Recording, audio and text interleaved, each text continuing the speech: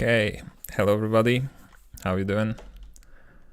We are back again, trying to make this game, I guess. And today, if you remember, we are taking a stab at the UI, because we are really in desperate need of that. The last live stream, we were sort of fixing the sliding that happens when we run up the wall. And we also introduced a little bug that I managed to fix since then. For example, let me find a good place to show it. For example, here, if I run down this slope, previously it would be snapped a little down, a little towards the downward direction, and that would happen because when we interact with the corner, right? So when it's something like this, and the sphere collider, maybe not here, but like in this direction, the actual normal detected for this collision would go like this, right? It would basically go towards the center of the circle. And so as we try to apply, horizontal velocity to the right, it interprets that as us trying to go in this direction. So we get this natural, like, jumping downwards thingy going on, which we don't really want. So what I did to fix that is basically projecting this normal onto the physics right vector, right? So we get something like this, and then casting a ray downwards to detect the normal, specifically for the movement thing. So when we do that, when we cast the ray going from this point, the normal that we get is the actual surface normal, right? And it's gonna work, no matter what the actual normal here is. So that was relatively easy to fix, and I took care of that after the previous live stream.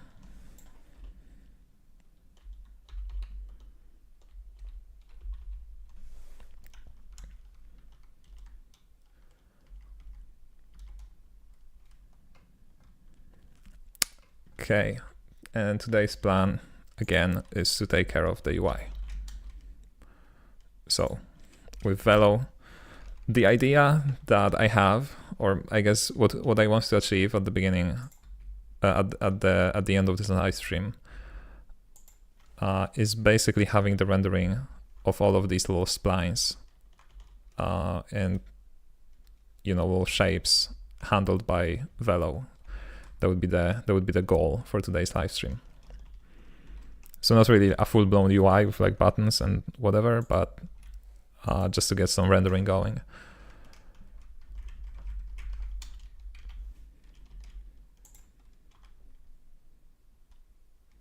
Easy, you can do that in 10 minutes. Well, we'll see about that. So we do have some of my previous implementation of Velo, which was sort of taken from the example on the Velo GitHub for Bevy. But I would like to handle it a bit differently.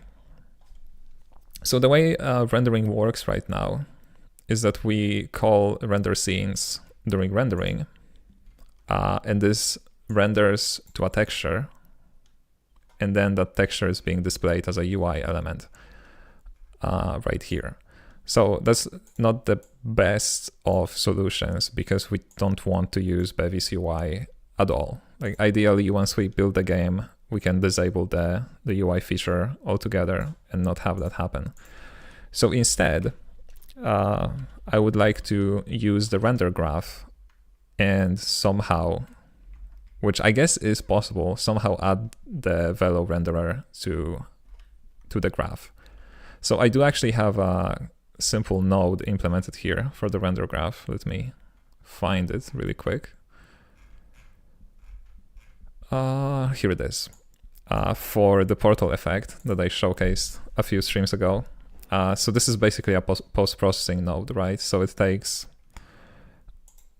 it takes the texture containing what's currently on the screen, and then it renders a new thing, and that new thing is then used further into the graph. I don't think we need to do that for Velo because we only need to access the texture. But it seems to me that this render node has all we need to do the rendering, if I'm not mistaken. Right? Because render to texture, we need the device, we need the queue, whatever that is.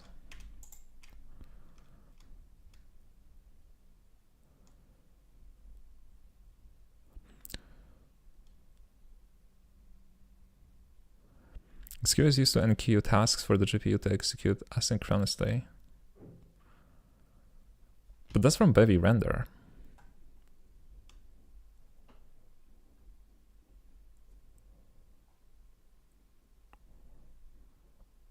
Right, that's interesting.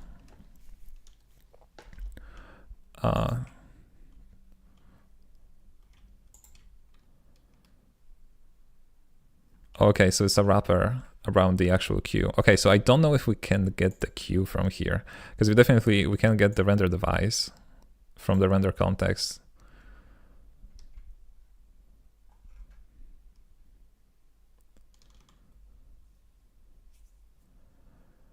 Though we do have access to the world, and it seems that the render queue is just a resource. So maybe we could take that from the world itself as well. We'll see. Yeah, then there is the texture view, which should also be possible to get. I guess here I'm doing post-process write, but I don't really need to do that. I wonder if there's something else that would be helpful.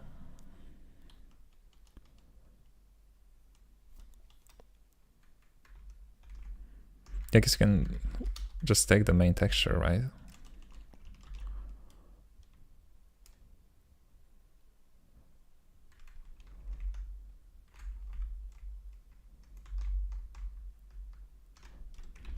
Yeah, we'll figure this out.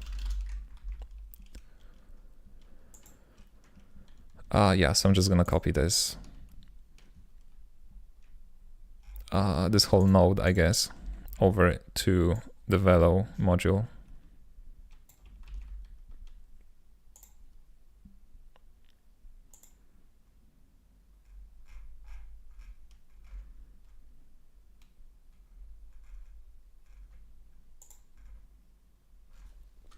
And we'll see how it goes from there.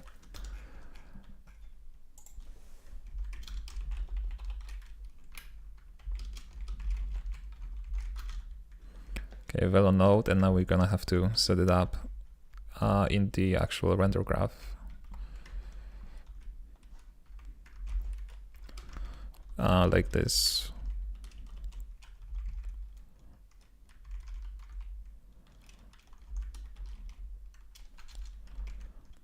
So add render graph node, view node runner, Velo node, core2d. We need a label as well. So just seal this one.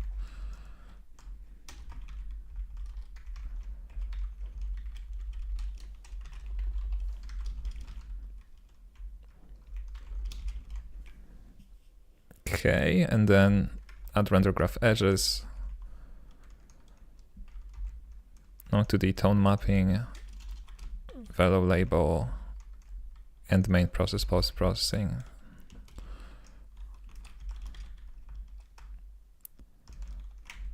Okay.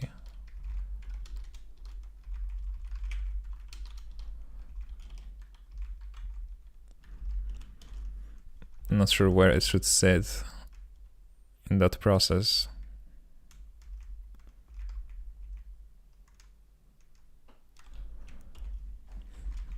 So we can keep it here for now.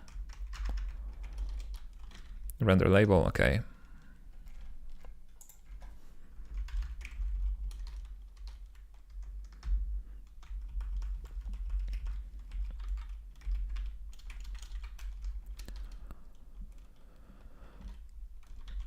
So for now, let's just query the view target alone, that's gonna, I believe that's gonna make the node execute for every camera that has the view target. But that's okay.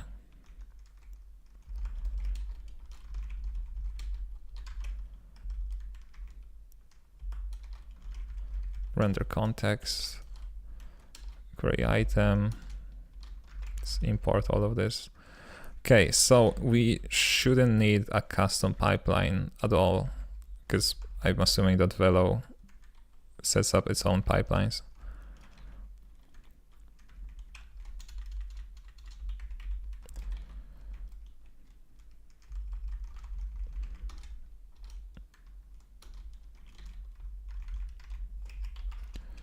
So that's not necessary.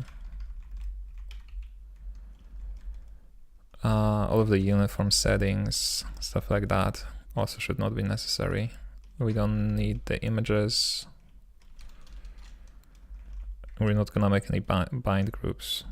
None of this should be necessary.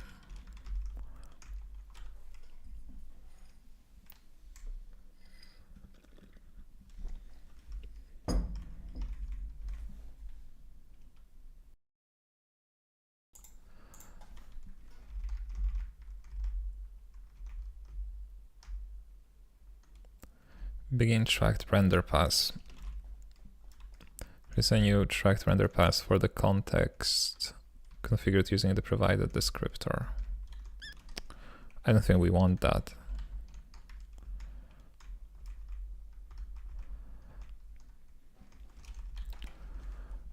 Let's see.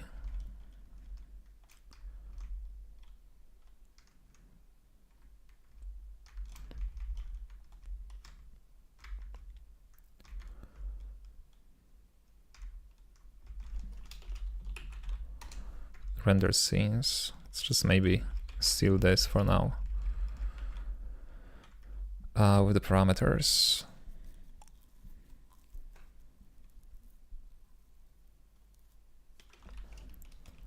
Okay, and maybe with the scene as well. So this is what we want to do in our node.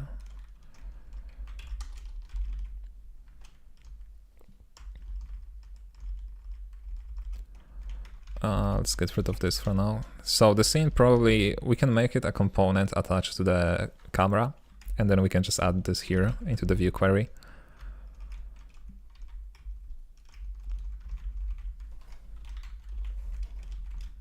So let me quickly do that. It's gonna be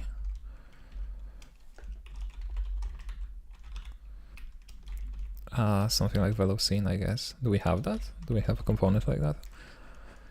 No, we have everything but Velo scene. I guess Velo fragment is kind of like Velo scene.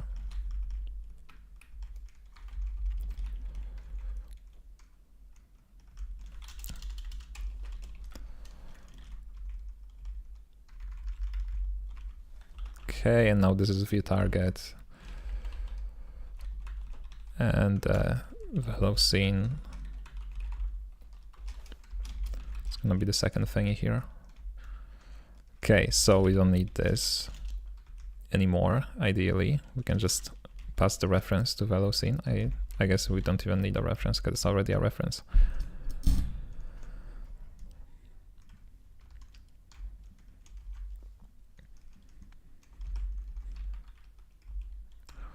Okay, device we can get from the view target.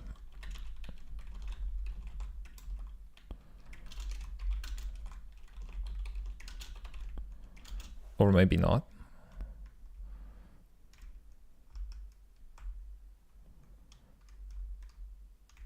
Wait, where? Oh, it was on the context, right? Render context. Yeah, render device. Is this the default? No. Hi, hello everybody. Everybody who's just joining the live stream. We're doing a little Velo implementation for UI rendering.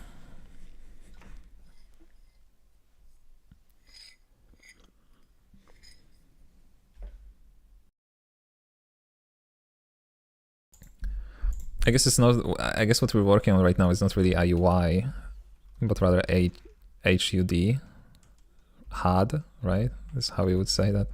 So there's an overlay on top of the game. Okay. We have the render device. I wonder if it's gonna consume it. No, it may do it. Is there like the referencing implemented for this? Because the actual WebGPU device is stored here as erase render device. Just type erasure is on the list of things about Rust that I don't understand yet. But I'm pretty sure there is a way to like get the actual underlying device. Yeah, but we're gonna take care of this in just a second. So the queue apparently is a resource, right? It is a resource, and does it only need like a non-mutable reference to the queue? Yeah, it would seem this way. So what does it need the queue for? Interesting. Yeah, we can just take it, render queue as a resource. See how it goes.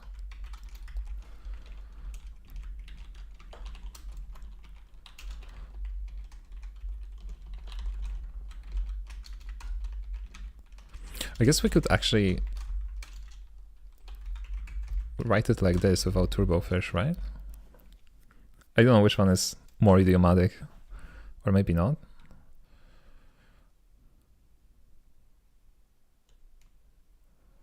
Mismatch types, hold on.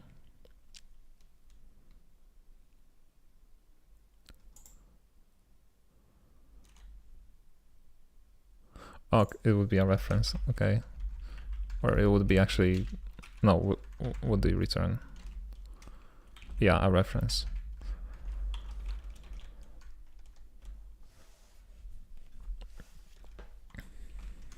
It's fun, Rust magic. Type erasure, yeah, I can guess that much. Okay, this will give us the queue. We also don't need to pass it as a reference because it's already a reference. See, I switched to Clippy yesterday, and now I know that I shouldn't pass everything as a reference when it's already a type of reference. Okay, then texture view will come from the view target, and that should be all.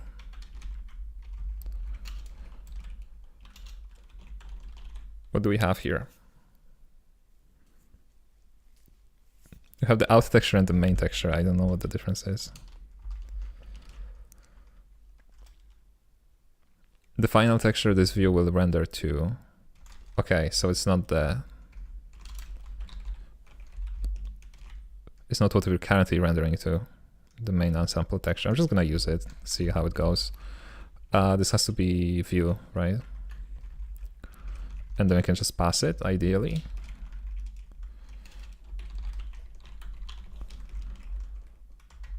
It's also a reference.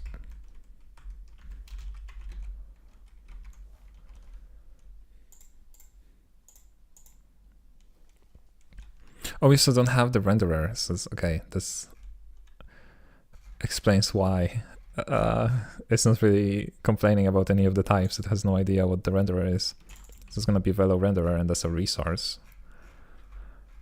And I guess we're gonna need to use resource scope for this, because we're gonna need a reference to the queue.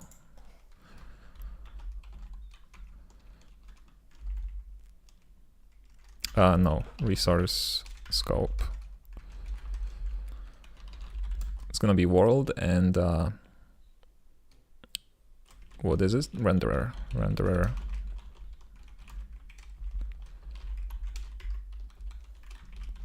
Should give us all we need, hopefully. Okay.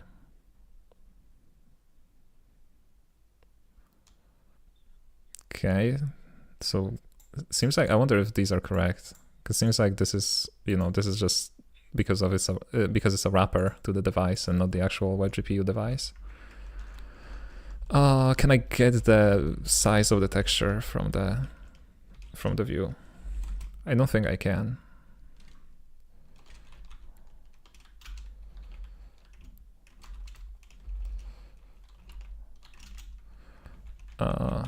Yeah, I guess if it was possible, it would take it from here, right? Okay, can view target tell me that?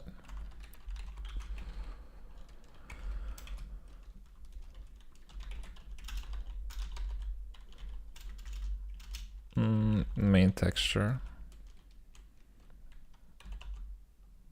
Is it like a descriptor or something? Oh, here it is with.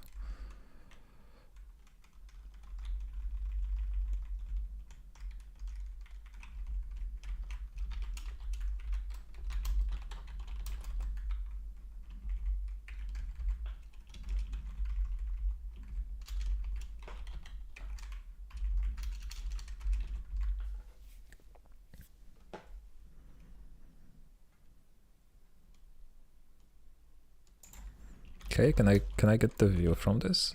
No, I can get create view. Okay. I don't think I want to do that because it seems that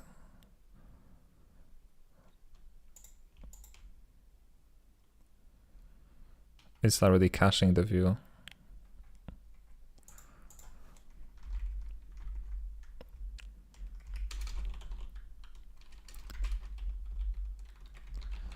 Unless, oh yeah, no, it needs like descriptor and stuff. No, so that's better. Okay, so now can we get the underlying device, web GPU device?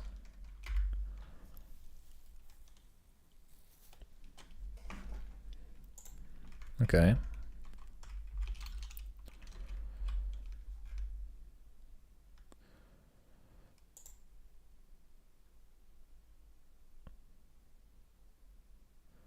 Okay, I cannot word a world as mutable as it is behind a reference.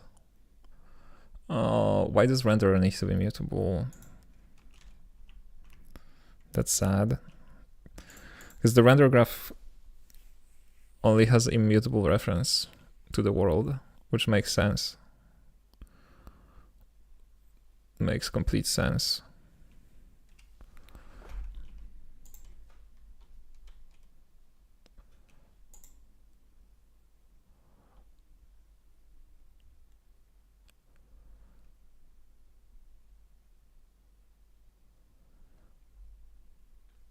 What is a synced cell?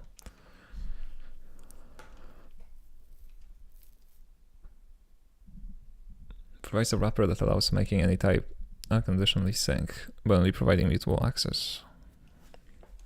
Okay.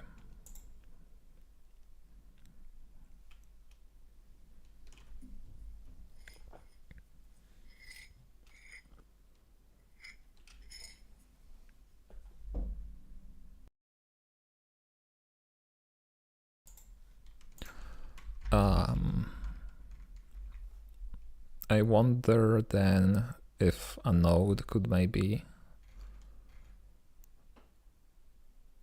store that whole renderer. No, the node also gets a non-mutable reference. What is a render graph context?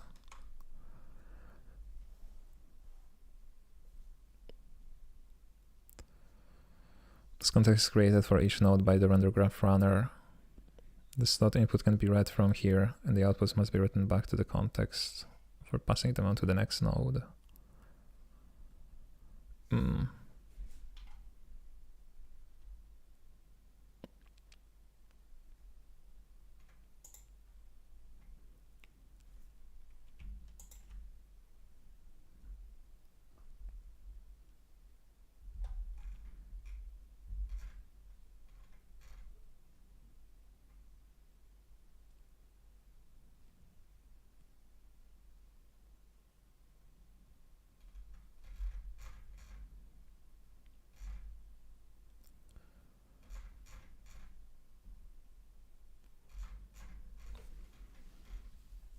All of them are mutable. I wonder if, what am I trying to say? I wonder what it's doing with the renderer that requires mutation. Does it like cache some operations or something? Probably.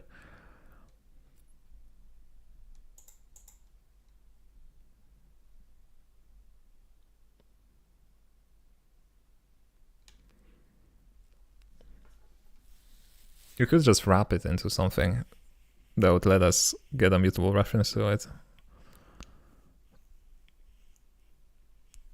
But I'm trying to think of a, more correct solution, I guess.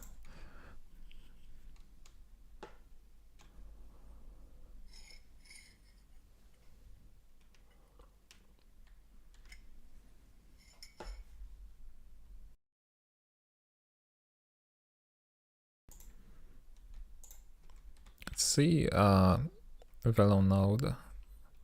No, it's a view node. View node runner.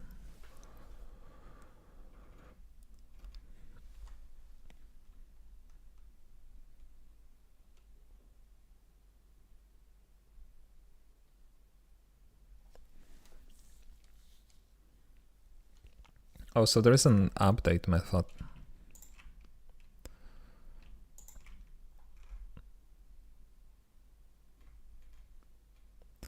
Updates internal node state using the current render world prior to the run method. Okay.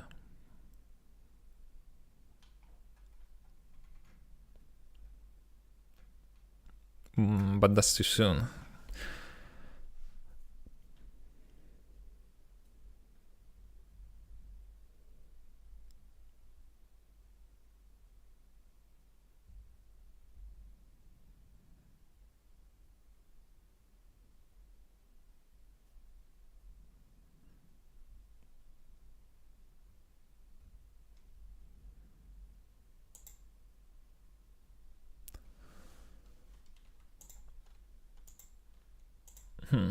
I guess we're gonna need to... What's the problem here?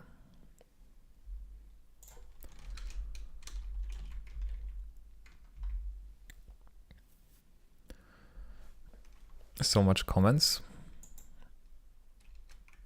talking about the node.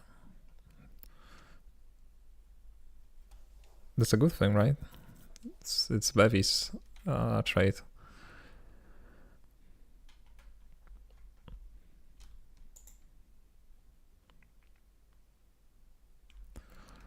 Okay, so I guess we're not gonna be able to do that.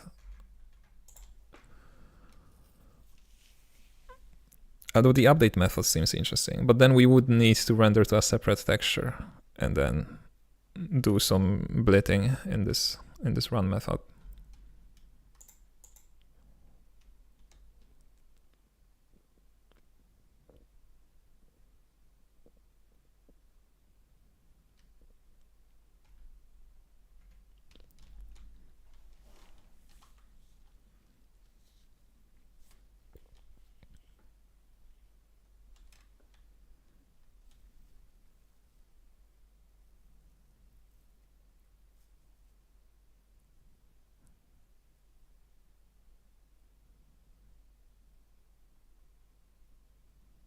I wonder if the view query can be mutable. I don't think it can.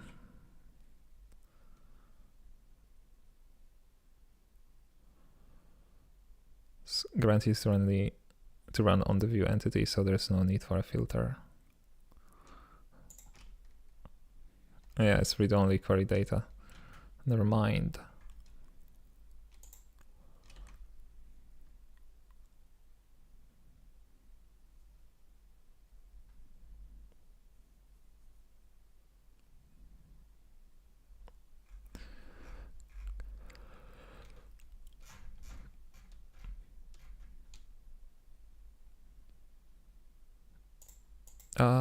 Let me see how it's currently being handled. When the image is created and added to the target, what updates?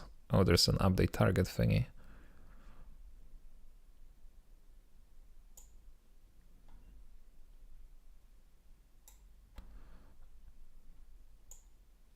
Yeah, that would be a bit nicer, I think, to handle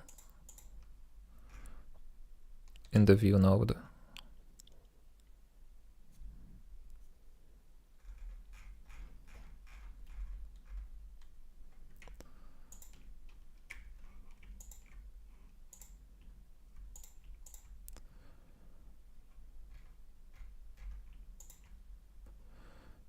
Here in the update method.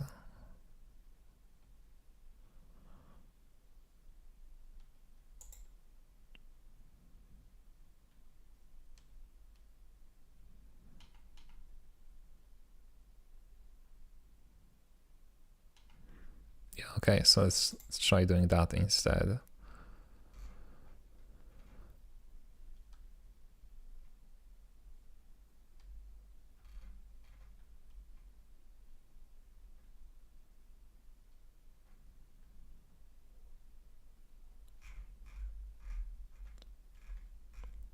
And also, I guess, what creates this node? I guess it's it requires like a default implementation, right?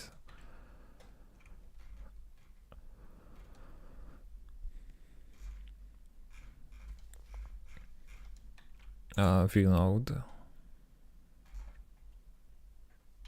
Or maybe hold on, let's see here. What does it need? It's a node and from world. Oh, so we can create a node from world. That would be awesome. So we could create the renderer in this node and just store it there.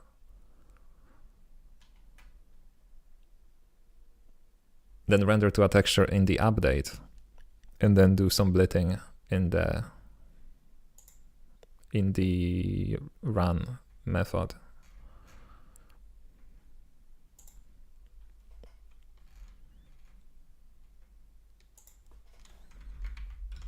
So let's see. It's no longer gonna be default.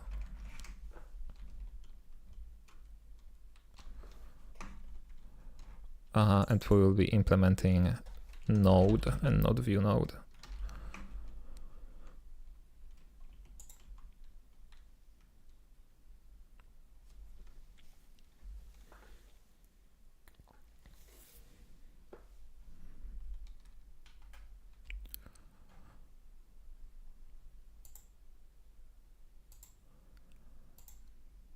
And then there's gonna be no query because that was provided by the view node, right?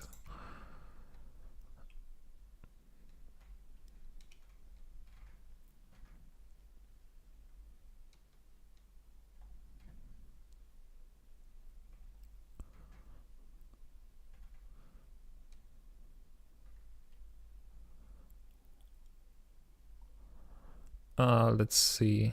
Yeah, it updates the query.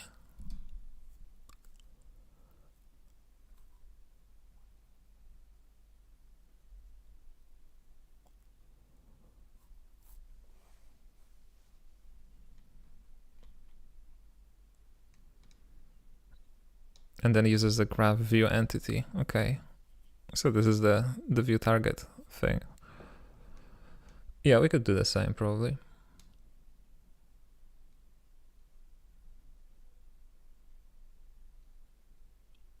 Oh wait, hold on a second, but it calls update on the node as well. And it calls from world. Oh, okay, so view node can also have update. Yeah, that makes it easier.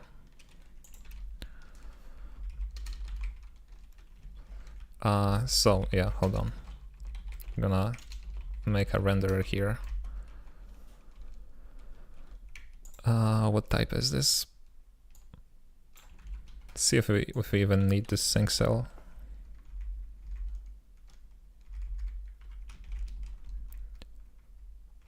So this is gonna be the renderer, and then do we need anything else? For now, no. Now we can implement from world for velo node. And that's gonna be basically the same thing as velo renderer.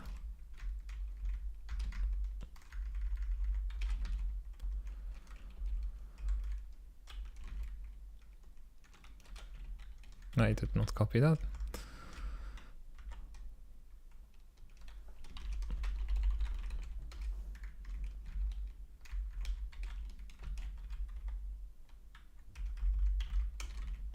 Okay.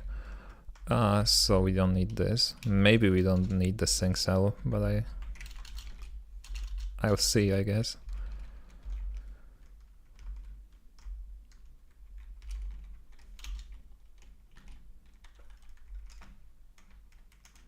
Except that fellow node. Oh, okay.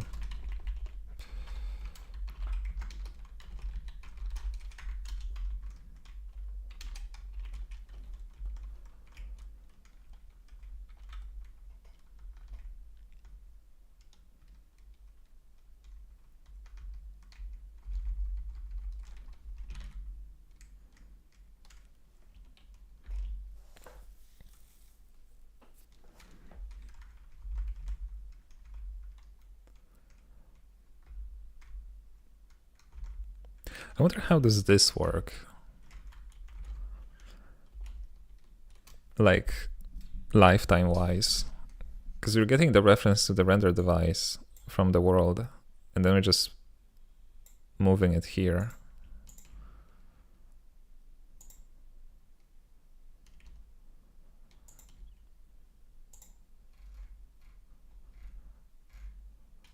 Unless the references are not actually needed. I guess that's the case.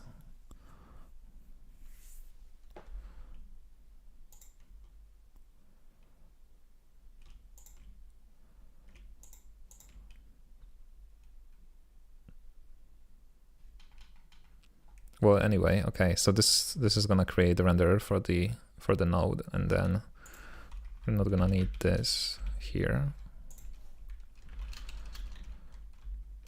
We're gonna need some update.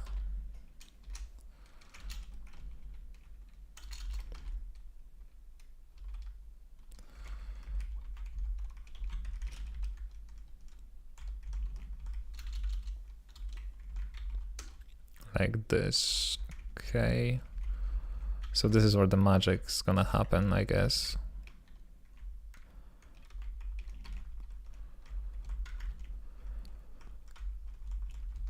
Get the queue. We're gonna have to figure out the target texture, the parameters, and then we render in the update.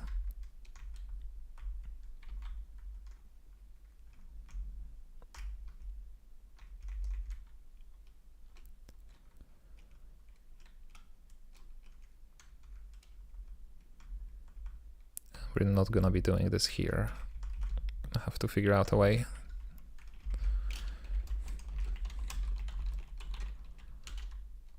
Split the texture here. Okay. It's gonna be self.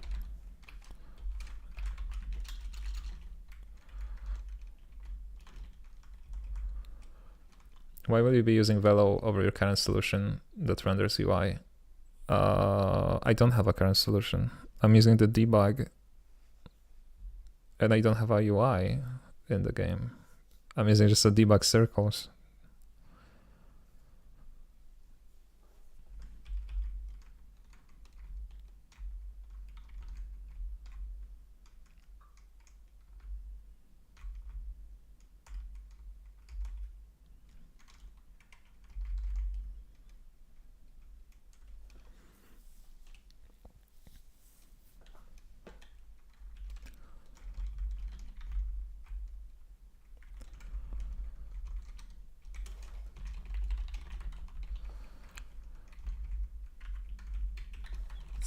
Let's make the scene a resource,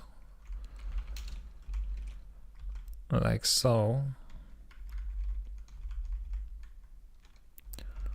And we should be able to get the rendering device as well.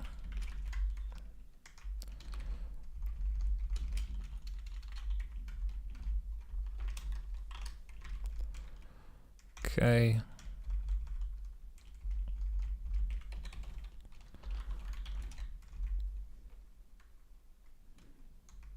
Okay, now we just need the main texture somehow stored in here.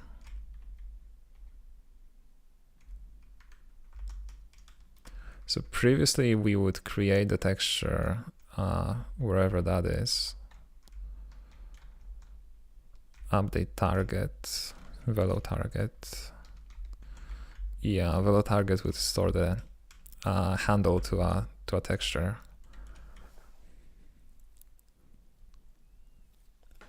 As an asset, but I don't think we need that.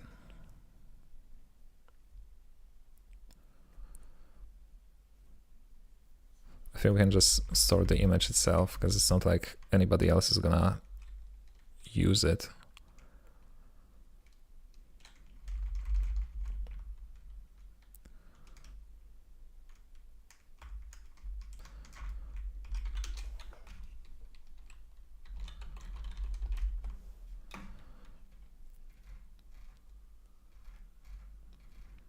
So texture, this is a texture descriptor. An image. Because what we actually need is a GPU image, right? Which is something that an image asset is turned into when being extracted to the renderer world.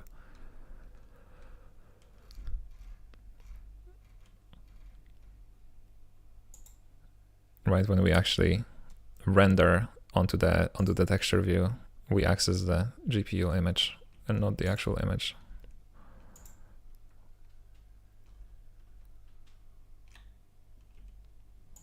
So the question is, can we like create it ourselves?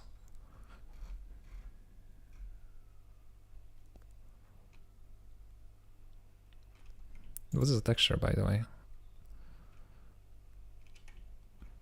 You erase texture.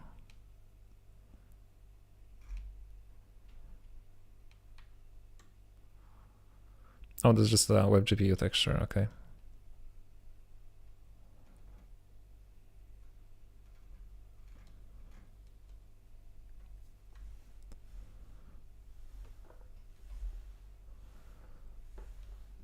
Yeah, so we can technically just create the texture however we want using the render device directly.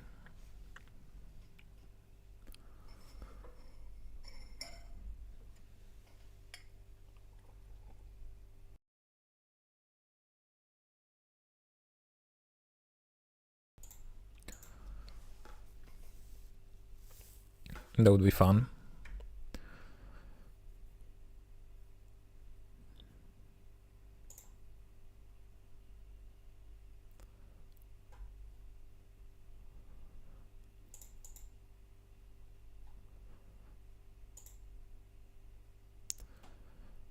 Create the texture and then the texture view.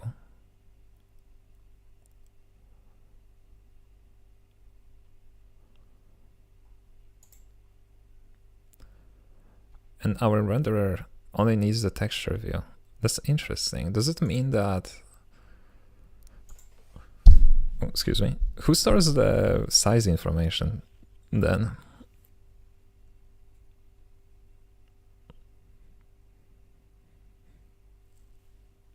Oh, I guess when we do create texture with data, it derives the size from the data?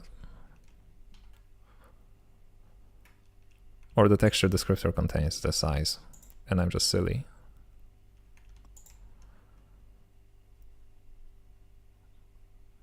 Yeah, it has the size. Okay. That makes sense. I was like, why is the size only created here and not being passed into these two? Yeah, but all we need is just these two. We don't even need a sampler because, I mean, I guess we're gonna need a sampler to blit the texture.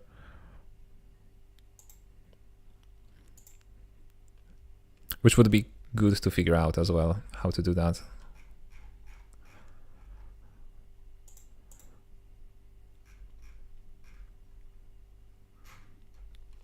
Let's see, run. I'm gonna take a quick look and see if there are any examples. Because I know that there are post-processing examples. For the render graph, but that's not exactly post-processing. We just want to overlay a triangle on top of the whatever is currently rendered. This post-processing.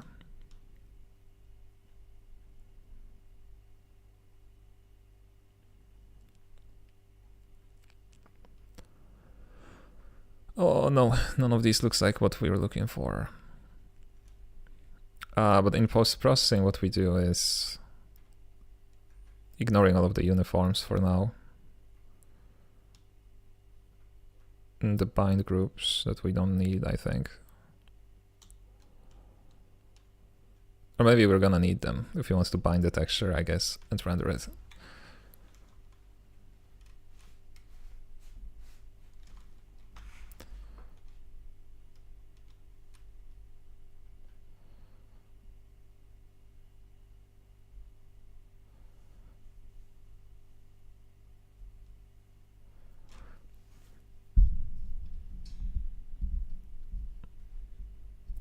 So then once we create the render pass, we can just draw a triangle, but I wonder where the data comes from. Because I don't remember setting it anywhere in this example.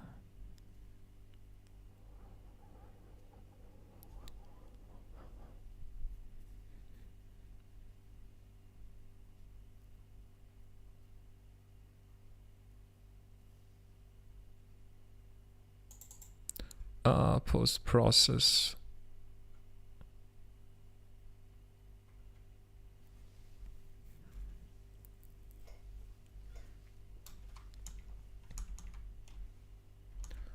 Okay, so worst case scenario, we can do it this way. But also, let's see. Let's see if render context maybe has something for simplifying this process.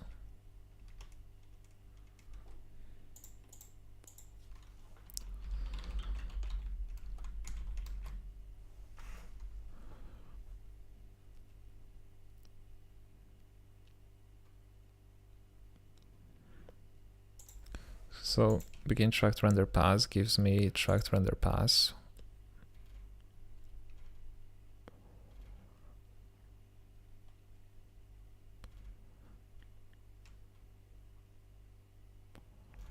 Set the bind group, set vertex buffer, set index buffer.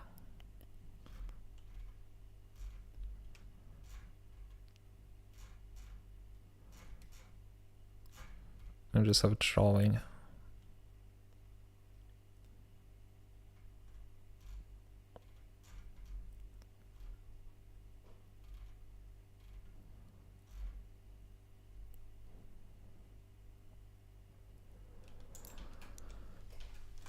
Okay.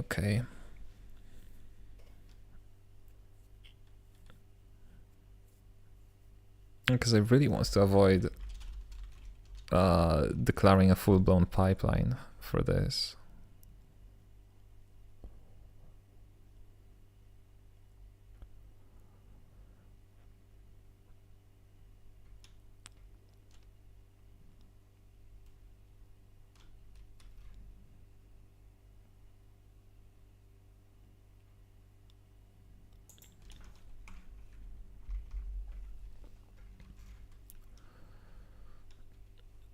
Back, how's Velo?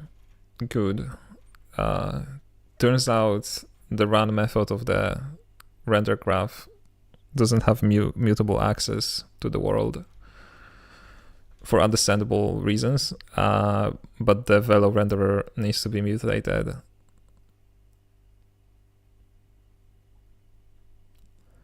In order to render onto that texture. So I'm currently considering rendering to a texture in the update method of a node and then bleeding it in the actual run method. However, I don't think there's a way to easy bleed the texture without creating a dedicated pipeline for that. Which is probably what I'll end up doing.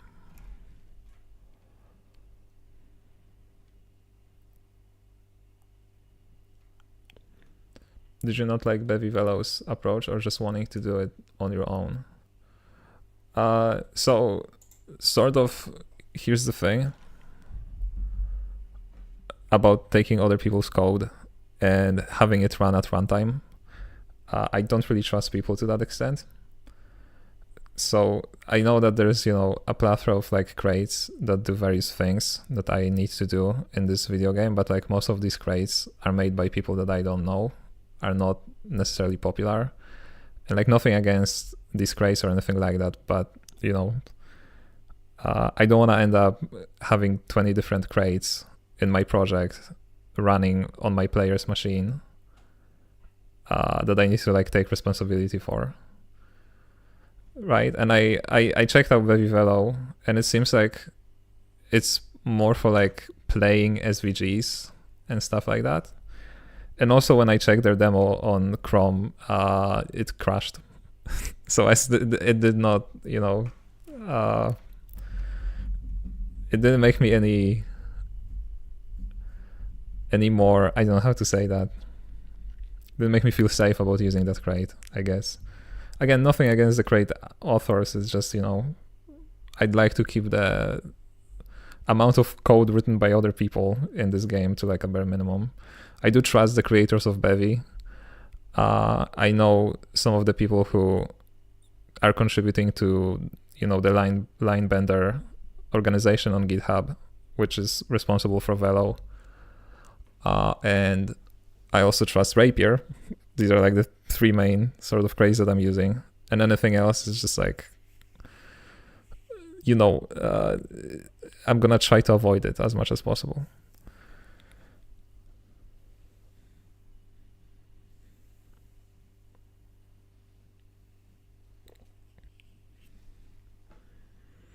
I definitely agree with the skepticism, especially coming from the Unity.js world.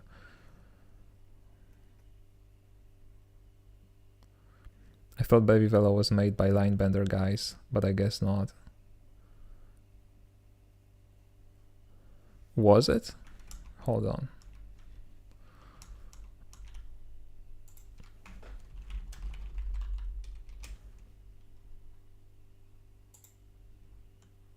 No, that's Loopy Studios, if we're talking about the same thing.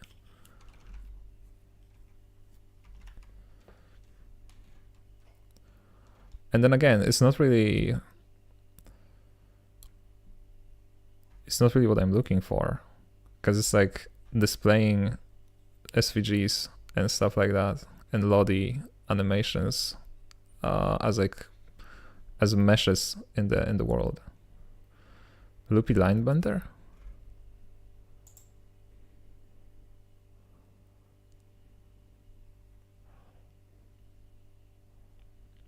Look at the scene example.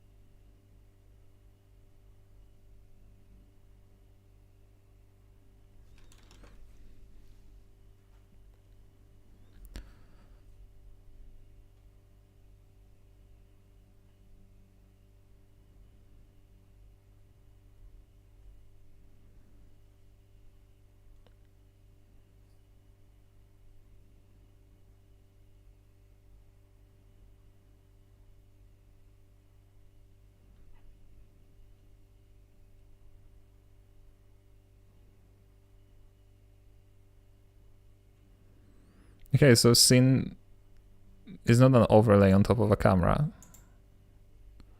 right? It's like a thing in the scene.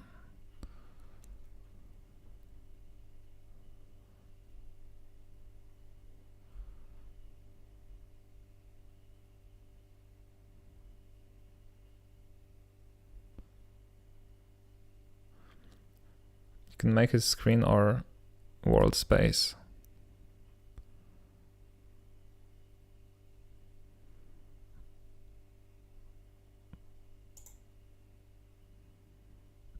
Okay, is there a documentation for this? No, this is an example.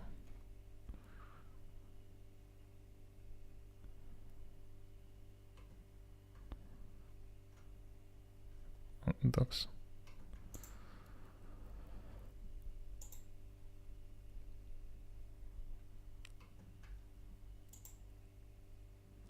Coordinate space, word space, screen space.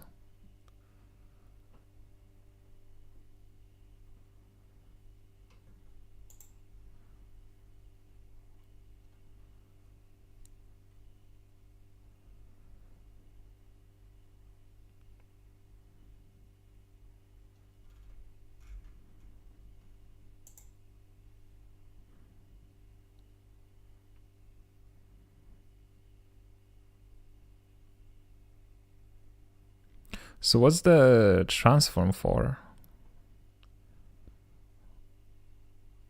I do agree that the emphasis on the crate seems to be more around SVG Lodi assets, which was news to me too.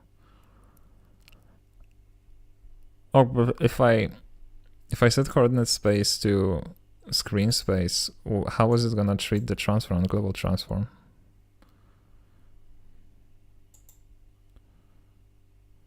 And how do you define like the camera that should be overlaid with it? Is it like using the target camera from Bevy UI, or?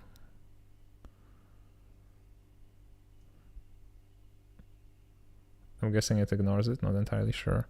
Okay, but you're saying that this is by the creators of Velo.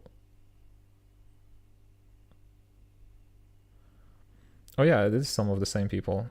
That's interesting.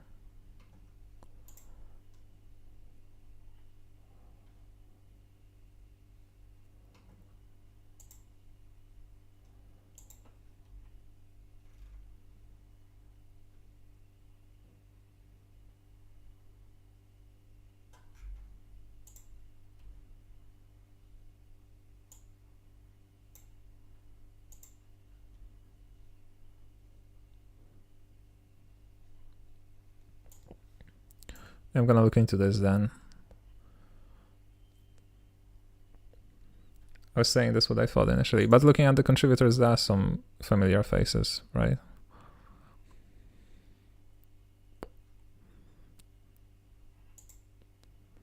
I think so, at least. Yeah, but if I go on this demo and then try to like set the start to 8, it freezes and like no longer responds,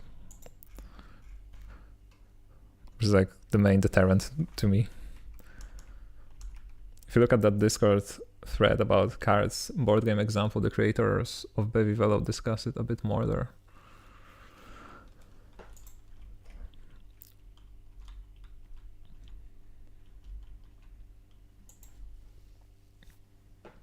Yeah, but that's boring though. I'd like to like try and do it myself, I guess. But also cards example was also rendering it was spawning a mesh, a rectangular mesh for like every scene, right? And rendering the scene onto that rectangle.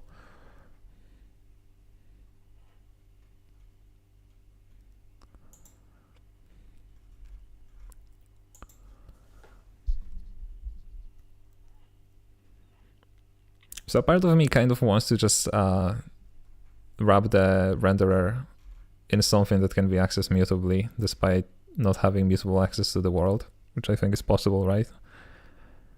And just run it in the run function, and not care about it.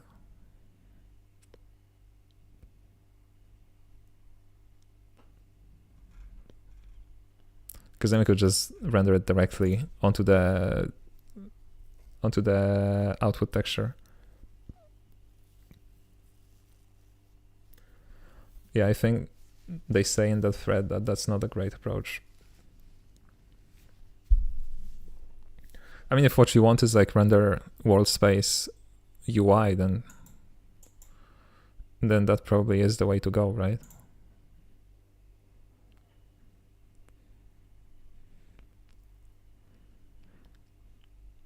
Okay, I guess just for the sake of testing, let me undo this. Go back to the previous one. Right, where the renderer is a resource. Here we go.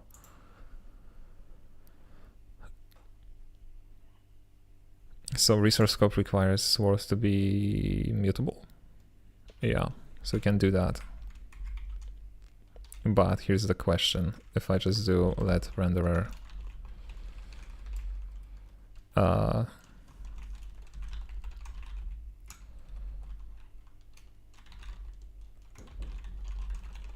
if I just do this,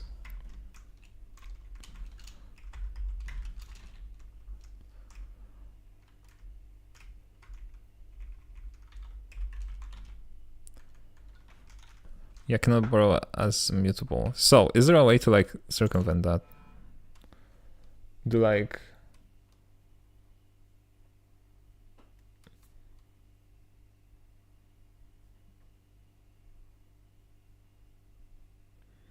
why are you advertising my live stream on like the Bevy Discord server? I'm incognito over there. Nobody knows I'm there.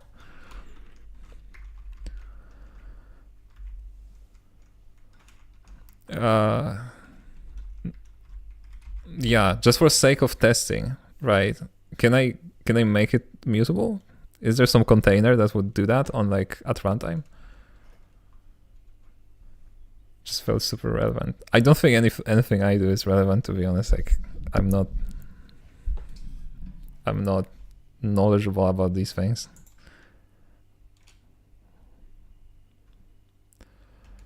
So the current velo renderer wraps it in a sync cell.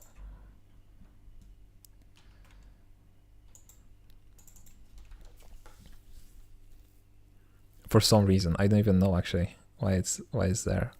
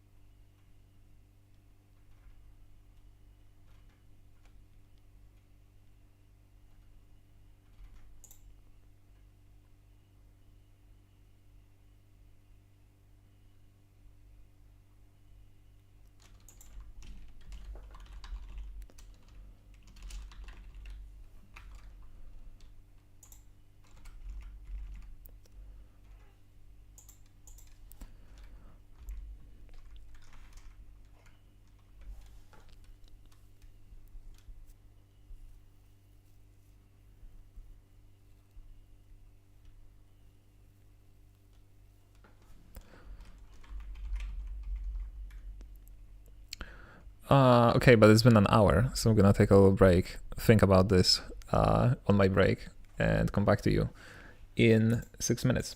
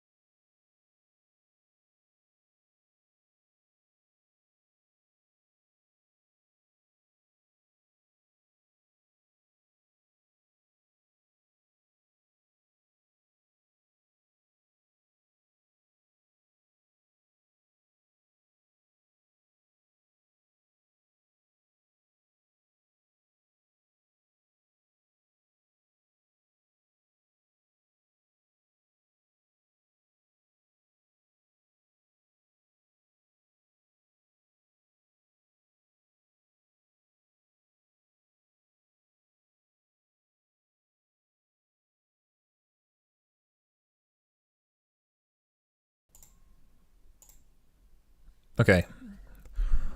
What I'm about to do may not be the most beautiful of things, but I feel like it should work. We're just gonna put it in a ref cell and hope for the best, I guess. If my understanding of this is correct, that should work. I'm just gonna steal this. Instead of having this as a resource, I'm gonna implement from world for this node.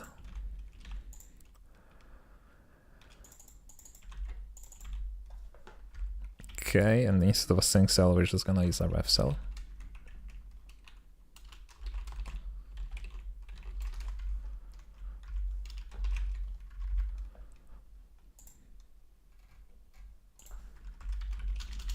And now this is gonna be self.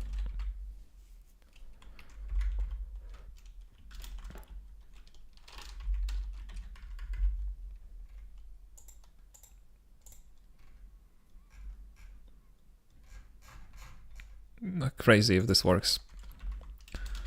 Okay, render scenes not necessary anymore, I think. Just comment this out maybe. Extract fragment, what do you do?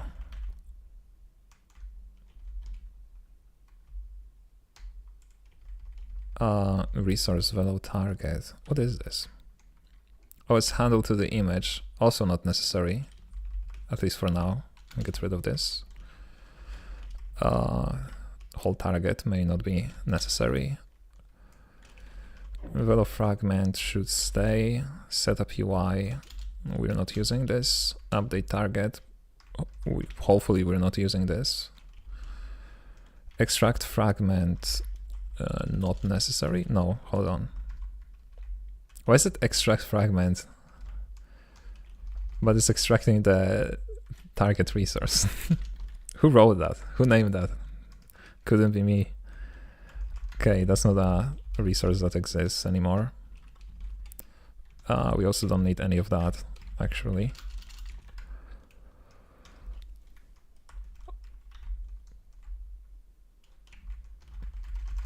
Okay, extract fragment.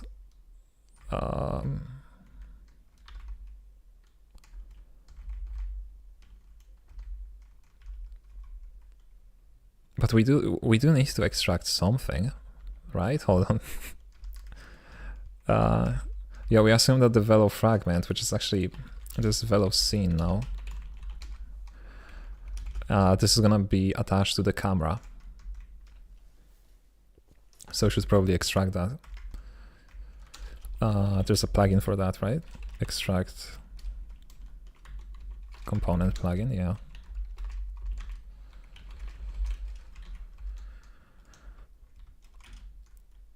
Expected value.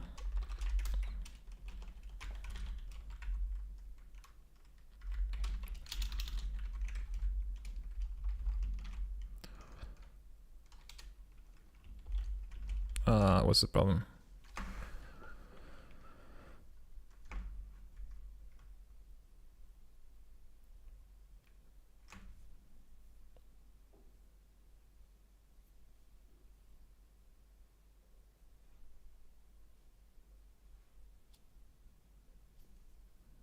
What shade bound is not satisfied and why?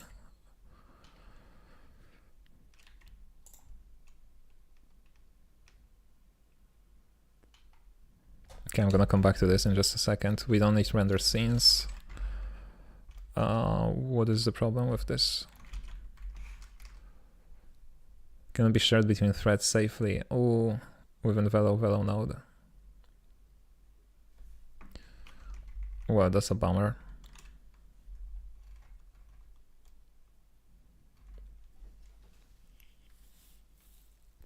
That explains the sync cell being used previously.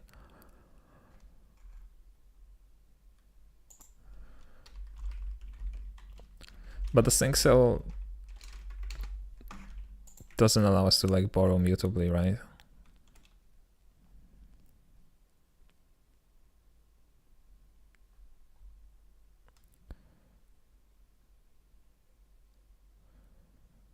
types that implement sync get shared access to the sync cell inner value.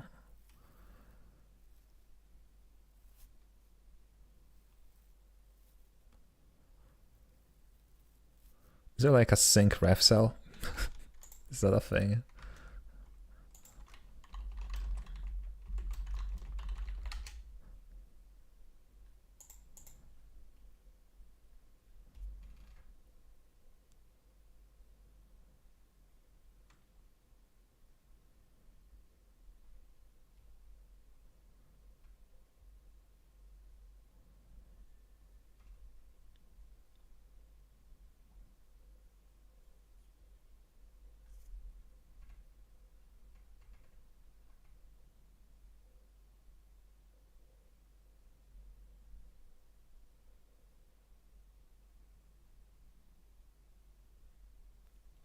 Ref cell is send at least when the type is send. What if this is peak programming right here? What if I put it like that?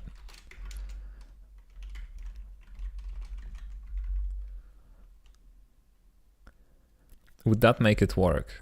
No.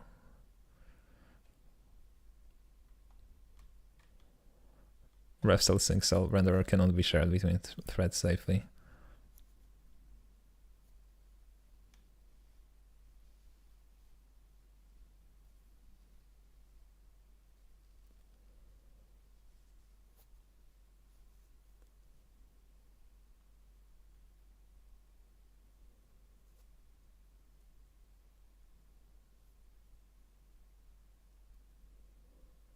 Oh, that is way out of my scope.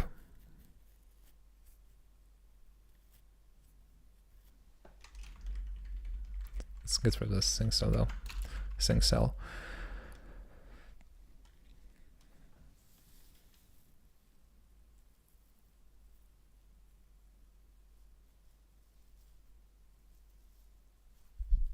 I don't think there's any other way to do that.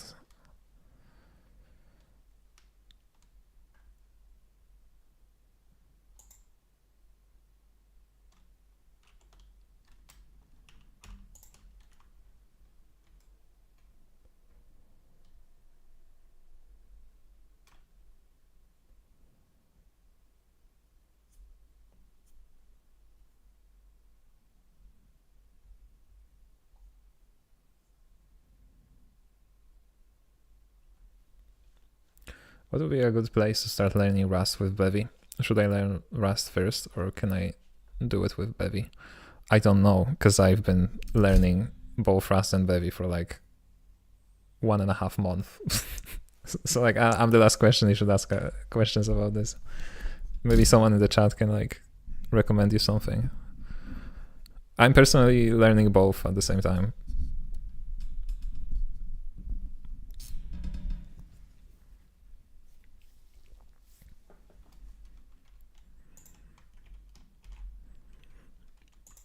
Yeah, okay, so render graph context is mutable and the render context is mutable, but it's not like we can put something in that.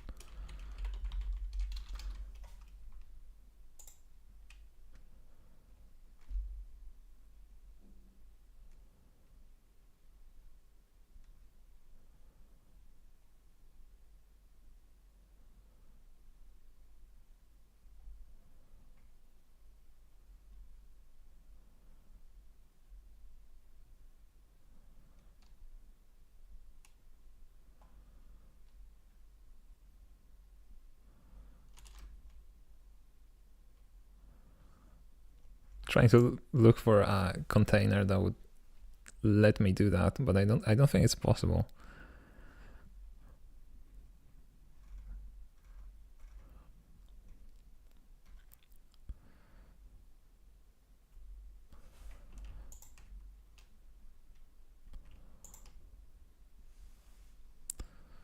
This downcast send and sync.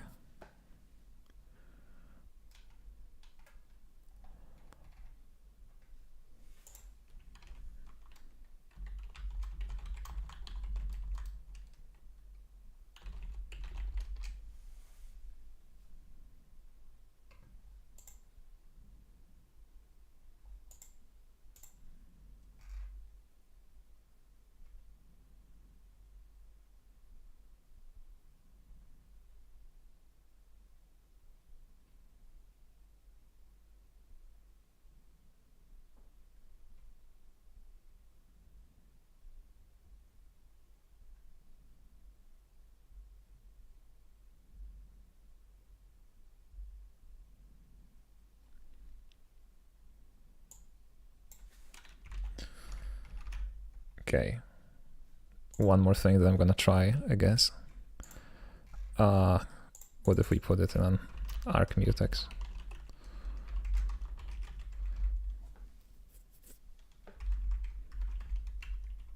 Oh.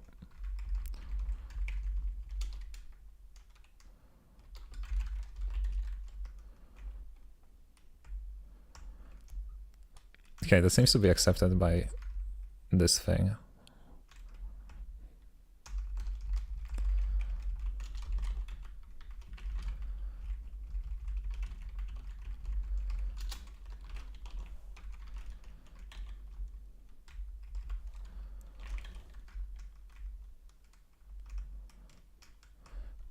There is no fellow renderer resource anymore. Okay, and lastly, what's the problem with this?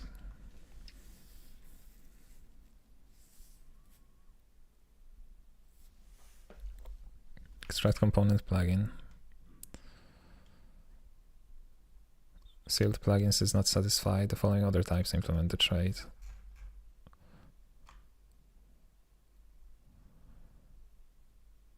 Okay, so are we is Velocine just missing something?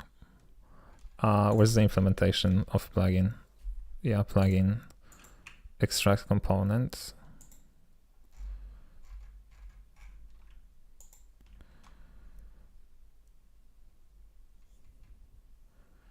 Extract component, okay.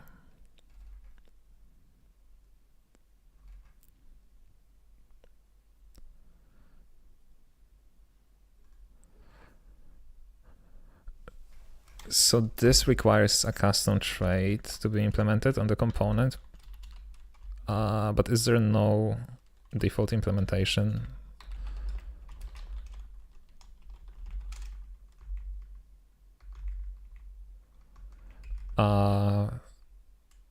I guess no.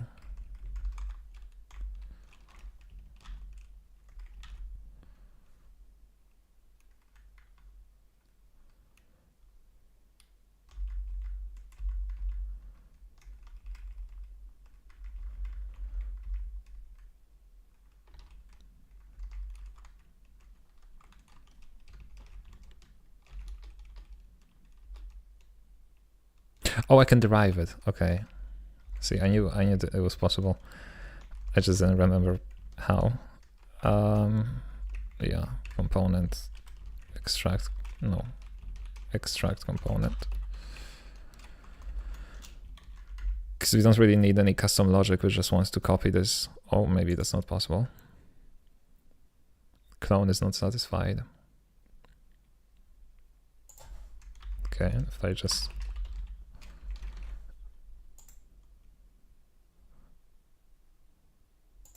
Okay, cannot implement copy, but we can implement clone. Yeah, okay. It just needs to copy this scene over to the render world, because I'm assuming that we're going to be rendering on the main thread. Okay, now can we use that? Final question. Right, is it? on the mutex.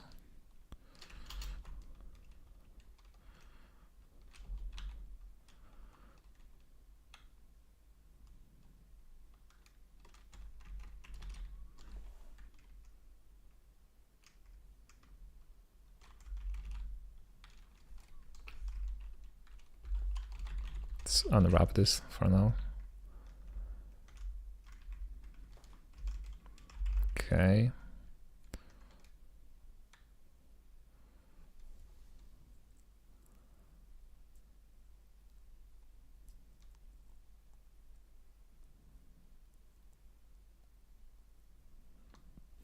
I don't think we're gonna circumvent this. What are you working on today? I'm working on doing a little rendering using Velo to draw some of the UI on top of the game. I'm really stubborn to make it happen in a render node from a render graph, but it really doesn't want to work this way because the render needs to be mutable, and the node only has immutable access to the world and itself.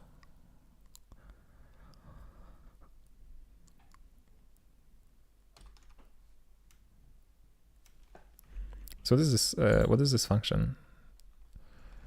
That's from mutex. Okay.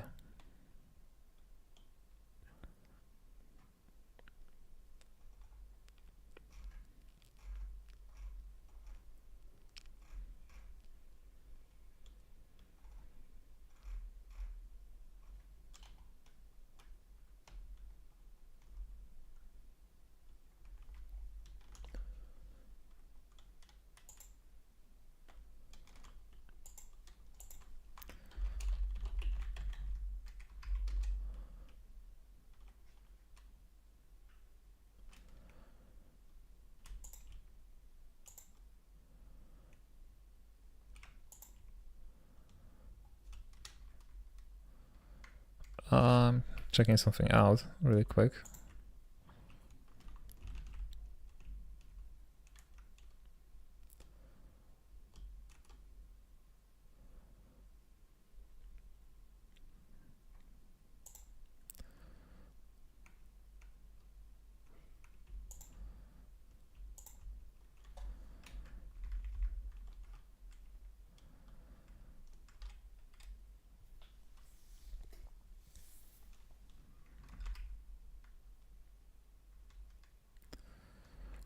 I'm using a mutex in the Blender process as well.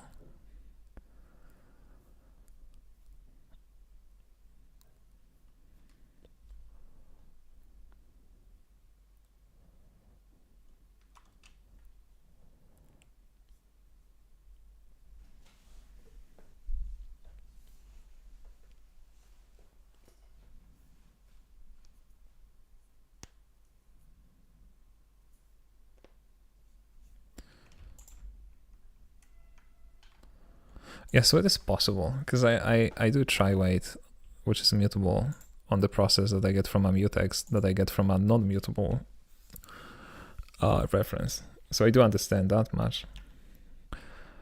I'm just doing it wrong, I guess.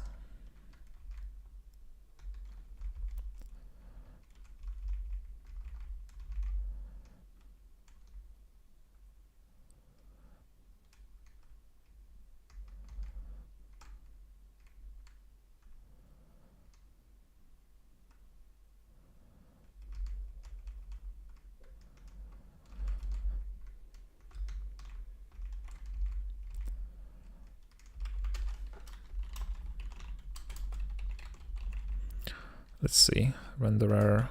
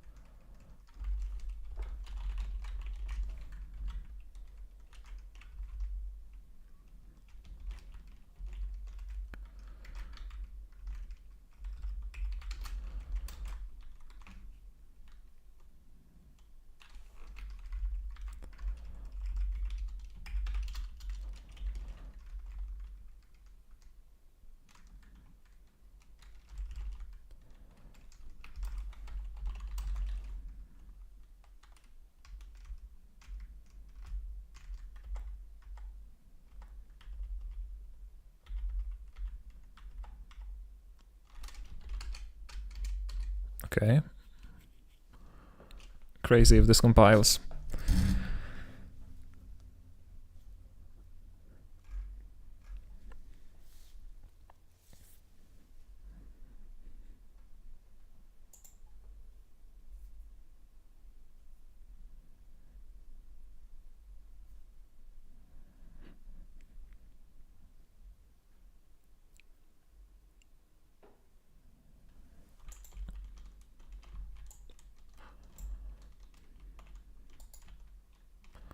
Okay,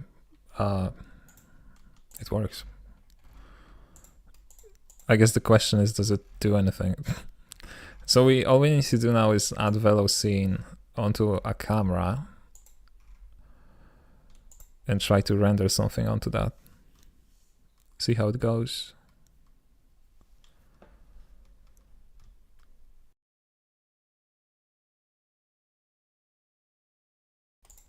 Excuse me. Okay, so let's just add it here to our story camera.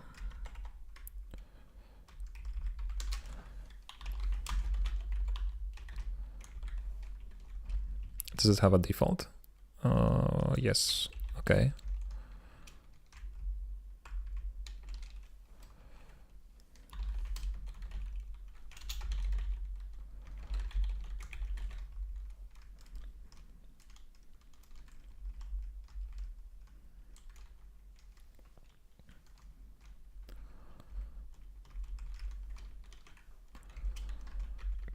I guess we can go to like update camera or whatever.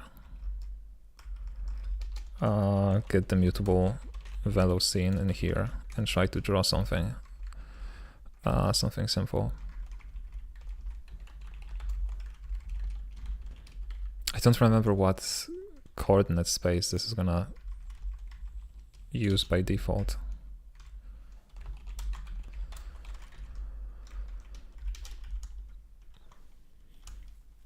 Let's grab some example maybe.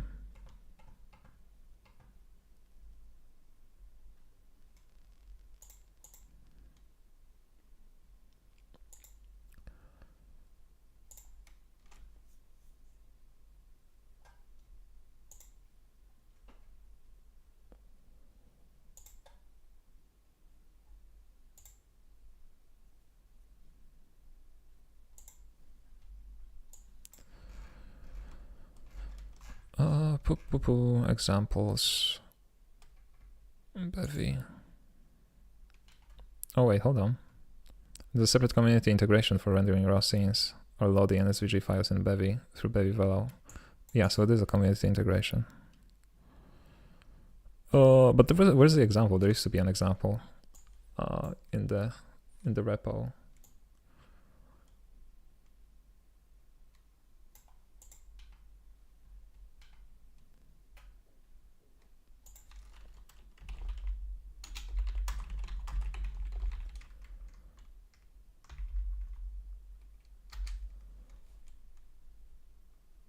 I guess they removed it at some point. So I found the link, but it's no longer working. So let's try to go back in time.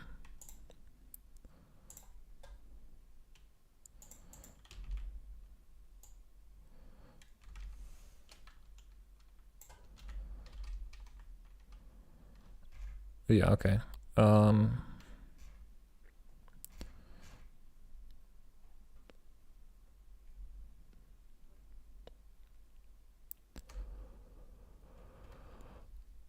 I just want the feel sort of code because I never remember it.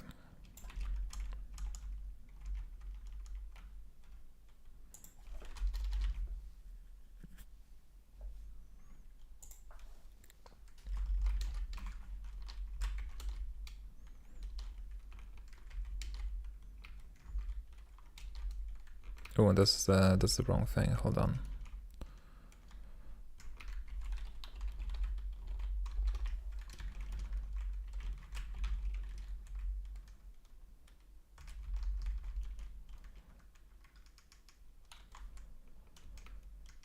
Oh, is it not here? Hold on.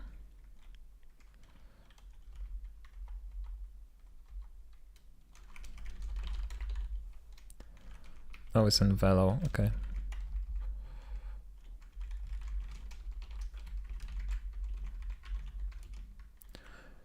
I'm guessing that the viability of the render individual entities to texture and composite approach comes down to how often you're updating.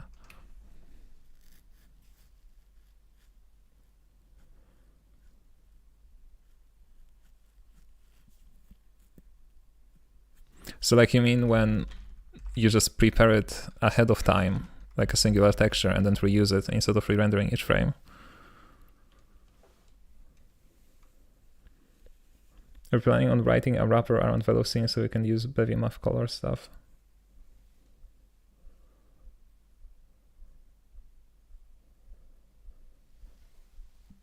I don't know, to be honest. I haven't thought that far into the future.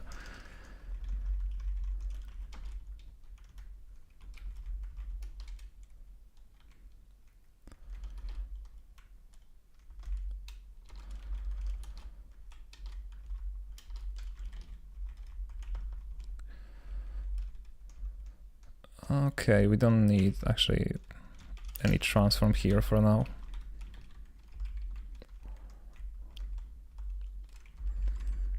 This is also gonna be the wrong rect, isn't it?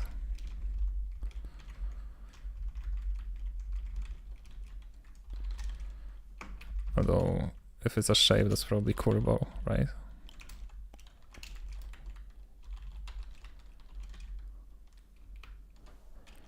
Or is it not re-exported from Velo? Oh, okay, it's of a K.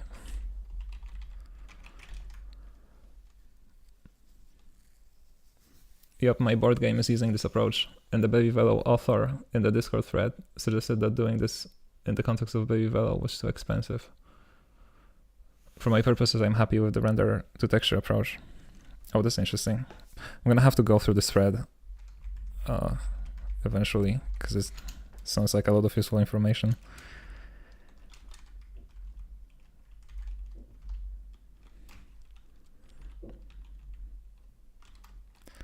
No, that's not Bevy. Point is gonna be what? Probably Penico as well.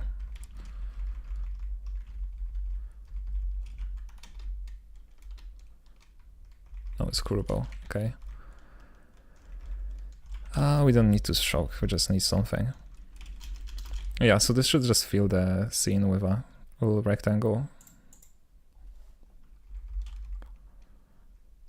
Do we want to translate it? Probably not.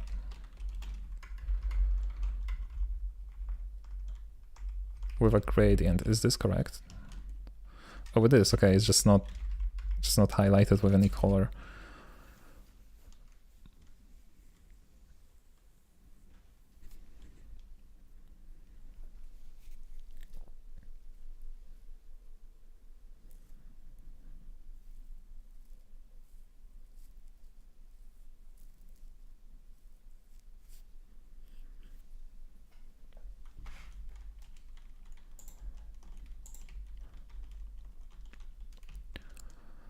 Okay, there is nothing in here.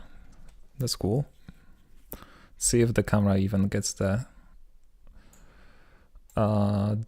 component.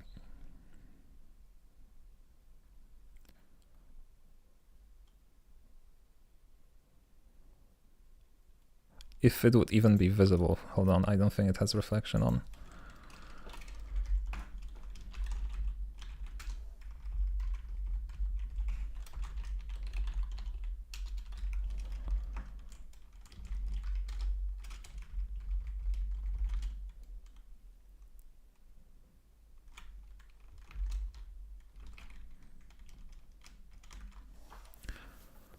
Typepath is not satisfied. The following other types implement trait.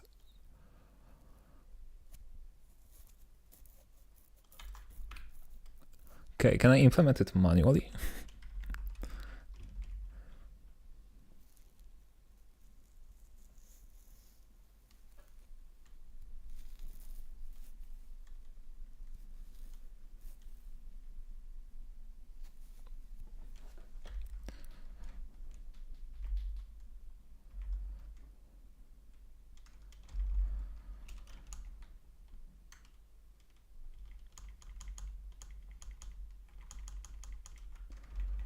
What is it? Type path. Okay.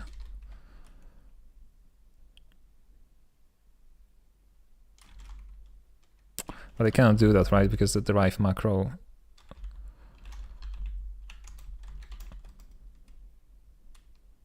will try to derive it for velo scene by itself, right?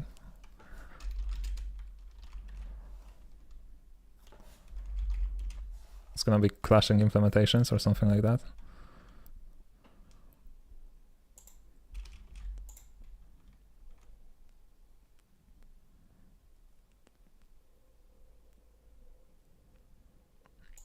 No, they are implemented. What do you mean?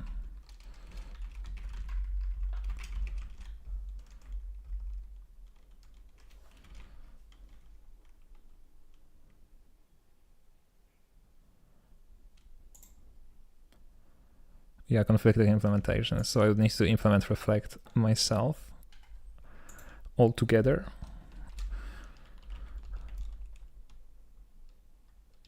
Or no, yeah, I would have to do that.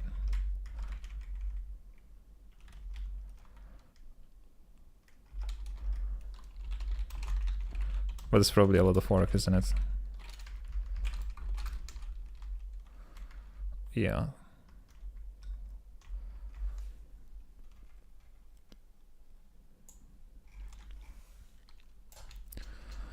And I cannot implement type path just for the scene, because that's not in accordance with the orphan rule. Okay, I guess we can just debug this.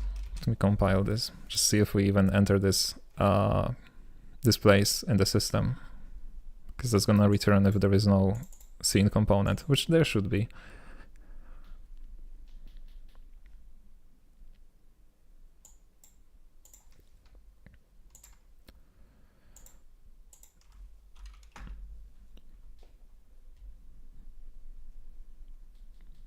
Yeah, there we go.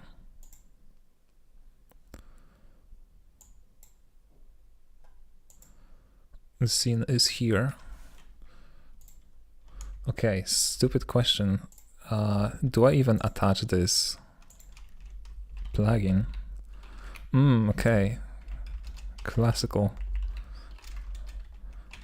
Oh gee, I wonder why nothing is happening. Let's see.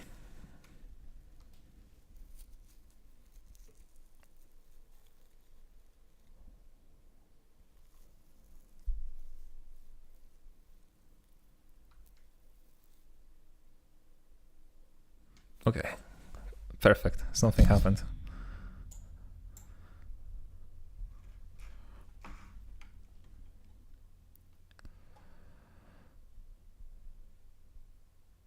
The render device does not exist in the world. Did we forget to add it using app insert resource? Okay.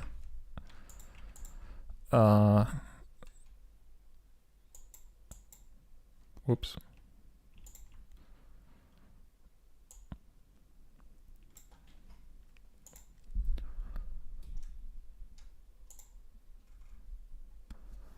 So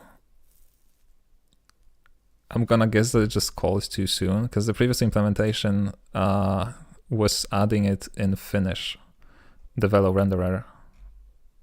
So I'm assuming it's just that the device is not here.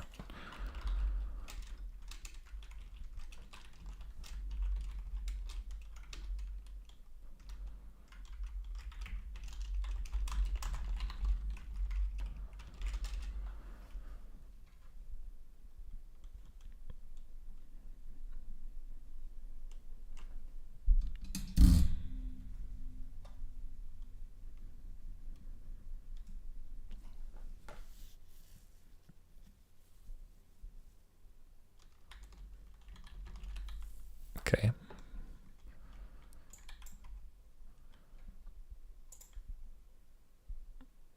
There is a velo scene now.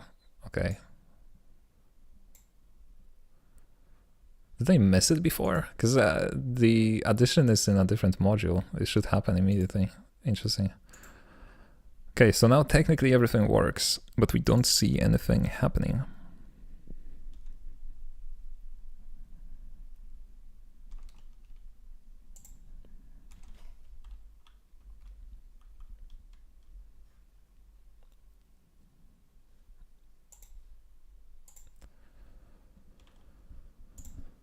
Oh, let's see if this is being called.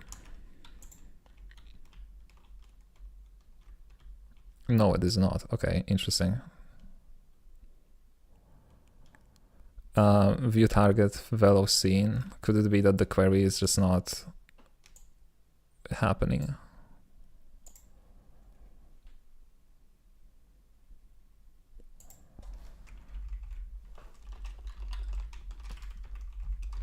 Let's see. Maybe there's something wrong with the extraction.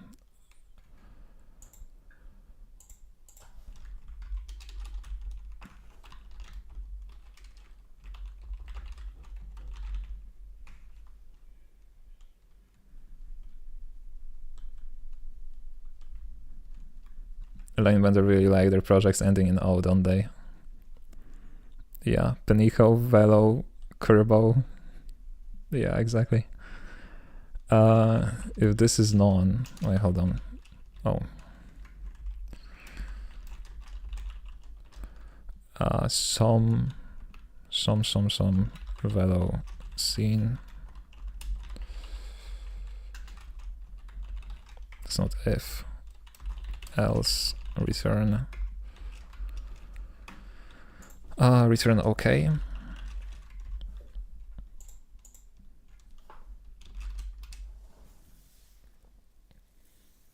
Align bendo.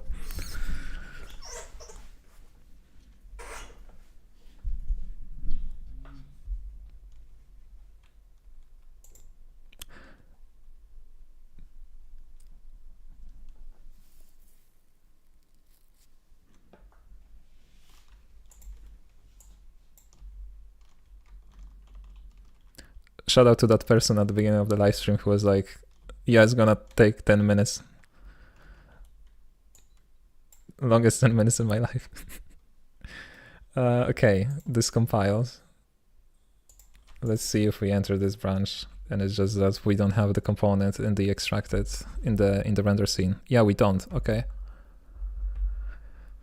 That's interesting. That was me. I didn't realize you're writing your own implementation though. Okay, fair enough. Render context. How does it access the current entity? I don't remember. Where is it? Node. View query get manual graph view entity from the graph render context. Is there no graph? Oh, it's an underscore. So I guess it's optimized away and we're not gonna access it. Okay. I guess we don't know what the entity is.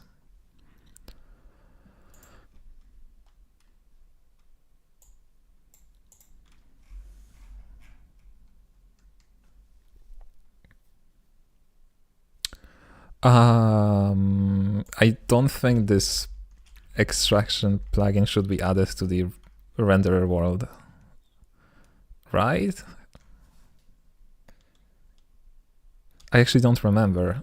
Extraction runs in the renderer world, right? And it accesses the main world as a resource, if I recall correctly. Do I use it anywhere else? Portal? No, okay. Oh, I'm stupid. Hold on.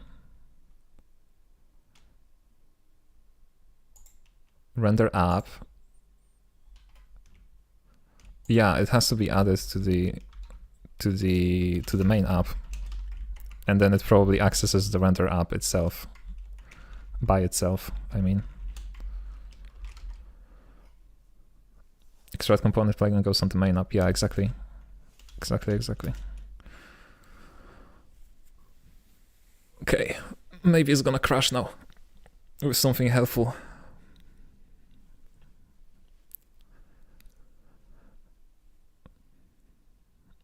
Fail to remove file. Well, why? Is the game running? The game is running, okay.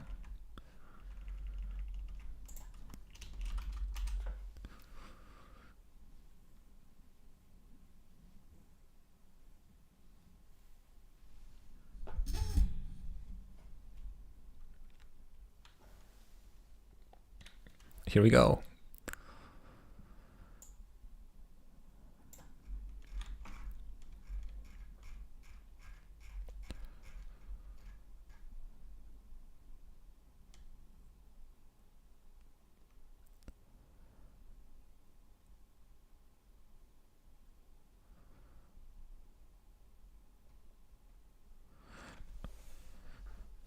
Oh, okay, that's a problem, because there's a panic in Velo.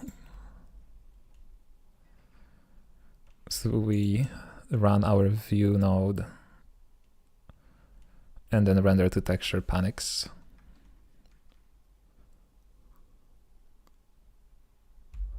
Assertion failed, size is greater than 0. Can I open this? Oh, I can.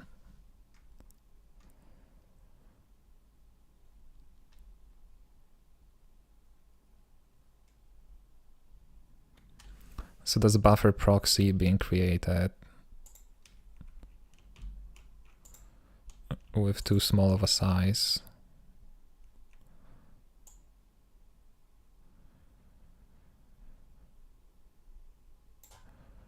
Recording upload. Okay.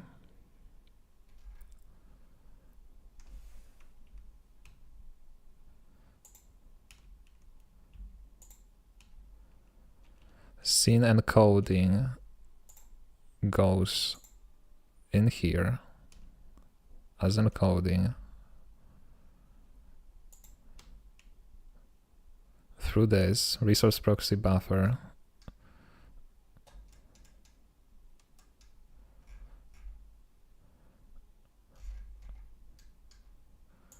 with recording. And what is recording? Recording right image.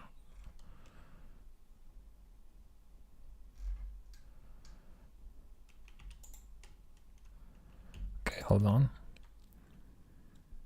Yeah, so data comes from the second argument to this.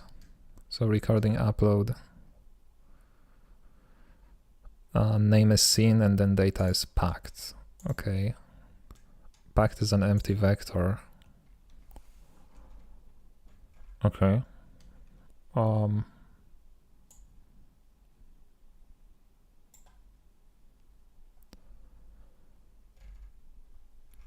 And it seems to be filled by this function.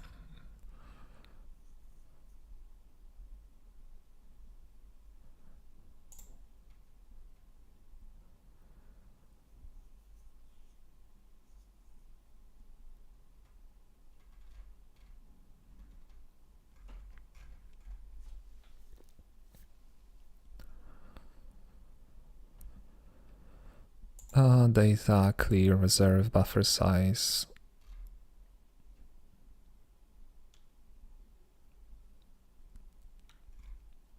What is self in this context? Oh, it's a resolver, okay.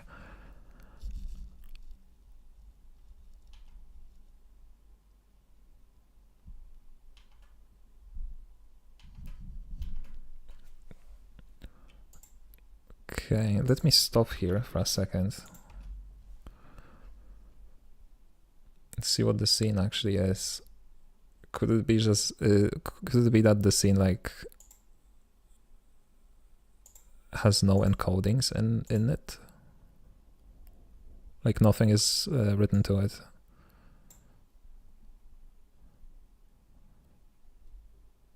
Yeah, because everything is 0.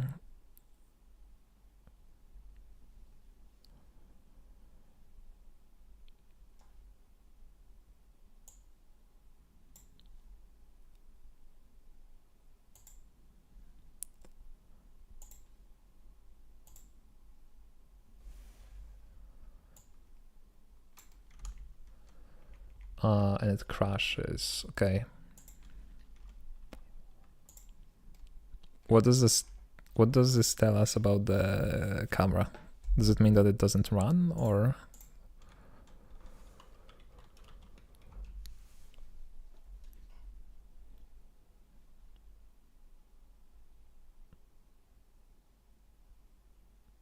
Okay, it doesn't run, or at least it doesn't run before the first rendering happen, I guess, maybe.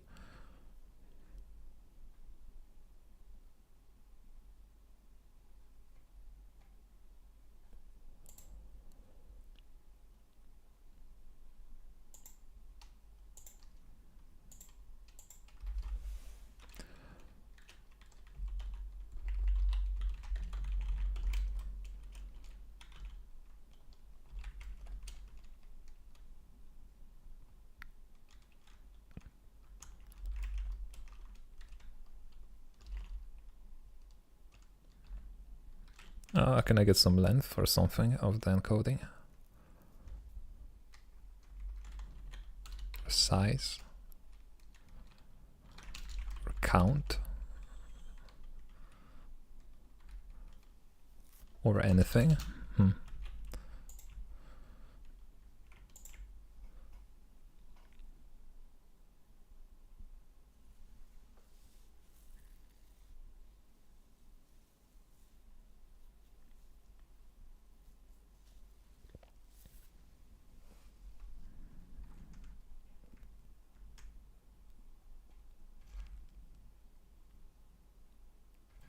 Oh, there's is empty. Okay. Is empty.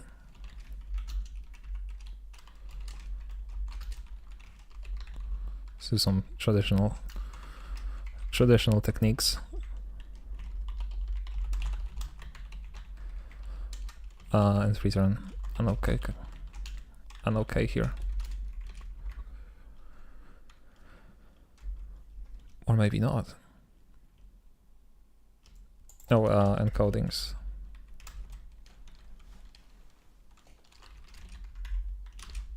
Or just encoding.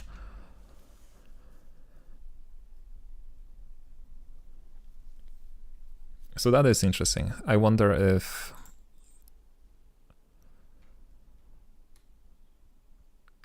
just, I don't know actually.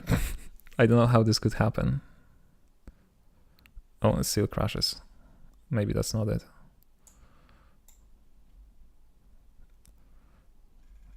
That's a bit of a stack trace.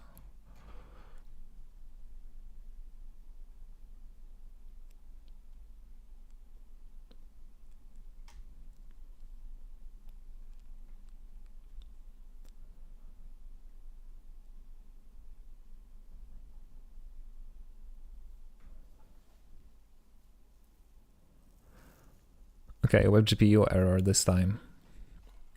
Device create bind group storage texture binding for expects format RGB 8 U norm, but given a view with format RGBA 8 U norm sRGB.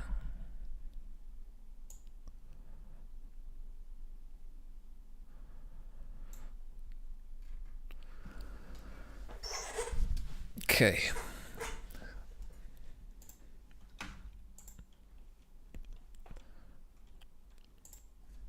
So I'm assuming sRGB would be the main textures format, and Velo expects a linear RGB. No, sRGB is linear RGB, isn't it? It accepts the other one, whatever the other one is.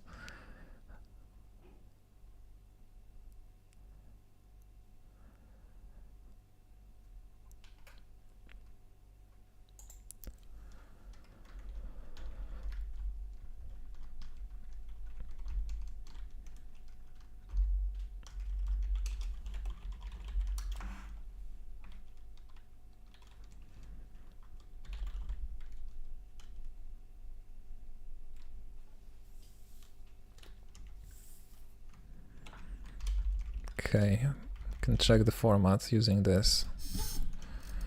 Again, hold on. What was the mismatch?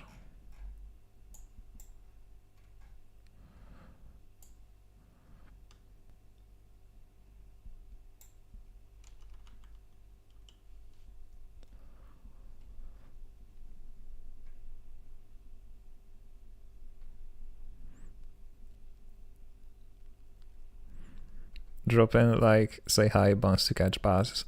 Keep it up, man. Really excited for this. Thank you. Good luck with catching your bass, I guess. Here it is. Okay, so we want unorm, we get unorm as RGB.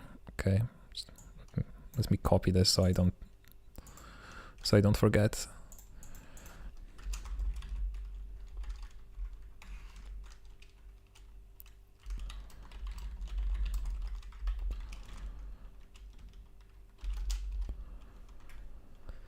Oh, can I test it this way, or is it gonna optimize the variable away?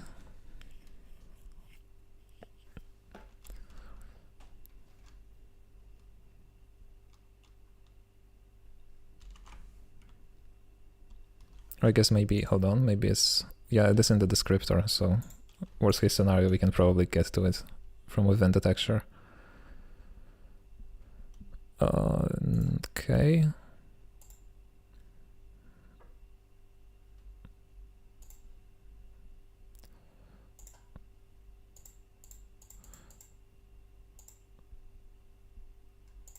It's format, but we cannot open it. Okay, interesting.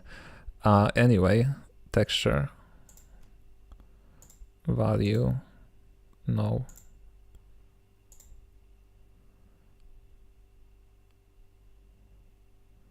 Why is there only an ID here? That's interesting.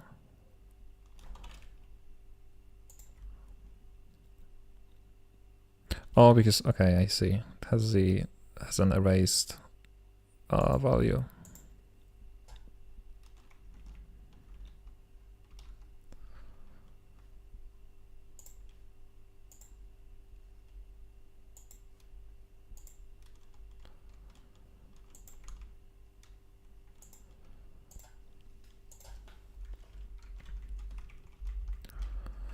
Oh, I guess let's just print this.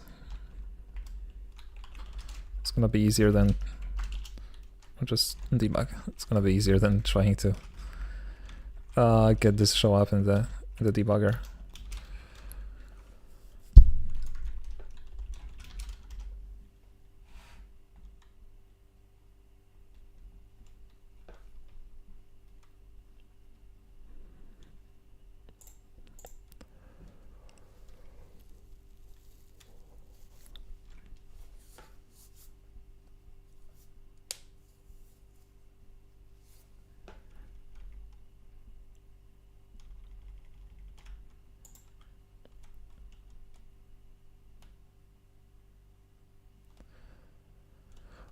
Oh, did you ever end up reading the Living Rust GameDev article from a bit ago? Curious if you had any thoughts on it. Yeah, I did actually. I think I talked about this 2 live streams ago. But to summarize, I agree with the main takeaways from the article, which is that, you know, you shouldn't focus on building like generic abstract systems and then hoping that at the end they're gonna fall together in place and make like a fun game, but you should instead, you know, focusing on playtesting and letting other people play your game and see what works and what doesn't. So I feel like the core of the article I agree with, and I sort of went through a really similar journey, but with Unity. But I personally don't think that the engine really affects it that much, right? It's really easy to sort of use the engine as the scapegoat, or in this case, not the environment, the technology, I guess, and be like, oh, it's the technology that makes me focus on abstract systems and whatever. But I think it's more of a personal issue. Regardless, if they made a game before in Unreal Engine, they made one in Unity, they spent 3 years in Rust. So if they decided that, Unity is gonna be better for them, then I'm pretty sure they know what they're talking about, right? I'm pretty sure they have enough knowledge to make this decision, and I wish them best of luck, right? I feel like regardless what engine they're gonna be using now, just this knowledge of like focusing on the gameplay and stuff like that is gonna make their games much better. And yeah, when it comes to Rust, the Rust aspects, and especially Bevy aspects, The points made there didn't really resonate with me because I don't know, I just don't find it problematic, I guess. Right? Like the lack of the global context and like accessing things from everywhere whenever you want, stuff like that. It doesn't really bother me that much. And I also don't think that, like, while, yeah, the time it takes to write Rust code is much longer than writing, like, something in C#, let's say, I don't think it really, you know, makes you make worse games. Because it's, when we talk about iteration and game design and stuff like that, it doesn't really mean that you make a change in your code and your code, you know, automatically refreshes in like 200 milliseconds, right? Sort of this... fast compilation times, you know, are not going to replace skill, in my opinion. And when we talk about iterating, we think more about making something, giving to people, seeing how it works, trying to make it better, right? And so it doesn't happen overnight, right? By recompiling your project 7,000 times in one evening. That's my opinion about, you know, Rust being slow or whatever when it comes to making a game. I also keep sort of, you know, looking at the developers of old, I guess, right? And some of the most fun games ever made that were made in like C. So clearly it is possible, right? I just don't think fast compilation times are like this end all of like good game programming. Yeah, I can see that. I think they were trying to equate the iteration to web development, where you can get super fast iteration and self-play testing. Developer velocity is primarily a function of familiarity and comfort. The article is clearly written by experienced and capable people, but Rust is still a new and weird option compared to C#.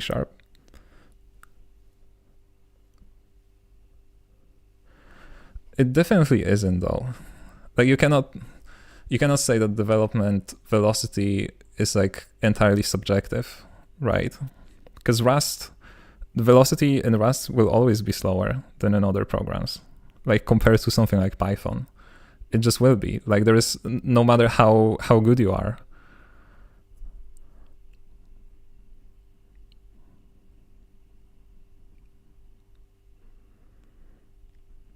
And there's also one of the points that sort of this article touches on, which I also completely agree, which is this argument of like, oh no, you're just not good enough, right? If only you could, you know, get better at Rust, you will see how wonderful it is. I don't think it's a good argument to use in these cases.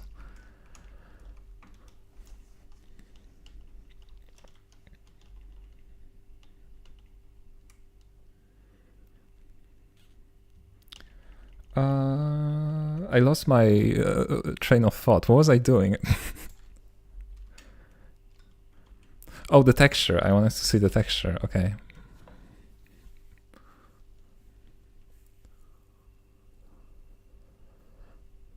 Fixing a web GPU texture problem. Yeah. We'll see if we can fix it. I guess we would need to, like, I don't know.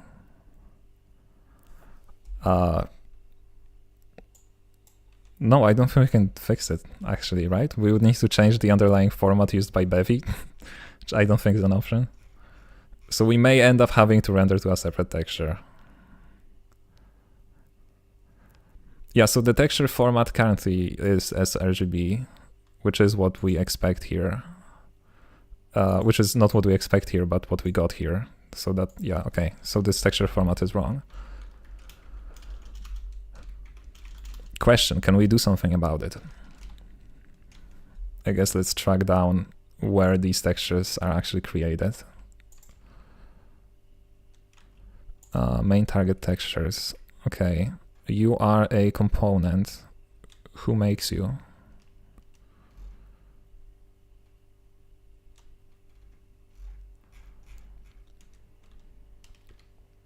I'm assuming it's like extracted from the camera or something like that, right? Or from the window, actually, I don't know.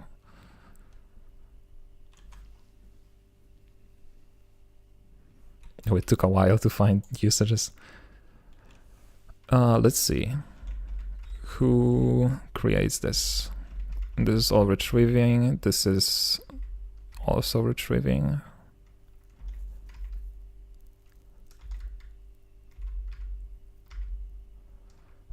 Here it is. What are you doing? What is this? Prepare view targets. Okay. Main textures. Color attachment new. From A, whatever that is.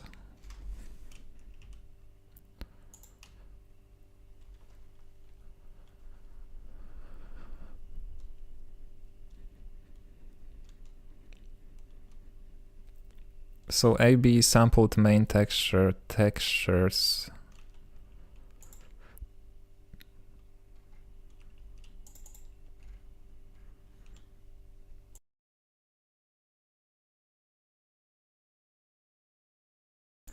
If extracted view HDR is true, then view target format is view target texture format HDR. Else it's texture format Bevy default RGBA 8 U norm as RGB, and there is no way of configuring it. Wait, because that's an empty hash map. Where is it being modified then?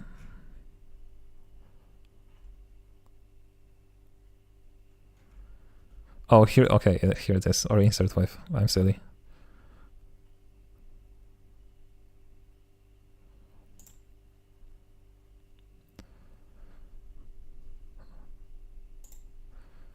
View formats, format, main texture format.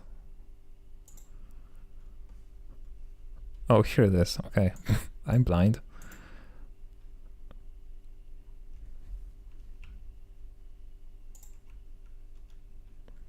RGBA 16 float, okay.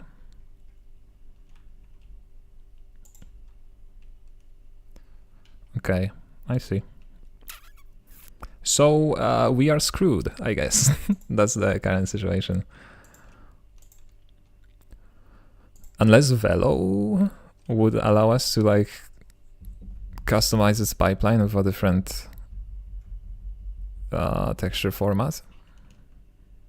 Wait, hold on. No, never mind. I thought for a second maybe the parameters include a format, but they don't seem to do that.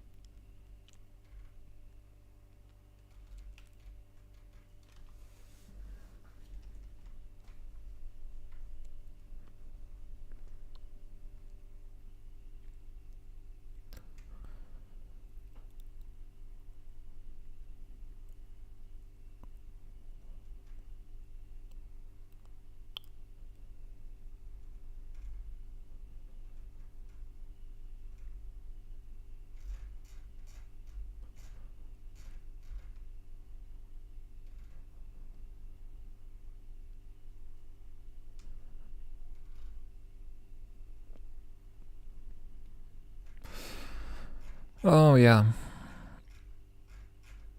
Okay, this just runs the commands on the encoder.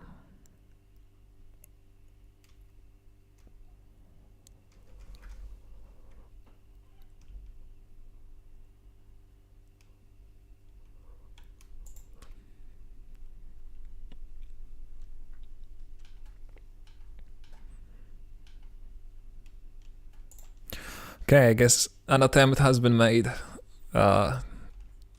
It's gonna have to unfortunately give up. And by give up, I mean render it to a texture. In the update function, probably. And then blend it back in here. Presumably using a custom pipeline, because I don't think it's possible. I don't think there's like a built-in pipeline in Bevy that would do that. Unless.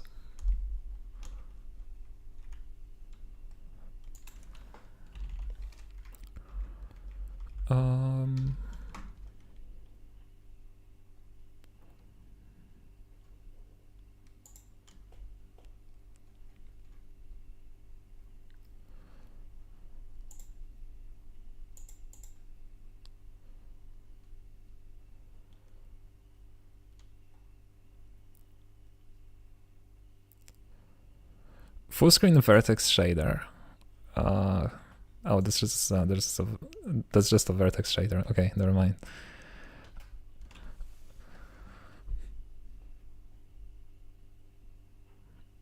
Oh, there is blit. Okay, hold on.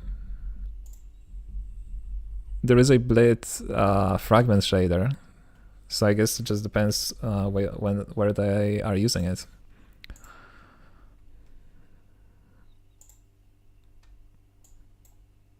Just fork Bevy TM. It's a nice TM. Is it an emoji?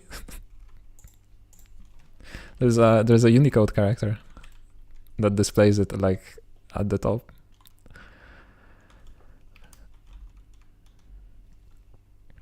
Okay, where was it? Crates.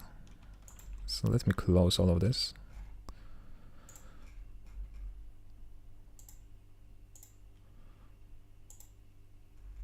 Also, this is kind of a joke. I copied the Unicode character and it did that. Oh, okay, that's interesting. Just for Bevy is kind of a joke, but I would do that just to have the most recent version. But the problem is that I don't know how to... I don't know if it's even possible to like force other pair dependencies to use the new version as well.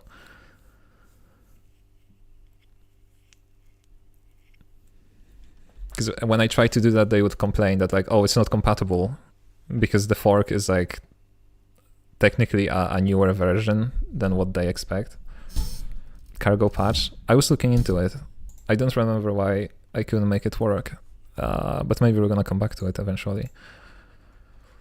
That would be cutting edge, having like the main branch of Bevy. Okay, what am I looking for? I'm looking for the core pipeline again.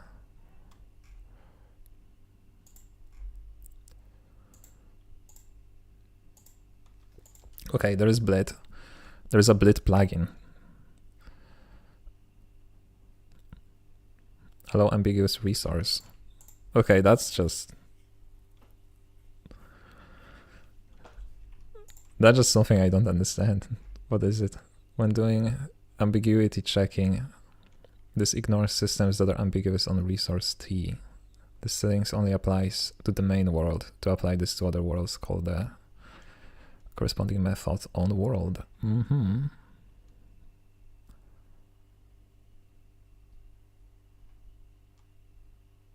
What does it mean to be ambiguous on a resource? Oh well, doesn't matter. There is a blit pipeline.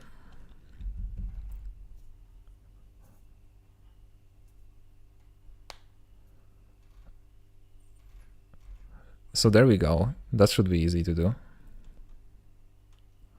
Yeah, and it takes a texture 2D and a sampler.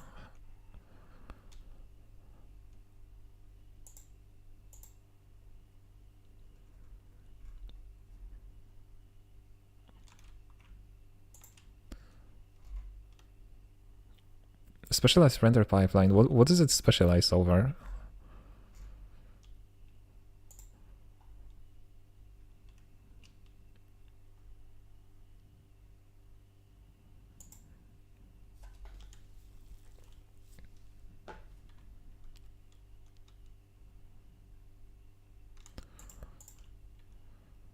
Oh, texture format. That's awesome. Blend state and samples. Okay.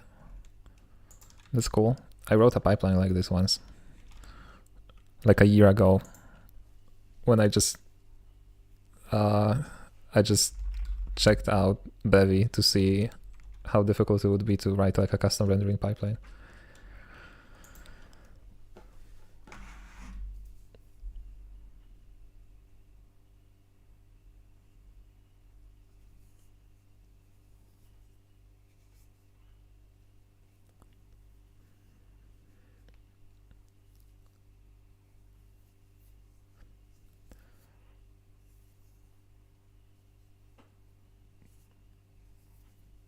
Okay, guys, I'm gonna leave you to your conversations about Coke, and I'm gonna take a quick break.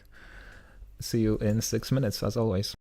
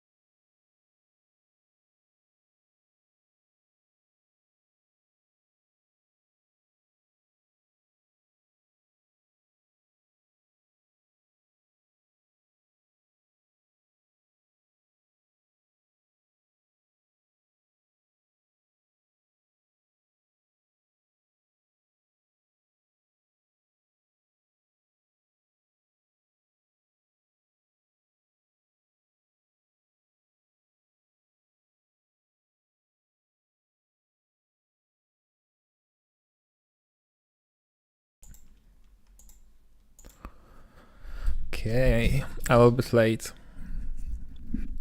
Fashionably, one could say. What are we doing? We are rendering to a texture instead, I guess.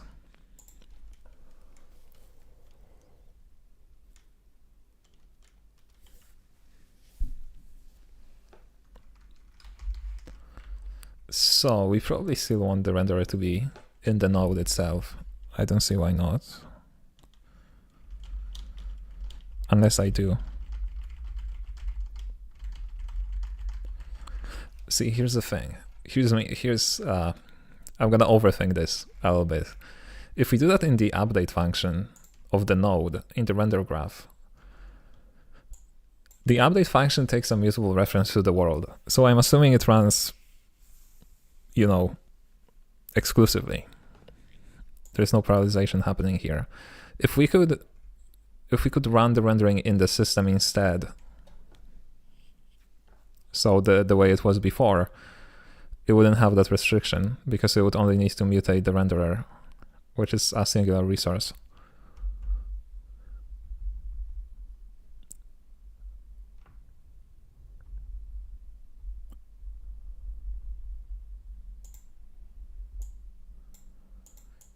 Yeah, so let's do that.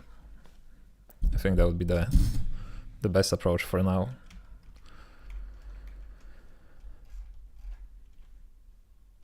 Okay, I'm gonna copy this and actually simply revert all of these changes.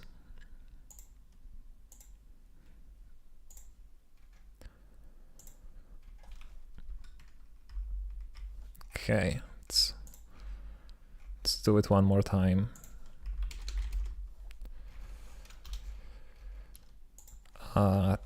Target. That's gonna be necessary, and we want this to actually be a component on the camera.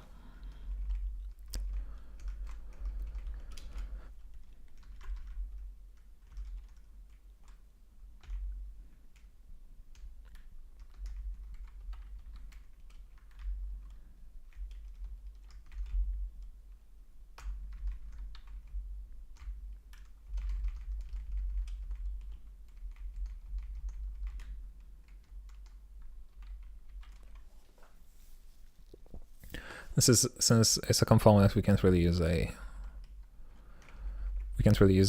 from world implementation for that.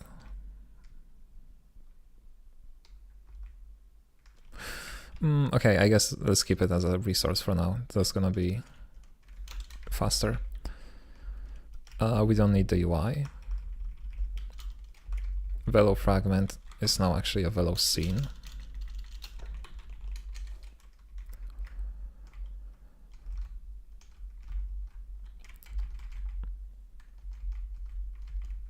Update target.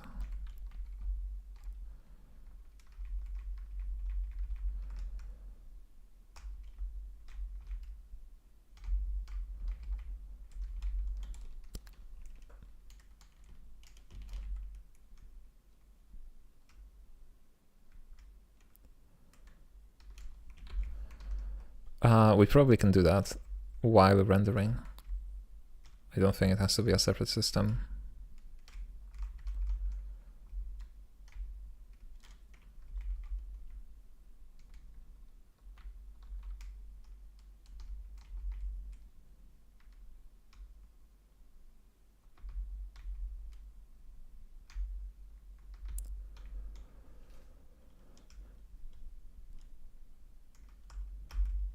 Right, like here, we could probably modify the texture, I guess.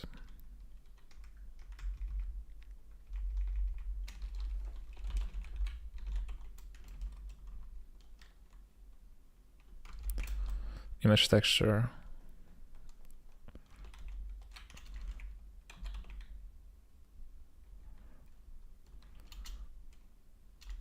I guess there is no modifying it, right? We need to just recreate the texture each time the size changes, probably.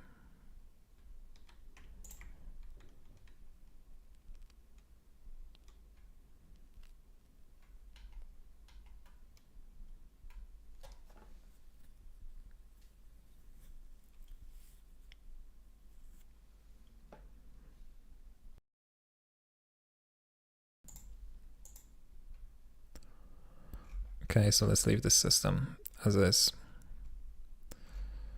Extract fragment, that's not a fragment. Extract target. Commands insert resource. It's no longer a resource though, right? Target is a, oh no, it is a, okay, I forgot. I just said that I'm gonna leave it as a resource for now. Okay, so that's correct.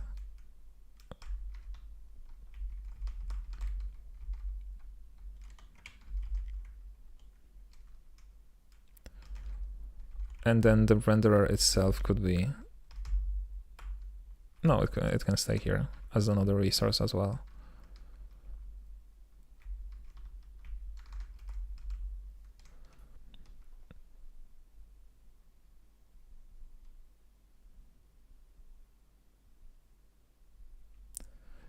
And when I have a preference on a good debug UI for inspecting the world, don't want to spend the time to build my own for basically a scene tree editor. I'm personally using Bevy Inspector EGUI crate. Can recommend.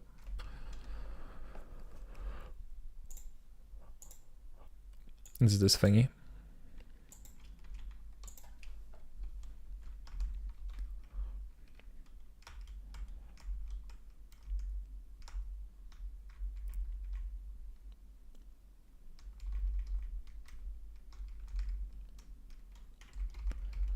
Okay, so we're only gonna get the target here.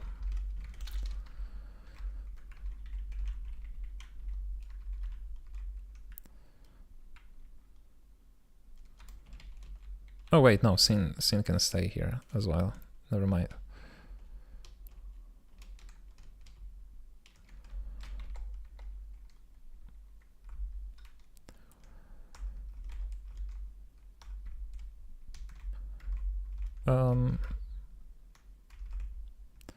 And it doesn't have to be optional because now we know that it's always added correctly.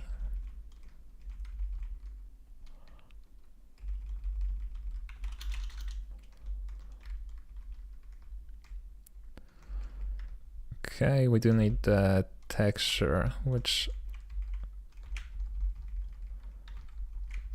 oh wait, I'm silly. We're doing blitting in this in this version, so we don't need velocine. We don't need anything actually.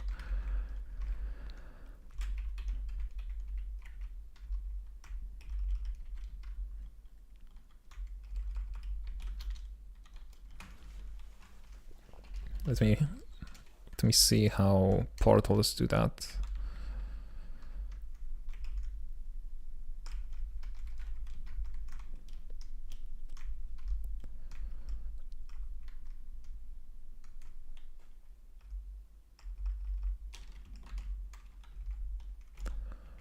Maybe see if the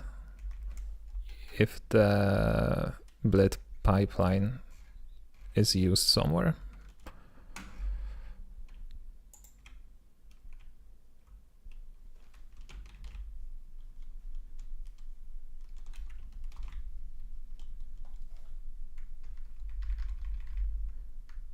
MSA write back.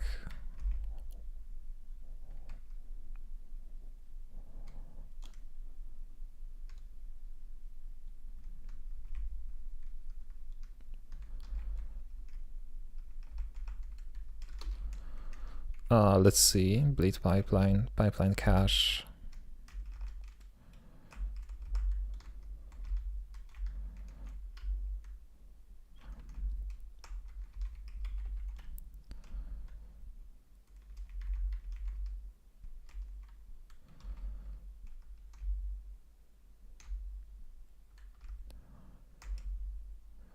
Okay, sequential sourced sampler.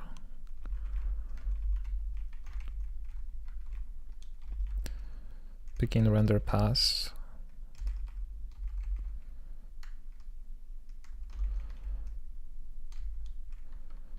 Set bind group and draw. Okay. Color attachments. Destination. All right, so in this example, it just takes the source and writes it onto the destination.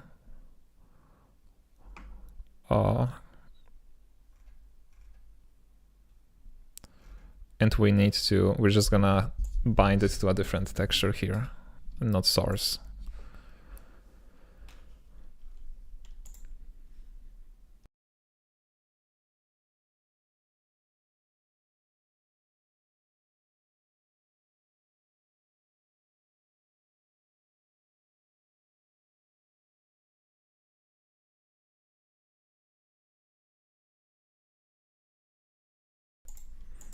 Okay, excuse me.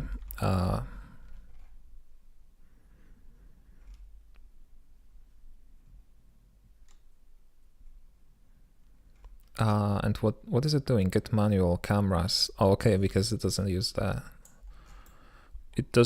the view node implementation. Just implements it manually, which is interesting. Seems like it could be just a view node.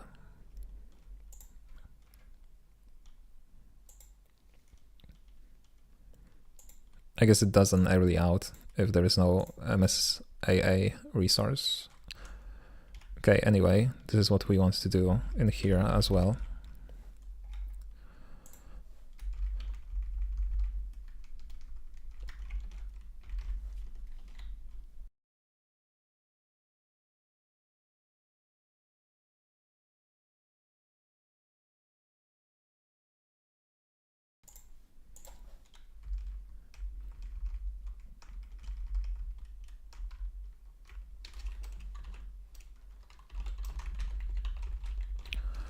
Struct velo node, view node.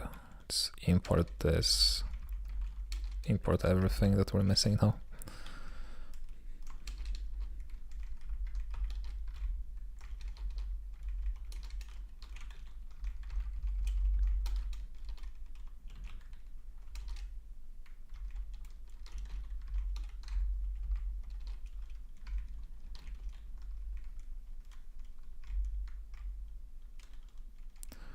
Oh, Bevy pipeline ID, where's that from?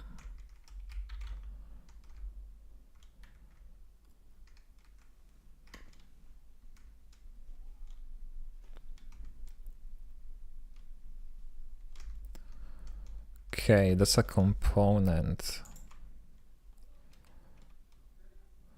with the rendered pipeline ID. Okay. Prepare MSAA write back pipelines is run on render. Okay. And this is where the pipeline is prepared. Okay, we can just do that.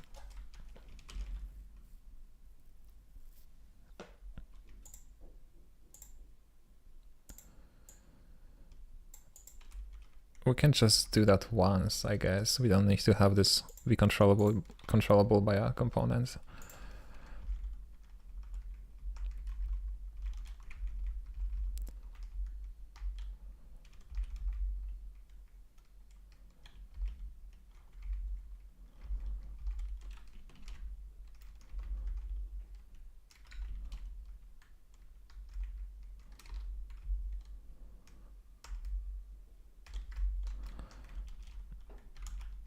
Okay.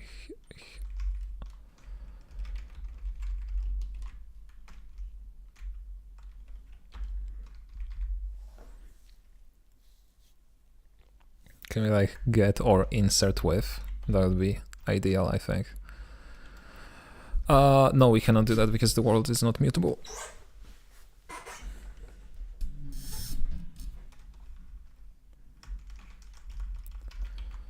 Okay, so we're gonna have to create it somewhere else and just get the ID here somehow.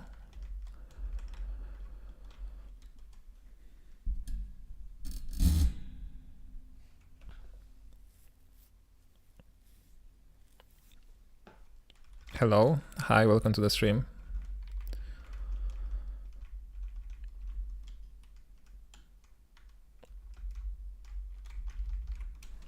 Okay, I think we can get away without post-process write as well in this case. If we only want to render onto the current target.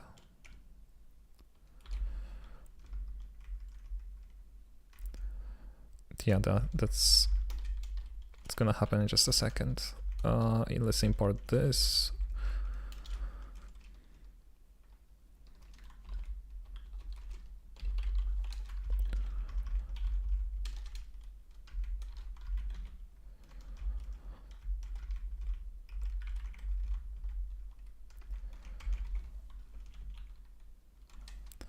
What is the target here? Let's see.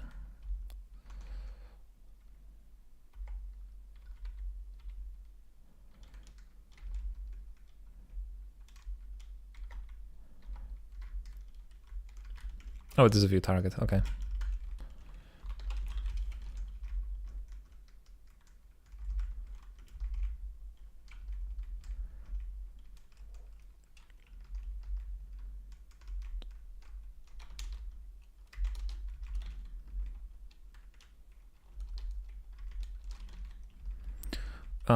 Linear RGBA, that's a new thing in Bevy, which is not yet out, I guess. So that's just gonna be color, right?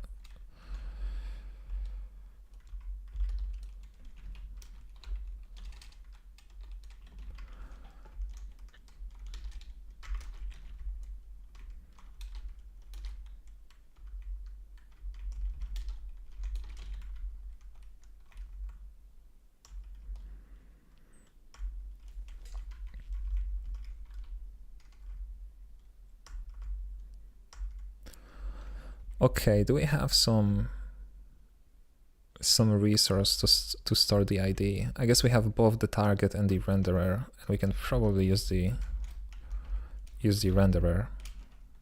That would be nice.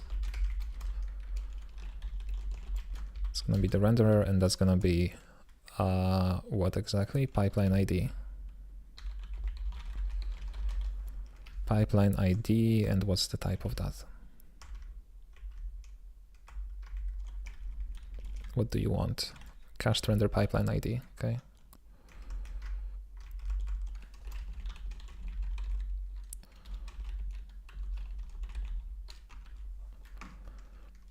I'm very keen for the new color system to come out in the next version of Bevy. Been working to move away from that color enum since 0.11. I haven't looked into it, so I don't have an opinion. But yeah, I'm pretty sure it's a positive change.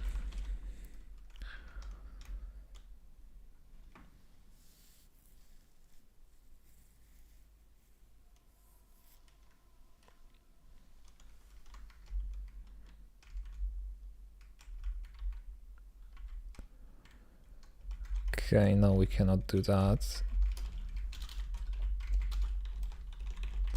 So renderer, and now we need to create the pipeline.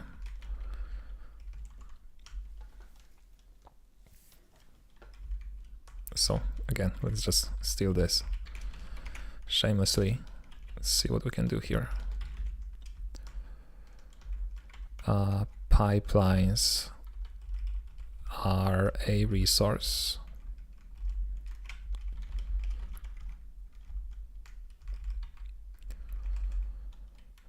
Okay, let pipelines world resource. Oh, resource mutable.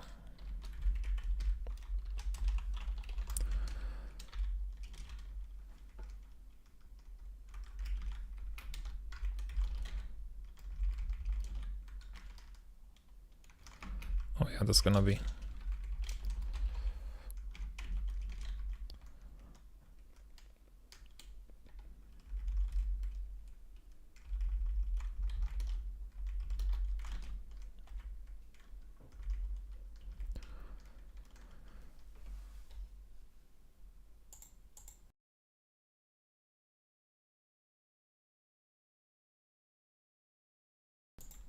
okay. So now the question is texture format.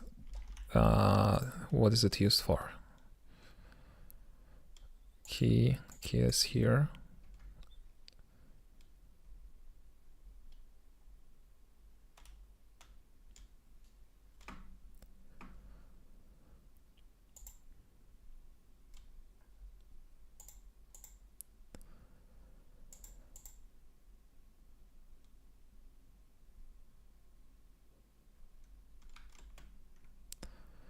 So this is the target texture format. What about the things that we bind into the shader?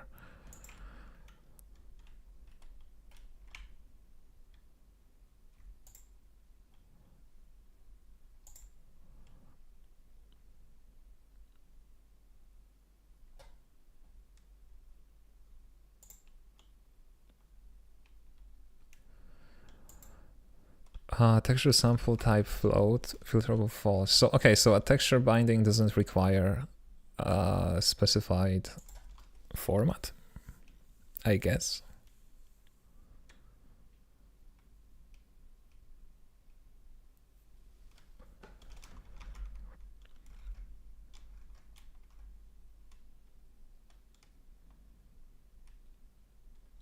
Yeah, because then when we create the bind group, we also don't specify the format. Okay, so I'm gonna assume that it's just gonna magically work and hope for the best. Okay, Velo renderer, pipeline cache is another thing that we need.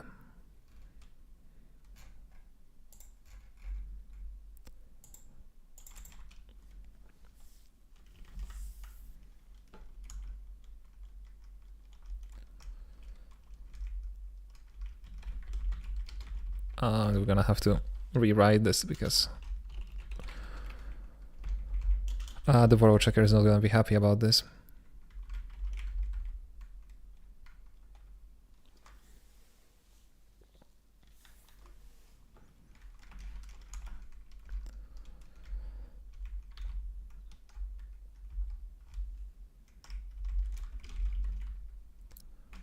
And then bleed pipeline itself is a resource. Okay.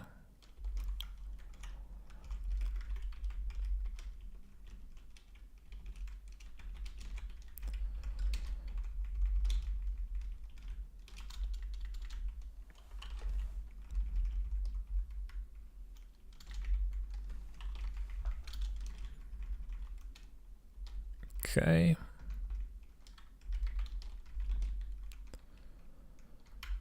And now we can't use them. No, bleed pipeline. Oh, okay.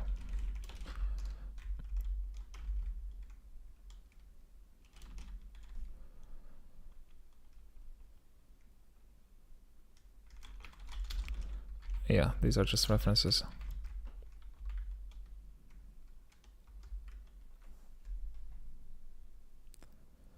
Expected reference, pipeline cache.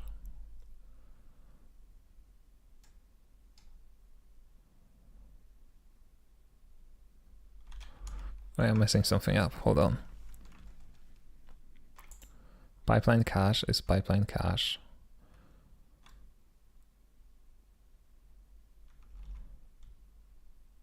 Okay, that's wrong. I just repeat what's already here. That's meant to be pipeline cache. Okay. That should not work. Interesting.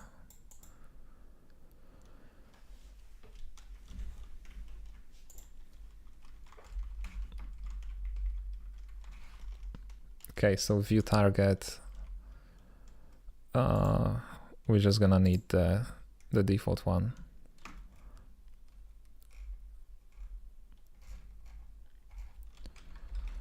So texture format, let's actually maybe we can find the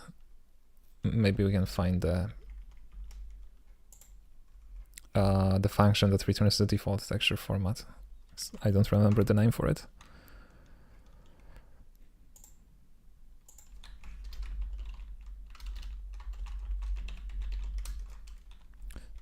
View target main texture. Okay.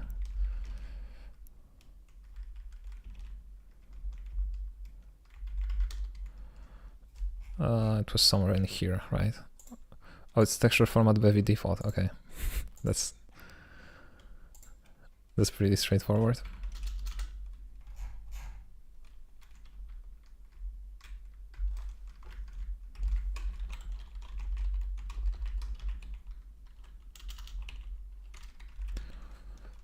just for now. Samples.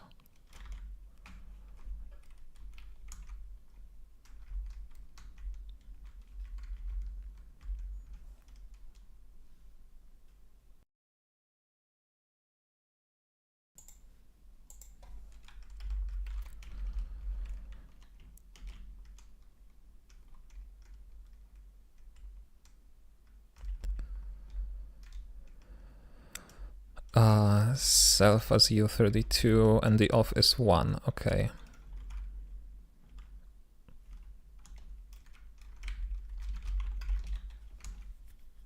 I wonder what they are used for though. That's interesting. Specialize multi-sample.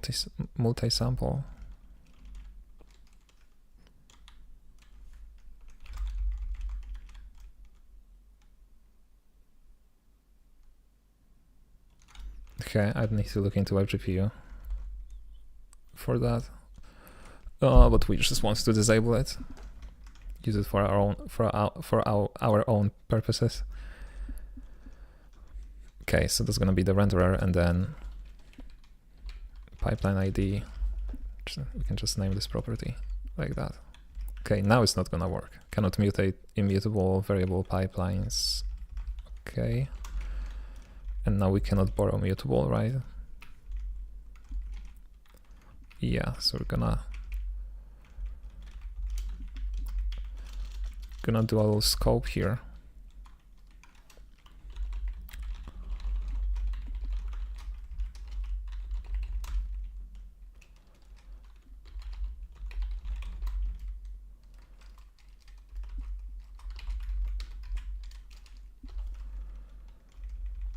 Like this. And this is gonna be the return value.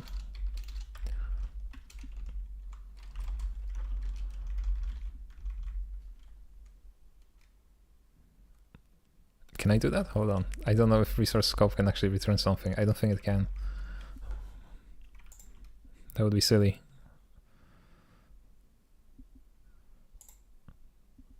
Oh wait, no, it can infer the return value. That's awesome. So what's the problem?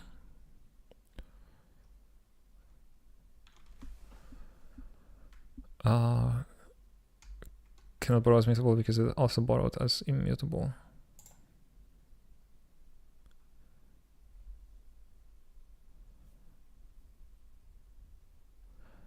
Immutable. Oh, okay, but we're not using it. Are we using it? Oh, we're using it later. Okay. Whatever.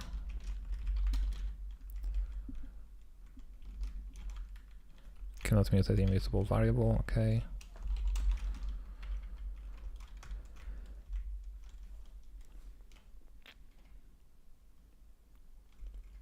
So that would be our renderer with a custom specialized pipeline that will do blitting. And will definitely work.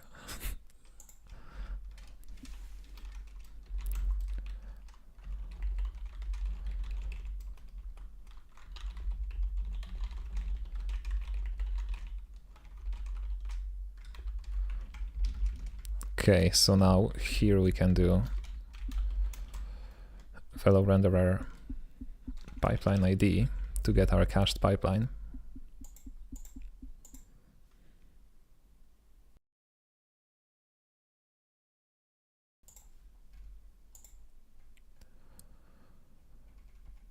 Post-process, pass descriptor, bind group. This is gonna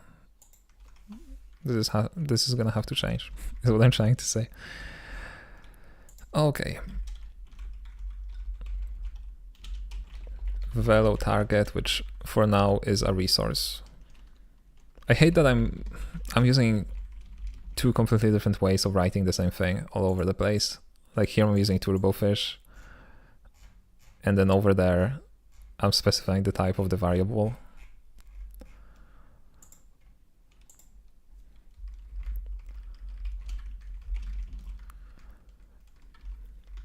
What's the extension are you using to make the tabs wrap instead of scroll?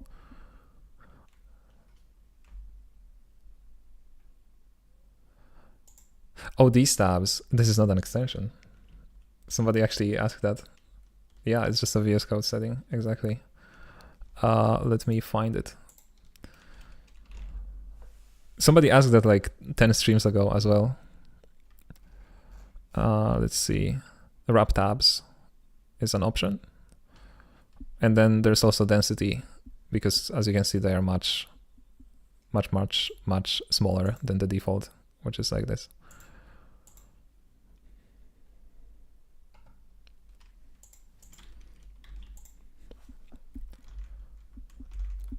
Okay, thanks, you got it. I need to stop saying and okay.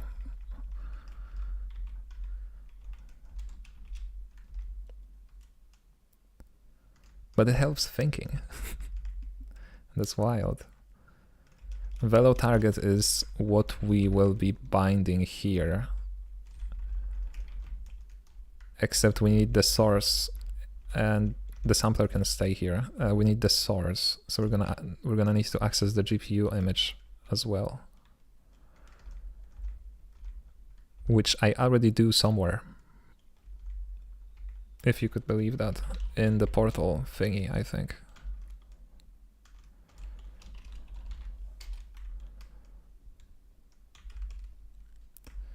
Yeah, like this.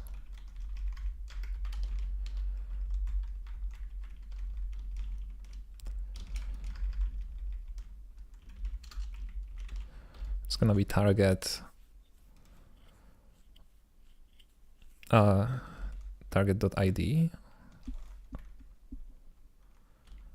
Is there the ref implemented on this? Oh, there is. Okay, I was confused.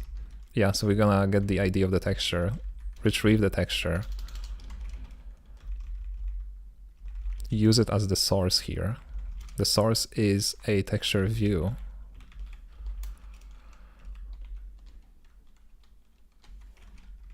Just like that. Okay, that would be it.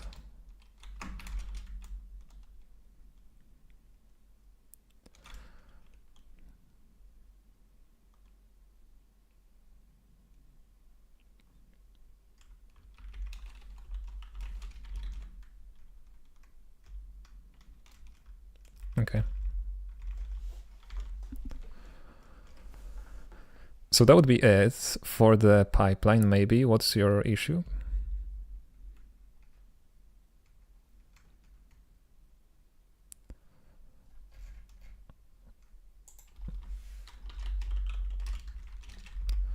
We're not returning anything. Okay.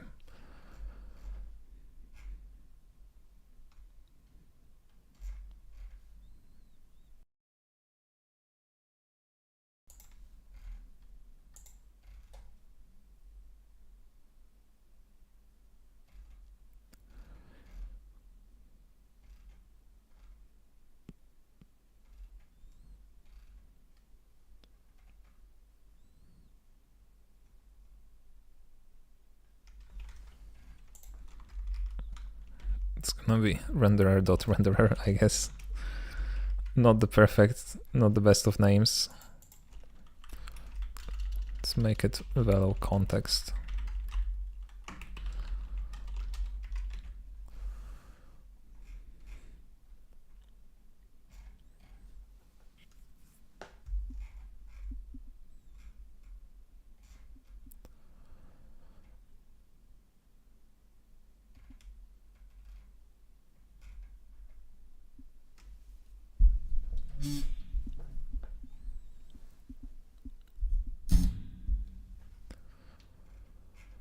I wonder if this is necessary, or if this could be handled by an extract component plugin. Because I'm assuming the reason why I have it here is because we need to clone the handle.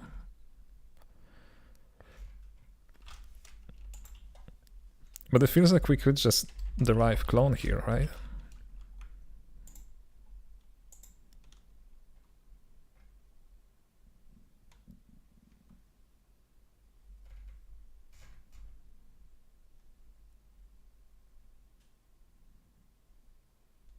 Oh no, we need the references to clone the entire thing. Okay, so leave it like that for now. Can try to simplify it later. First of all, does it even compile? I guess it's the number one question. It probably doesn't because the camera is doing some weird things, isn't it? It has the UI defined as velo scene, which exists as a component. Okay, so that should be okay. We then don't set up the UI anymore, and we will need some graph configuration in here.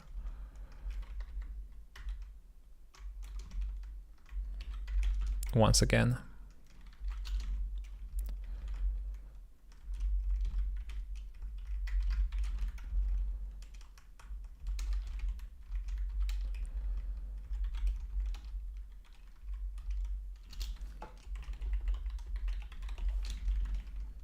Velo label.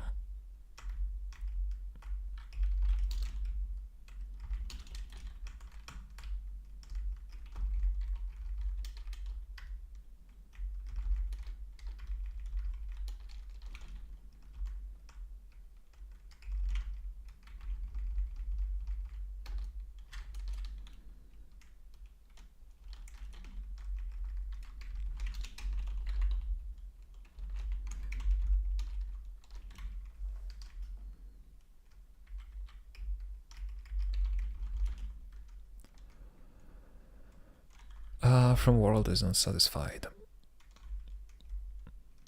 That's because we don't need it anymore. Can just derive default.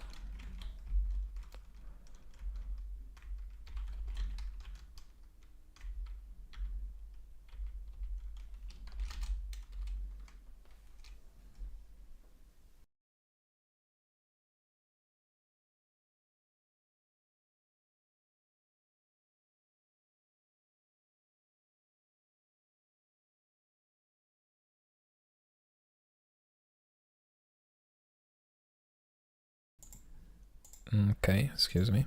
I was sipping on my coffee. Okay, and it panics. Just as expected. Everything according to plan.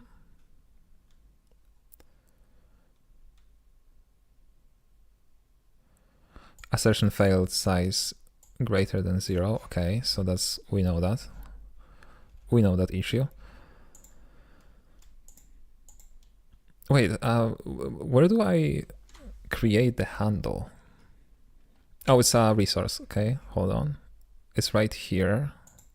And okay, it uses the correct format. All right, I guess it needs to work.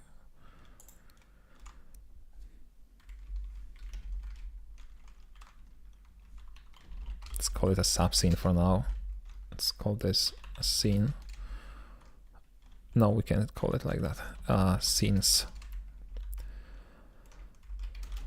And now if subscene, no, not here, here. If scene dot encoding dot is empty, we just return, do nothing.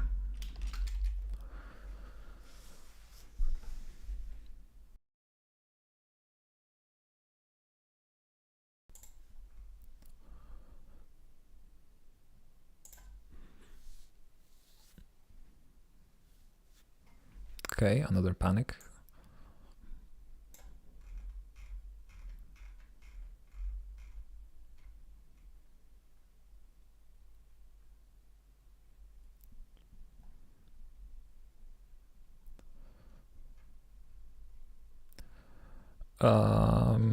Caused by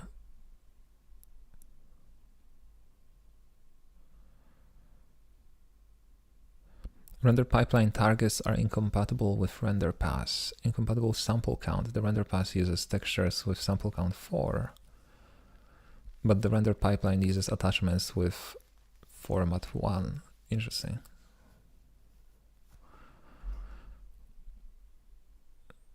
So I guess MSAA is enabled by default.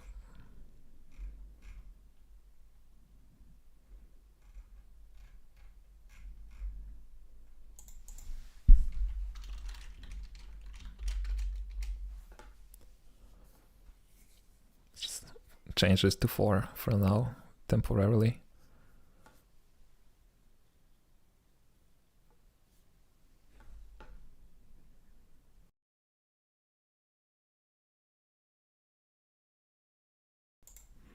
Okay.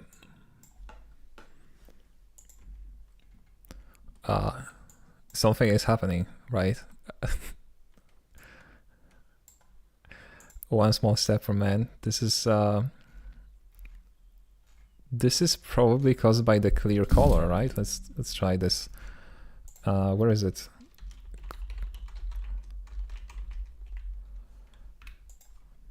Right, the load operation is color black. Let's try to use something like red, just out of curiosity. Close your eyes, because this may hurt if it's actually this color.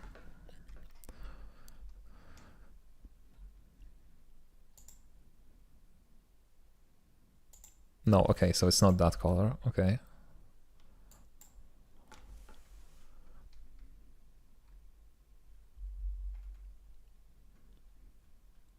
I wonder, hold on, one quick thing to check. In the resource, no, in the assets image.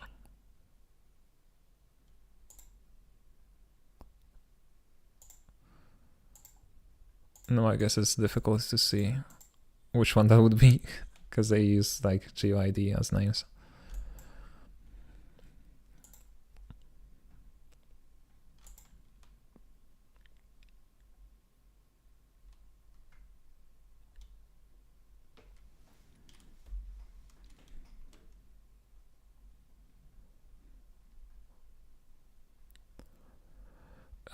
Okay, I need to take a quick little break, so we're gonna come back to debugging this in 6 minutes as always.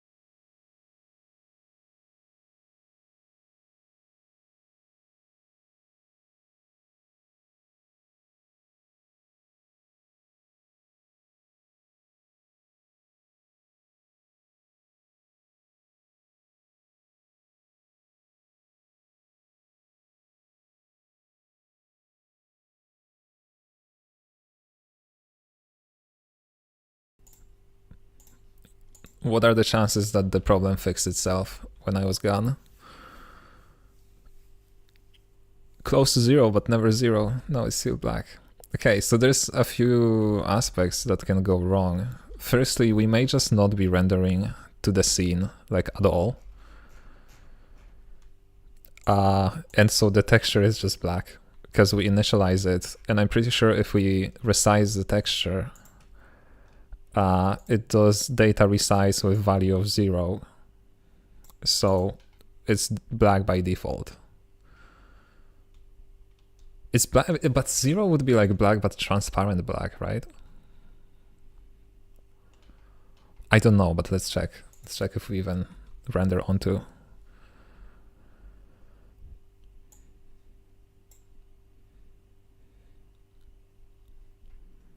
See, yeah, we don't stop here. Okay, so that's a problem.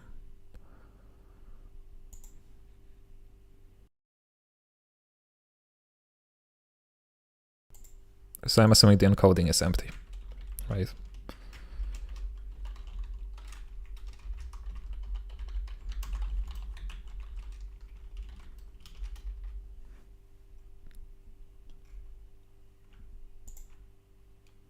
This render scenes is being added to the systems. That seems correct.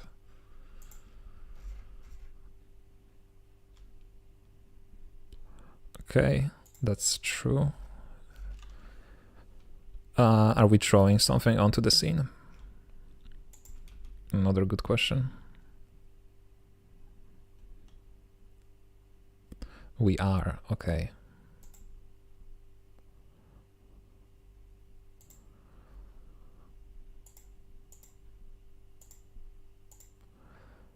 Yeah, so then, yeah, everything is correct. Path tags, path data, they do have like sizes that are non-zero.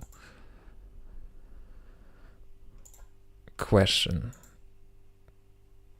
what happens after that when we go here?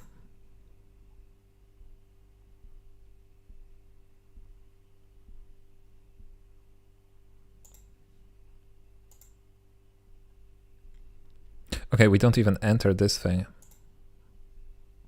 because scenes will not tell me how many elements there are, but I'm assuming there's like no entities, I guess. I mean, that's the only reason I can think of why this wouldn't be executed. Okay, so we're not extracting the scenes, I guess. Because why would we? There is nothing that would do that.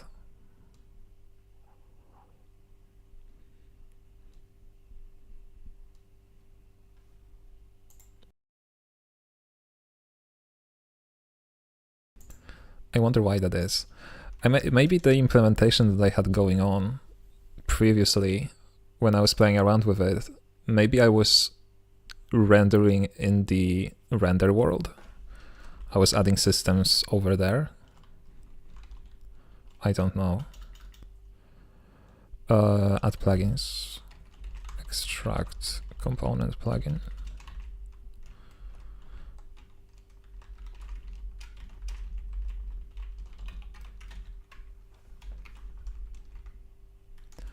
Okay, and then you need a clone, I believe.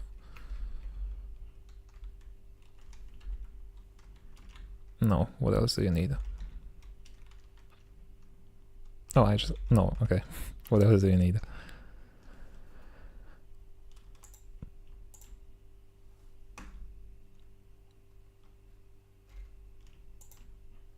Oh, extract component, okay. I have a memory span of like a goldfish. Like I literally went through all of this. Okay, and your problem is that you're not imported. Okay.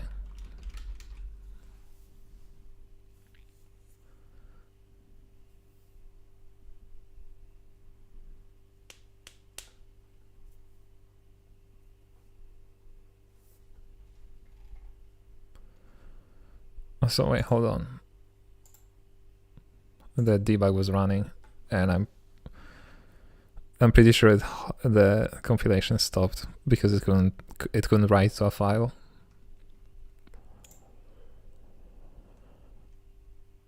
Oh, look at this. Look at this beautiful gradient. Now you're talking. This is like the triangle all over again. I'm like learning OpenGL right now. Okay, so I have some bad news, I think. Now you're working with gradients. I have some bad news. I think, despite my desperate attempts to reuse the Blit pipeline,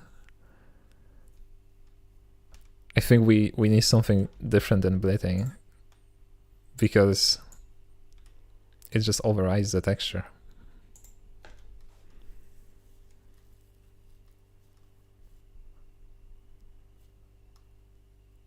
Hold on, unless there's alpha configuration for like alpha blending. There's blend state.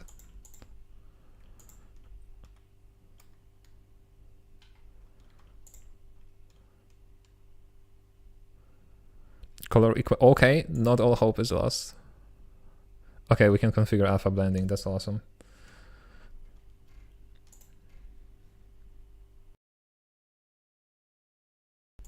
So we just need to make it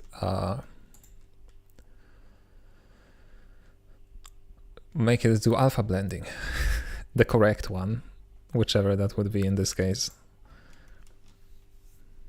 Where's the configuration for our little pipeline? Because the target could also be a part of the Velo context for now. Because again, I'm not really planning on, at least for now, having like different textures rendered by Velo. Just this main one. Although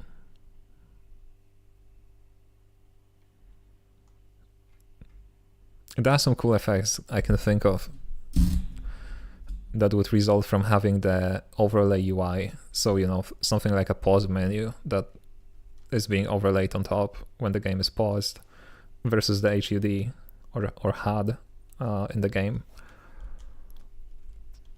But for now it can be one texture.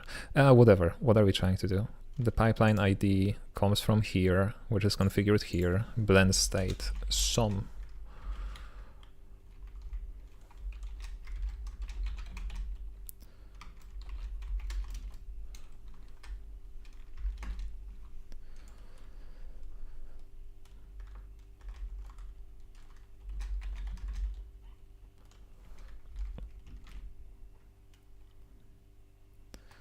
Okay.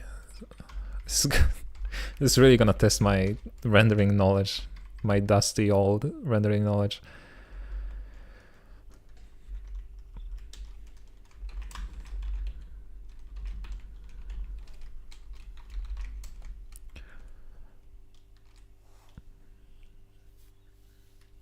Okay, let's just look it up. Let's just not embarrass ourselves here. It's gonna be pre-multiplied alpha, right?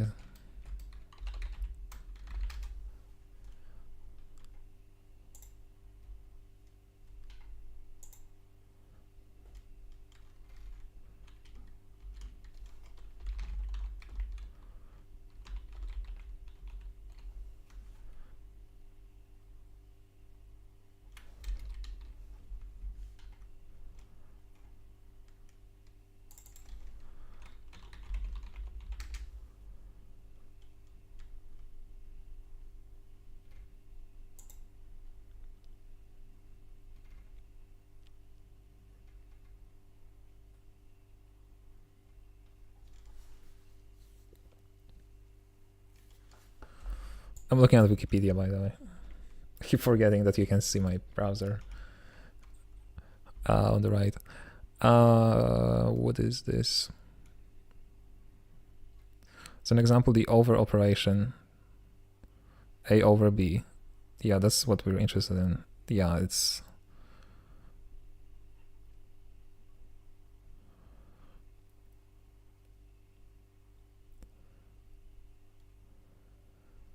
Alpha. Okay, I just need to figure out what's A and B. A over B.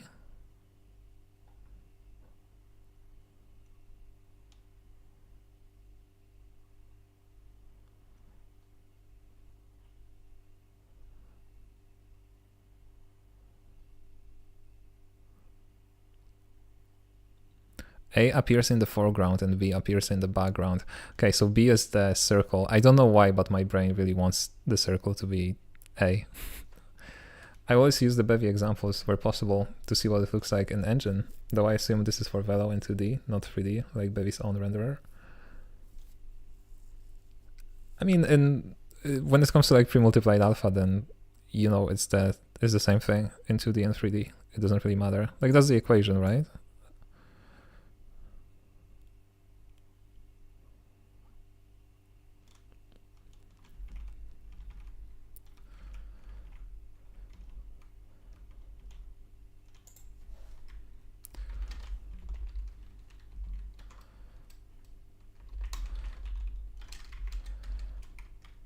If it's gonna be blend component.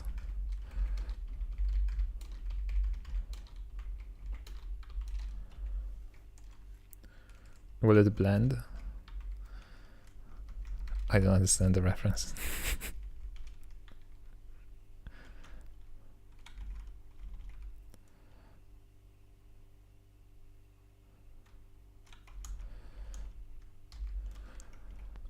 Yeah, so B is destination, A is source.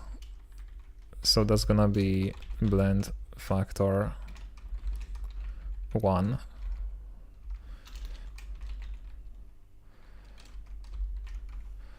Destination factor is gonna be 1 minus source.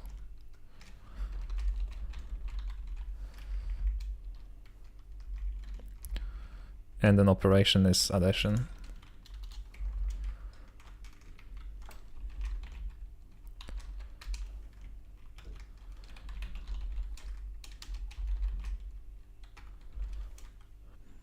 Old commercial from Blend Tech with a blender so strong that the question, will it blend, was common.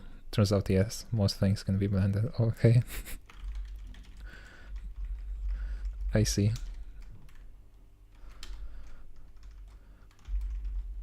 Okay, and then color is what?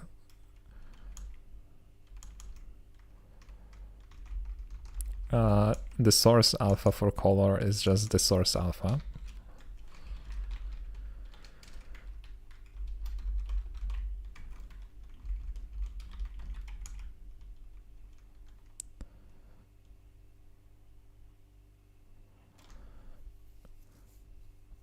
And the background color is what? Oh, I don't know if is it computable?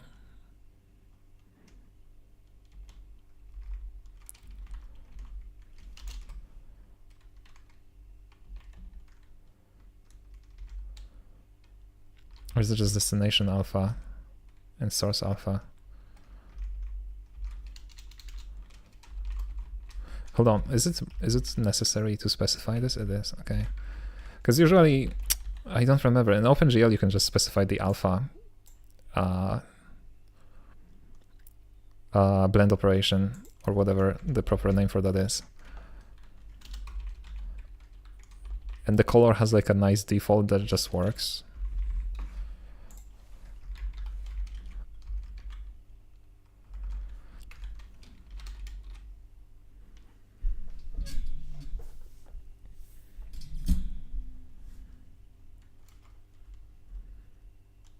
But I'm assuming this would be the default, right?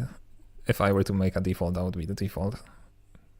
Source times source plus destination times destination.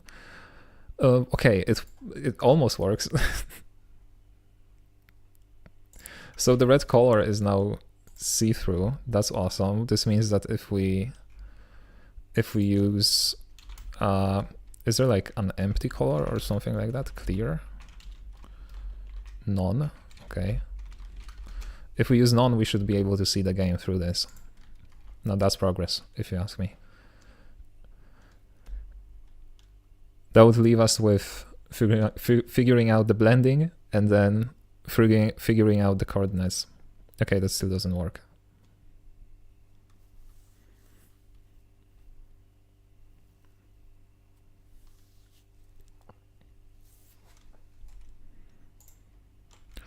Let's see, is none actually 0? It is.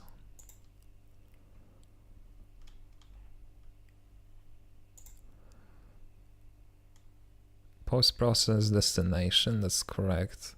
That's not correct. I'm assuming that post-process is gonna do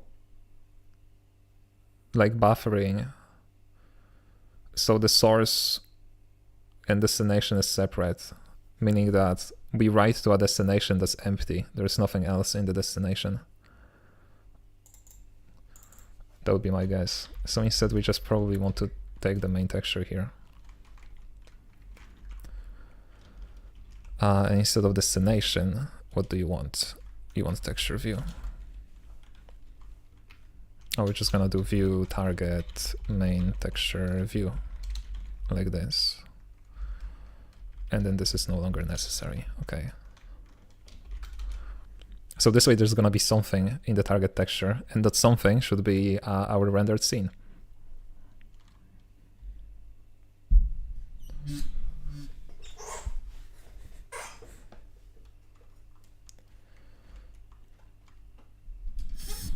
Okay, close enough. Still nothing.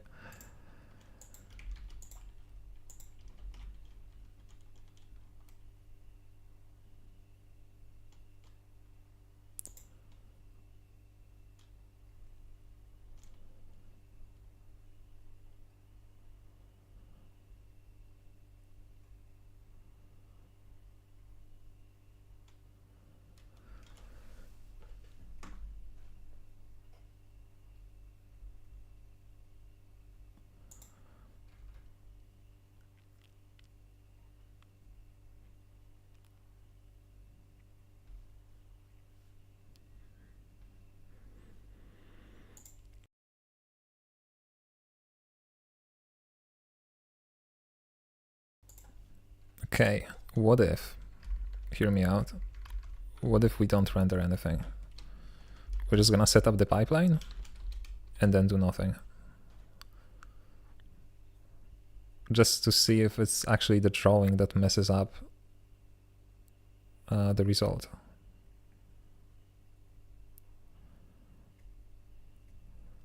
No, okay, so there's something else happening.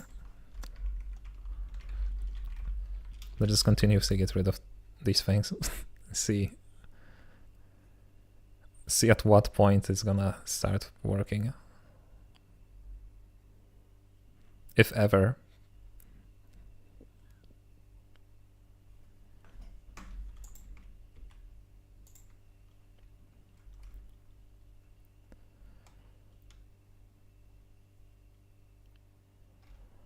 Okay, do we do anything that will like mutate the state here? I don't think we do.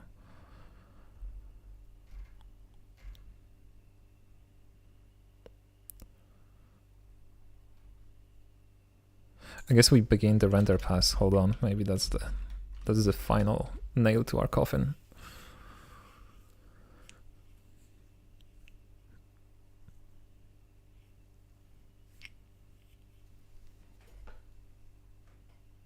Because render context is mutable, so this is okay. All right.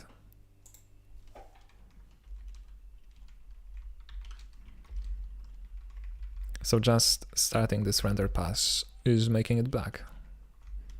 Yo, hello, welcome to the stream.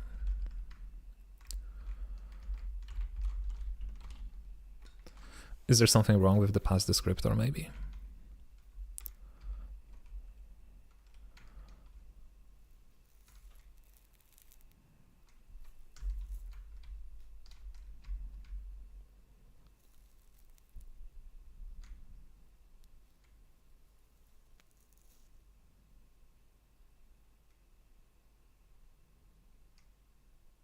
Oh wait, hold on.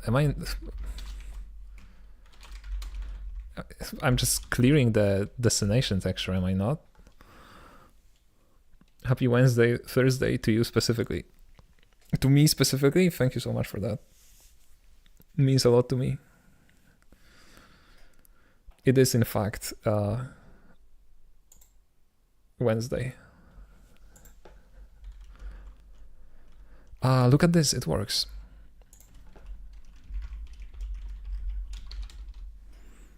So just another case of me being stupid. Feels like a Tuesday to me. Yeah, it is Giving Tuesday, that's true. Look at that. Oh my god. If not for the blending, ignore the blending being correct. Here we go.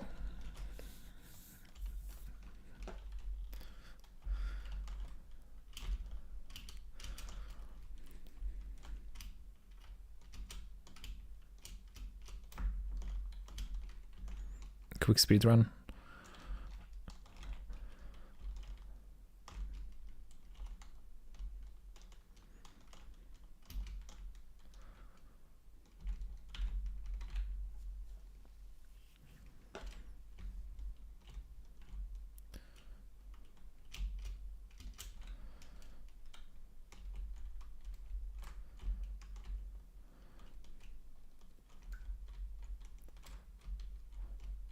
Oh wait, I messed up. I'm always joking on a stream. I don't know how people do that. I don't know how speedrunners specifically do that. When they like live stream their attempts.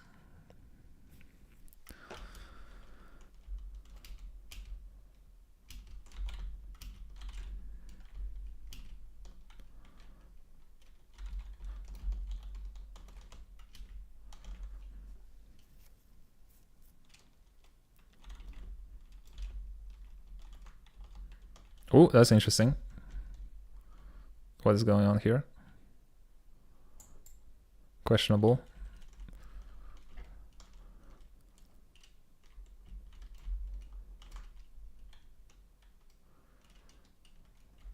See, it's a good thing I play through the level so that we can see.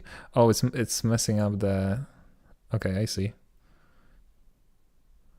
The size of the texture.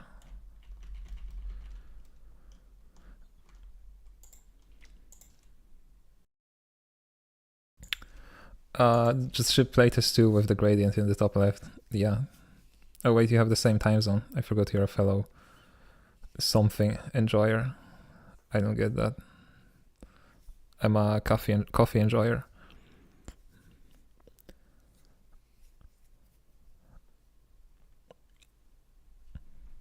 Also, I don't think it's Thursday.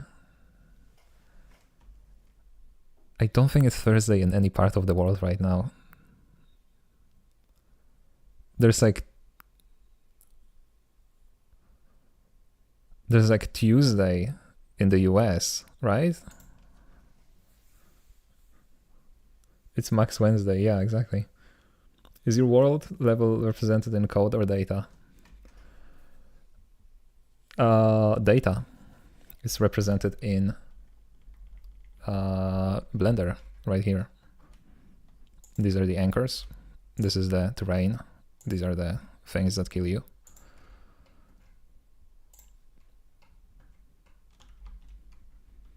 Have I don't remember actually. Have I mentioned that in the closing, like reflections in that video?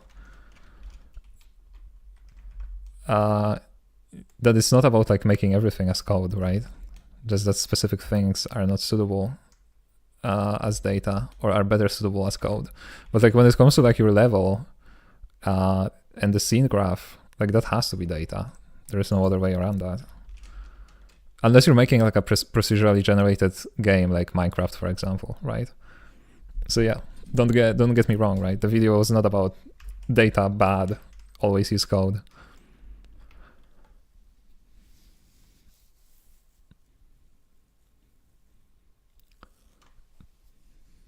It's Tuesday in the US right now. Yeah, okay. So I can imagine the globe, sort of. Oh, cool. I know you started out making a plugin so that you can use Blender for a level editor. You did mention that early on. Yeah, and now it's actually working pretty well. as you can see. My favorite thing compared to Unity is that we can modify things at runtime. So I just go here and I'm like, oh, actually, I would like this to maybe look like that, right? And I go back here and it updates. Now it's a little triangle. So that's pretty cool.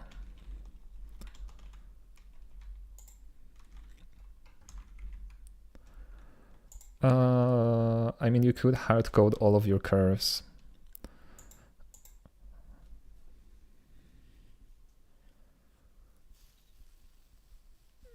Yeah, I guess technically. Can she do that in Unity too? No. The way Unity fundamentally, right, like architecturally speaking, is sort of flawed when it comes to scene editing. If you like take a look at Godot, for example, when you can like open multiple scenes at the same time, not load them into the same stage as it happens in Unity, but just like open them in a separate tab. That's like amazing. In Unity, once you start the game, it does some magical things with the .NET context, or however the name for that is. It like recreates the objects and copies the state onto them, and then you can modify that. But the moment you stop playing, it all goes away. It's not saved as the scene. There is no way to do that. As far as I know, maybe some things changed. I know that there's been a few like major announcements for Unity, but I'm not staying updated, so I don't know.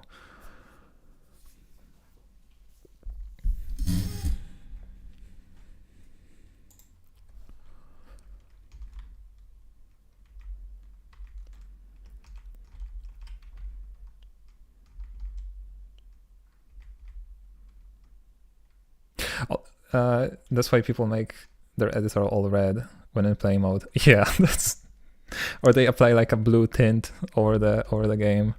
It is a really nasty problem. And again, I feel like it's not really possible to solve it without like rewriting a huge chunk of the code. Although I'm not sure, because it's not like I can see the C++ source code of the engine. But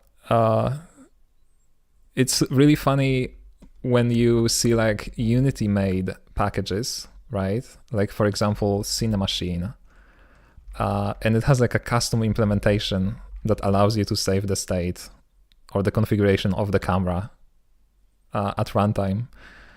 And just like so funny because they see the problem, right? They acknowledge it, they suffer from the problem, but the problem is still there.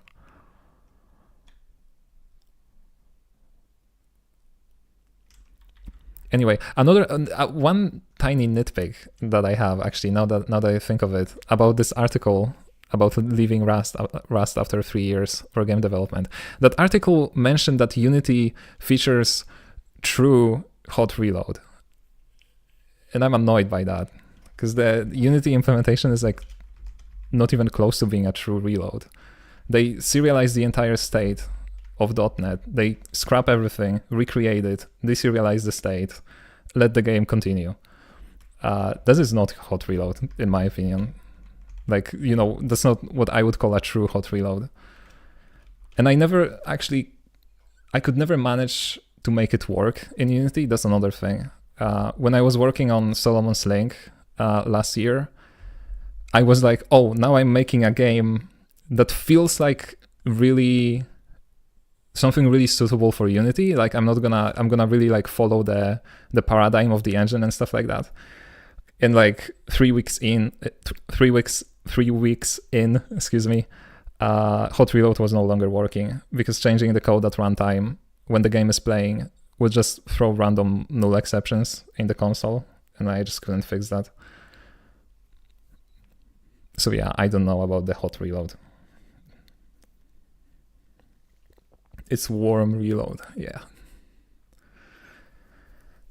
Anyway, we just wanted to add that about that article.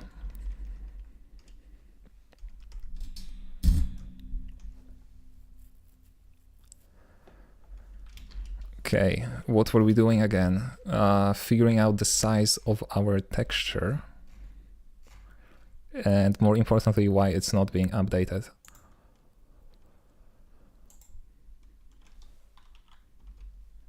I mean, not gonna lie, how would you do hot reloading of code in a stateful application perfectly?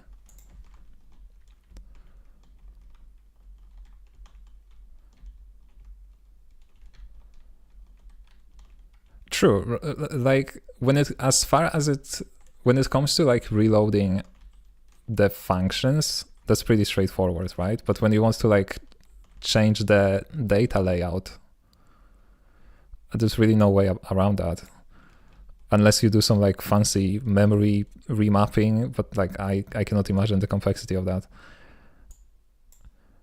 That is true.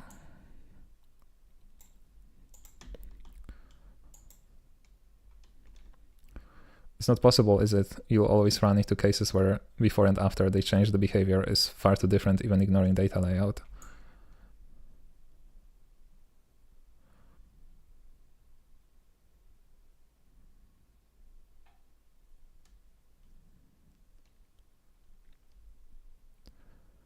It's far too different. I mean, yeah, edge cases like that are gonna happen. Like my problem with Unity was that it would happen no matter the change in code, right? I would like literally change a debug line, and that would happen because again, like Unity does the same thing no matter the change, right? It just flashes everything out, first serializes it, then removes everything, recreates the runtime, and then deserializes it.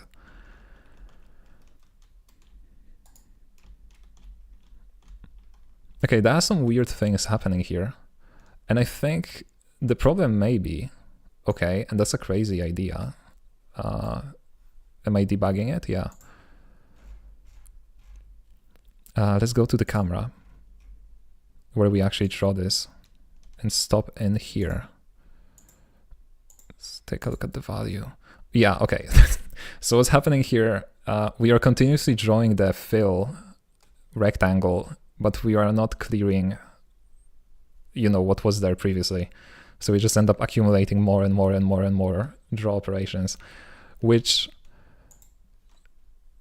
is crazy that it still runs at like 60 frames per second. Because there's like thousands. I mean, every single frame is adding a new overlay with a gradient.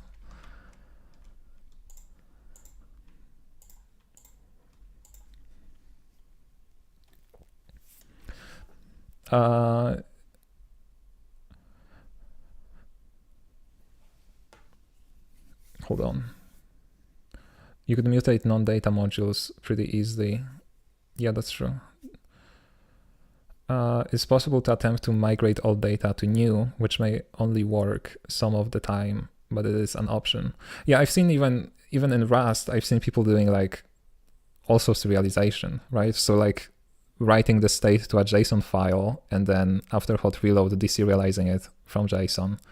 And this way you sort of get a lot of free migration happening, right? It's just the missing properties are gonna be the default, and then new properties are also gonna be set to a default, and then properties that are no longer used are just gonna be discarded. In my opinion, the nicer approach is to implement saves in a way which allows you to load directly to where you need after restart. No need to do cursed things. Yeah, I'll be looking into that. That is a really, really valid point. Because then you can just save the game and reload it. Clearly, the best solution is to make your game perfectly reproducible and only record the player input, and then save that player input and replay it when you restart the game as fast as possible. I'm joking, that's a joke. You're describing serializing the state. Well, the whole point is the editor is able to do that for you with hot module replacement instead of you manually doing it. Yeah. Yeah, but like I wouldn't say that this is like the true hot module replacement, right? In my opinion. That was my whole point. I do think that what they do is like the easiest and the best approach they can do in the context of C#.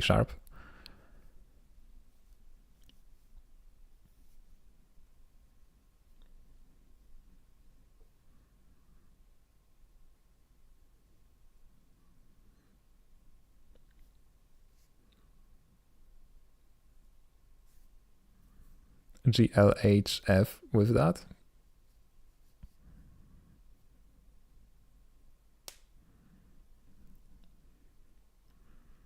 Why is that a joke? Isn't that just deterministic physics?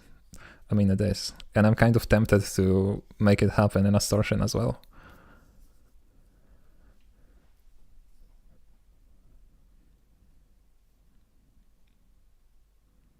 I think Rapier has a feature for determinism. Yes, it does. But like deterministic physics updates require a fixed time step, right? And a fixed time step requires interpolation of positions, which is something that you need to implement yourself, I believe. I don't think Rapier provides something like that. Or maybe it does, and I just don't know. But yeah, anyway, that's a tangent.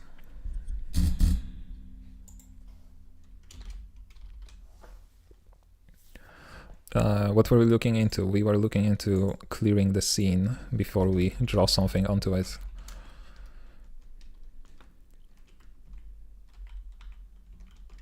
Okay, I cannot clear it. Because I have, what is going on? Why is there no definitions? Oh, okay. We have fill, we have reset, okay. Let's do that instead, and now that should be much nicer.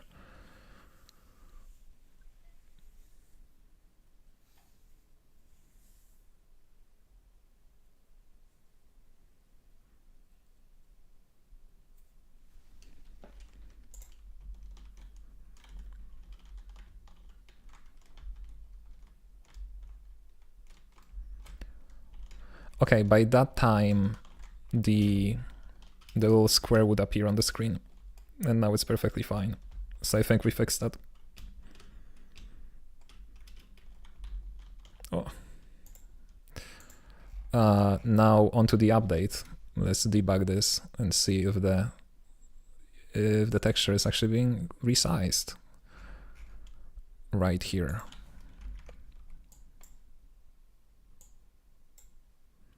Okay, it is.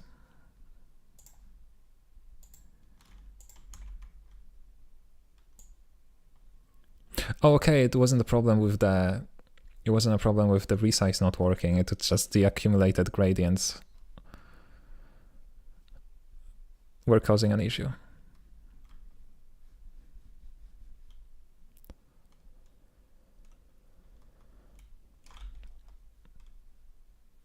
I can confidently say though that I don't miss Bevy compile times on Windows. On Windows specifically, is it like faster on Linux?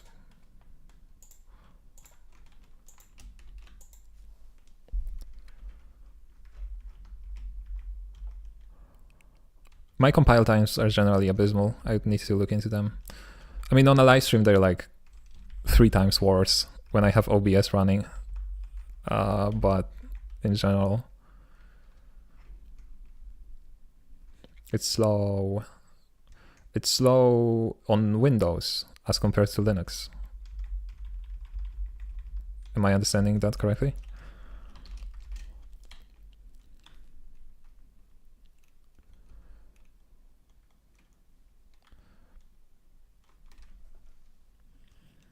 Pretty fast on Apple Silicon. There are tools to speed up Rust compile times.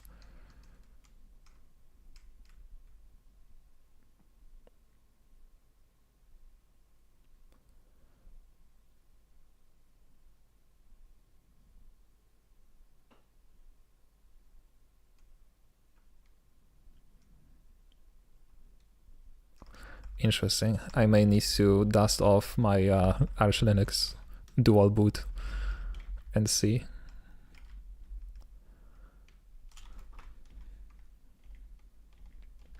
Although I could probably make it work on WSL, right?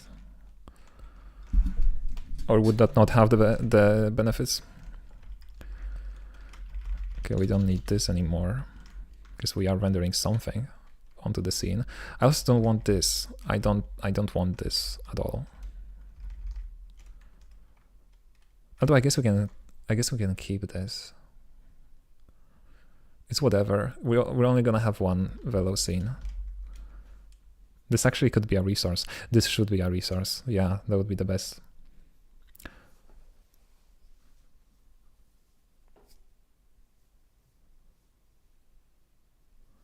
I think you would have issues seeing the actual window from WSL. Oh, maybe.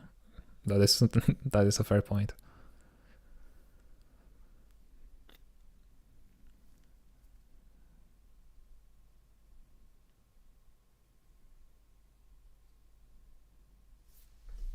Now you can just run graphical programs in WSL nowadays.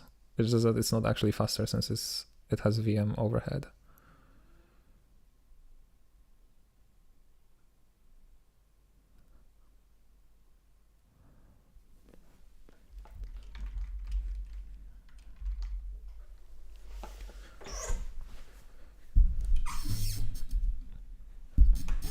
I'll look into that. Okay, render scenes, velo scene. Yeah, let's put it all in one huge resource. Call it a context.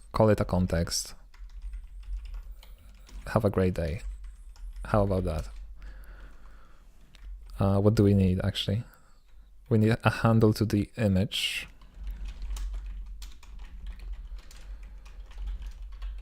And then we need a scene.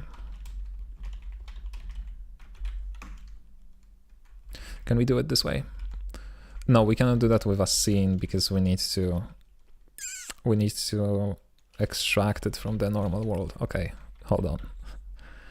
We can do it. It's not that easy. But this is definitely a resource. Is there an extract resource? It is. There is. Would you look at that?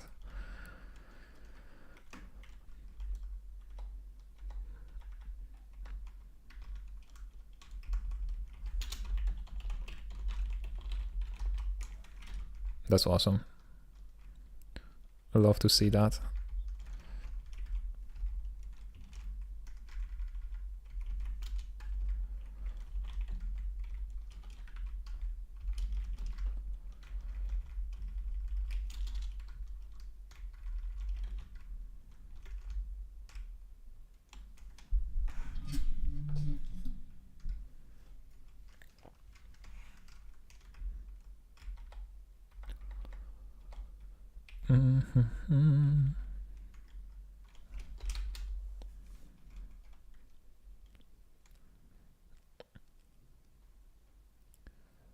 Okay.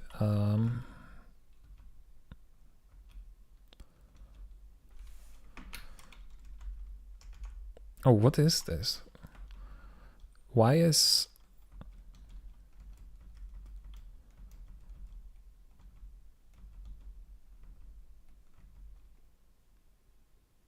Oh, okay, I installed a spell checker, by the way, in case you're wondering.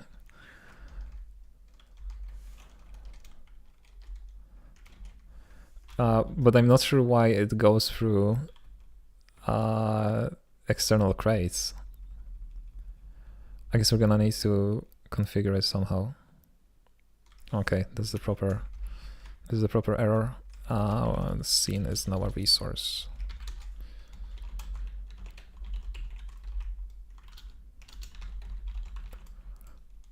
No, for the scene is mutable.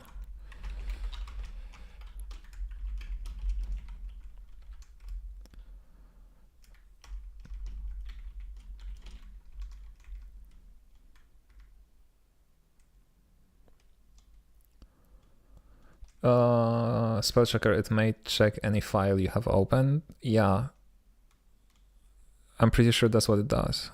On when opening a file and when editing a file. But I do remember that there's a configuration for excluding directories. So yeah, maybe worth seeing about the dual boot just to check if it's faster for you.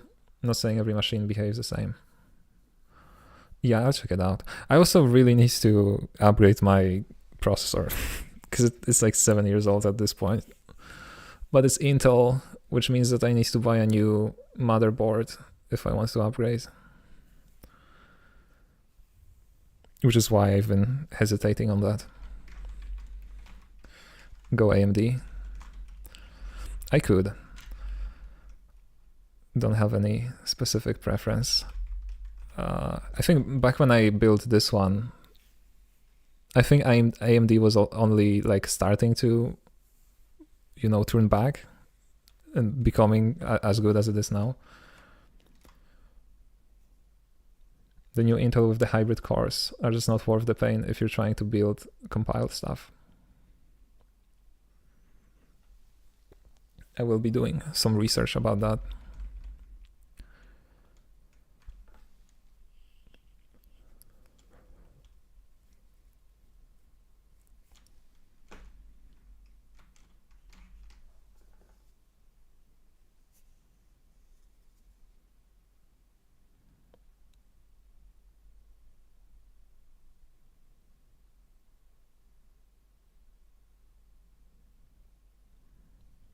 I know you might have concerns around theft, but it might not be a bad idea to offer a copy of your code base to some members of the community to try and optimize things like compile time. No, because it's a... how do you say that? It's a commercial product that I was selling on Steam, and I really don't feel like dealing with licensing correlating to asking other people to contribute code to that.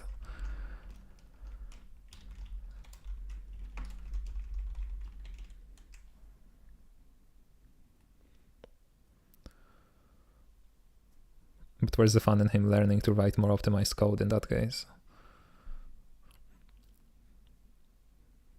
Yeah, I think they meant the general setup of the workspace, right? Like for optimizing the compilation times, not the code itself. But true, that is a good argument. I need to learn this as well. Okay, so this is now a resource. We're gonna set up some scenes later on. There's still some issues. Oh, there's no UI on this anymore.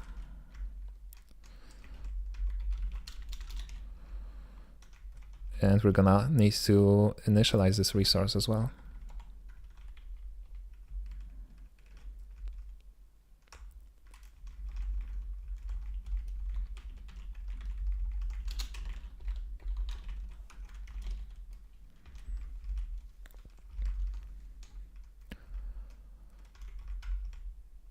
See, here's the thing. Okay, we can let's try to combine these two together. Let's get rid of velo target entirely.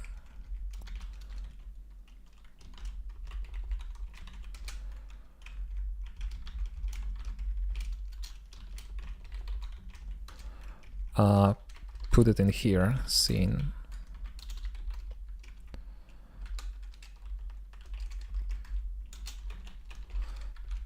Target. Okay, know the referencing now.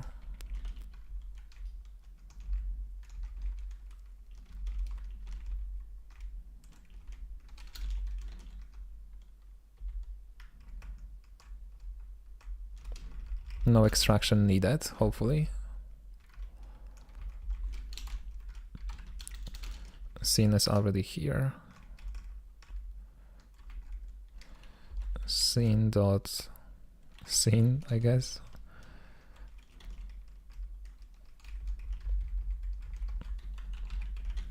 Scene dot target dot ID. Okay.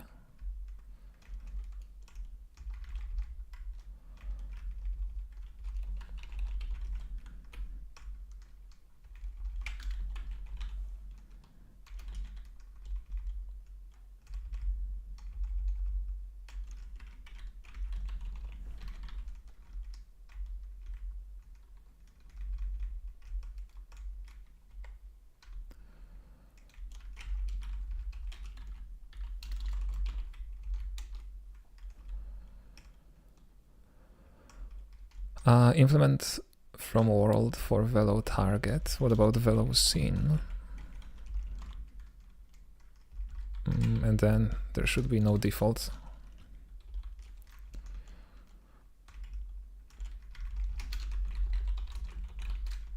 Can I wait? Can't I just do this?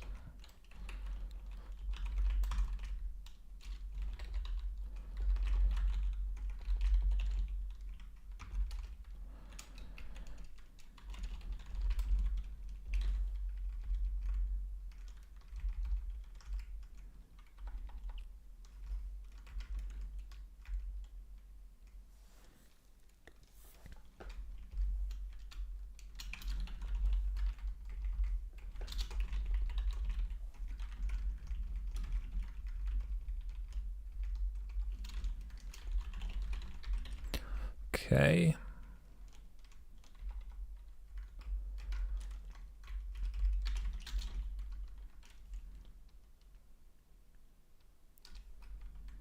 Looking good. What about camera?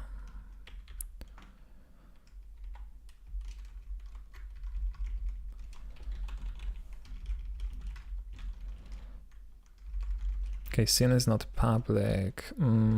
So maybe let's not make it public. I do kind of want to implement my own world query for that. Because then I could follow that recommendation of like implementing wrapper functions that use Bevy types instead of Velo types, like colors and stuff. Yeah, but for now we can just implement the referencing for Velo scene.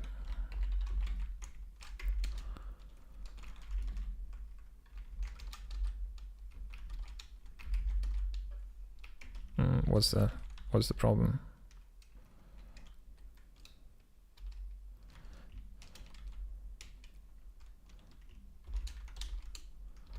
Okay. Type target is velo.scene.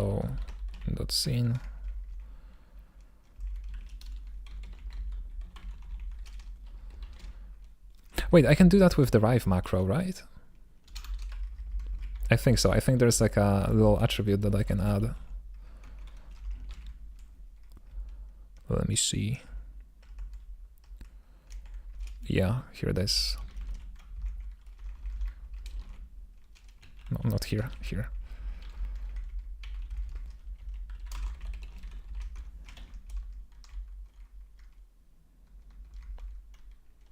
Okay.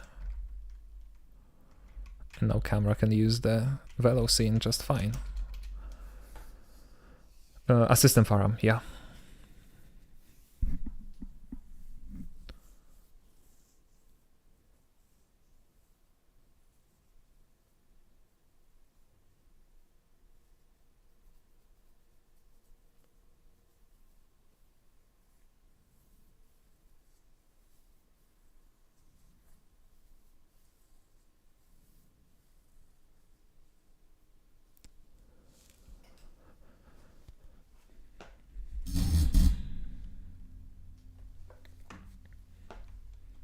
Look at this.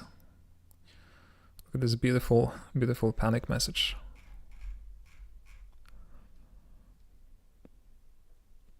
Assertion failed, okay.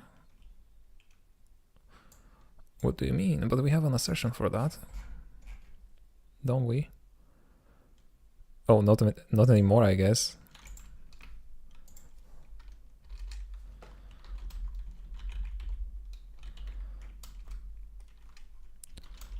Encoding is empty.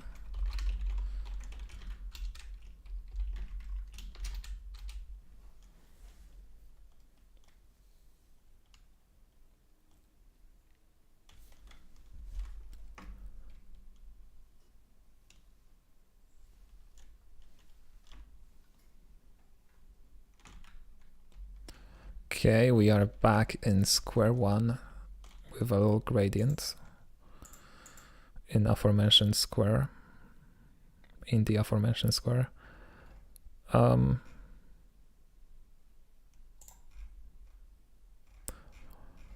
I guess we need to fix the alpha blending. We need to stop running away from our problems.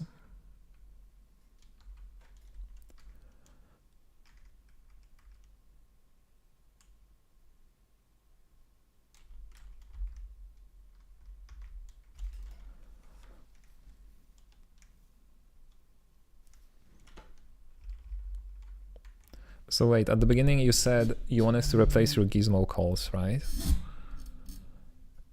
Yeah. I want to do that. Don't those need to be in world space? Oh yeah, of course. We need to take care of that as well.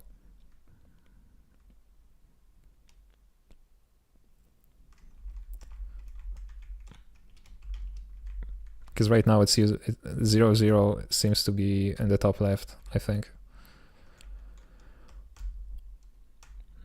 We'll look into that. There is also a possibility for transforming the brush. No, transforming the fill itself. So we'll see. Maybe we can just use something. Oh, but we need the projection matrix for that as well. We'll see. We will see. For now, alpha blending. The bane of my existence. Let's see if we can cheat a little bit.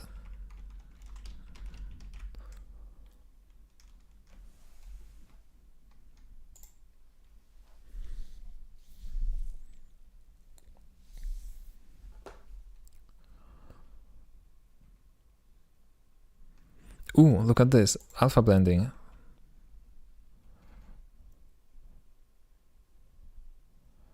Alpha blend component over pre-multiplied alpha blending.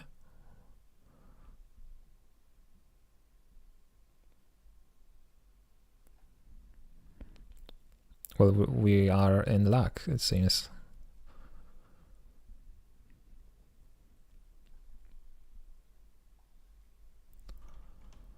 Okay, so that's like 10 times easier.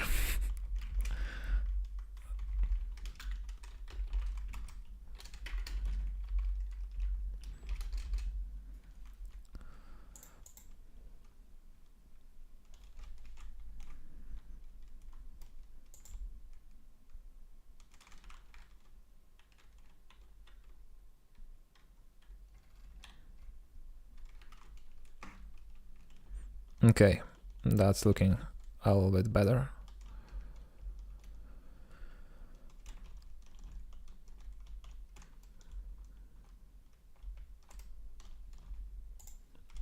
Alright, so we just need to make it world space, like you said.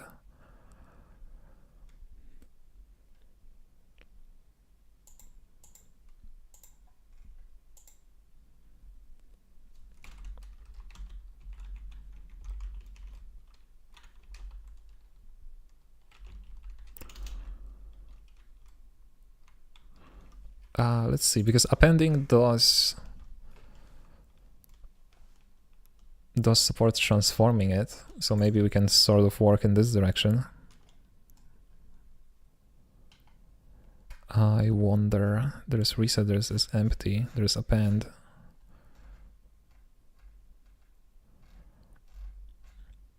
Encode, encode, encode. I wonder, hold on. Is there something about transforming?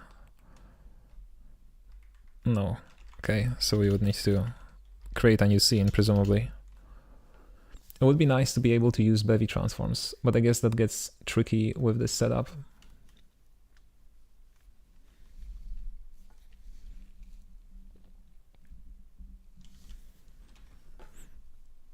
Yeah. I mean, at the end of the day, the scene struct, wherever it is, it's not like it supports a lot of methods, right? It literally has just like fill and stroke, and then maybe push layer, I guess. We could technically like make wrappers that accept something different than the affine, because that's not glam, right? Oh, Rust Analyzer, what are you indexing? Why isn't it indexed? No, that's Kurbo.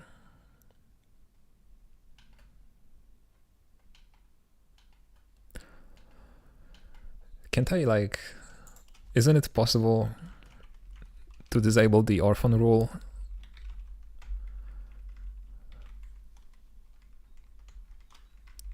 using some feature or something, like unstable feature. That would be crazy. They should allow that, like unless you're releasing your crates to like crate.io.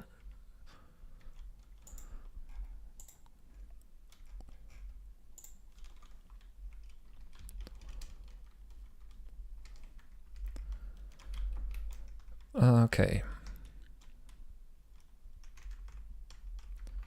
If you switch to Rust Nightly, you can get a lot of features. I am using Rust Nightly.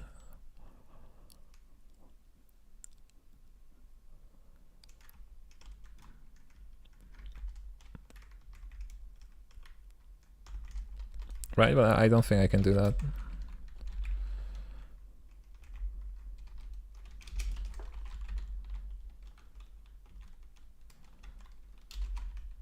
How do you do that?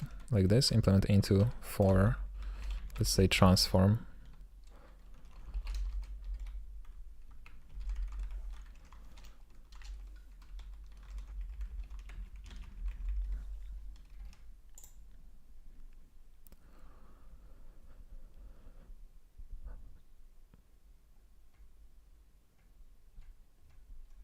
Yeah, I don't think there's a feature for that. It would, I think it would list it here. Like it lists, you know, computing floating point numbers in const. Gotta create a wrapper type. Yeah, I know. The new type pattern.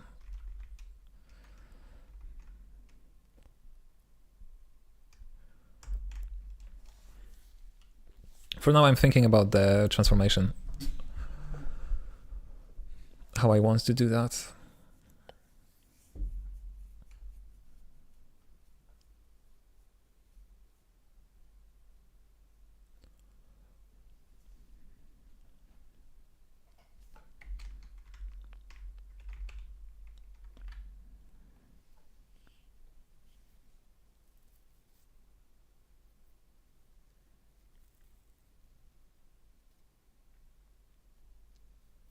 Because we can draw them in world space.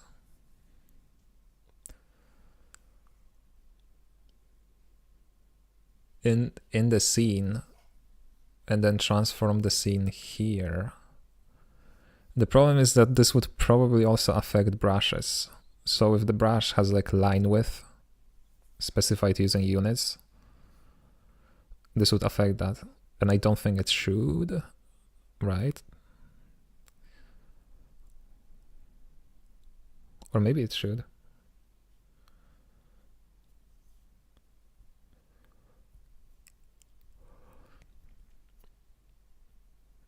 Okay, I'm gonna overthink it for a longer during my break.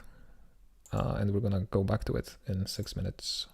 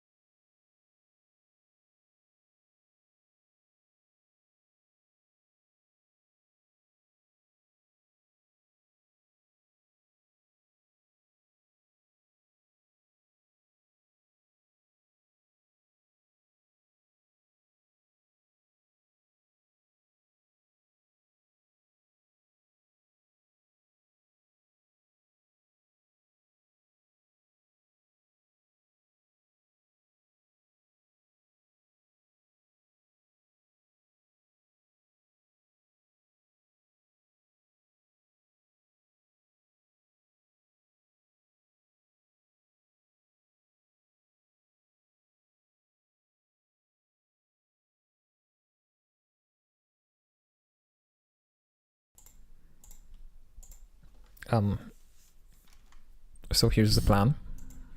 Okay, I thought about it.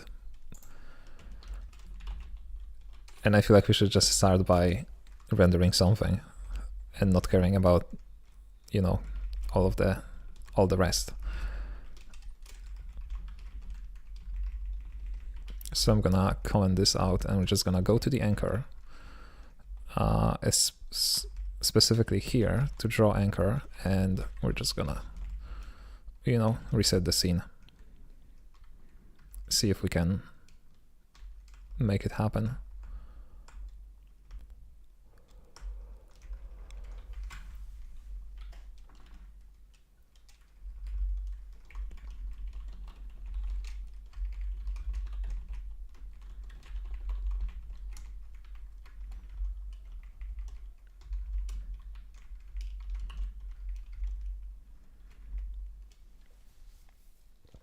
So I'm gonna reset the scene at the beginning, and now we just need to figure this out. How to do that specifically. Gonna get rid of the ripples for now to keep it simple. And now we just need circle 2D to work somehow. So just for now, I'm gonna get rid of these.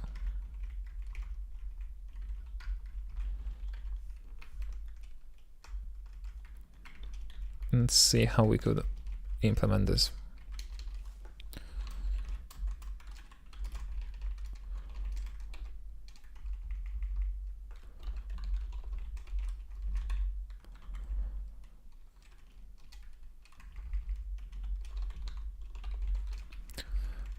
What do we get here? Position, radius, and then color.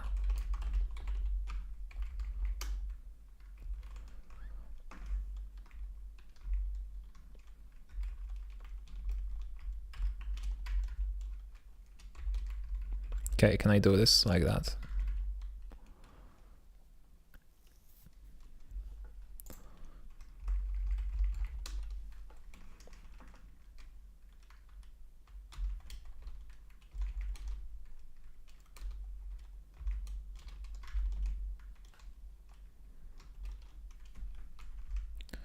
Okay, what is linear? Oh, okay, here it is. I probably don't want that.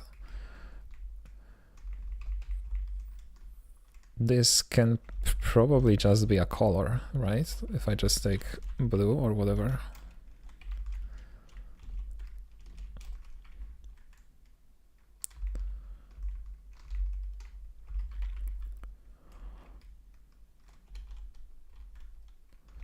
Let's import point. All right. Cannot borrow as mutable.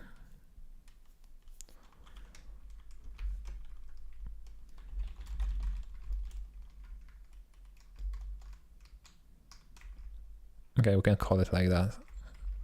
Just for now. Just to see.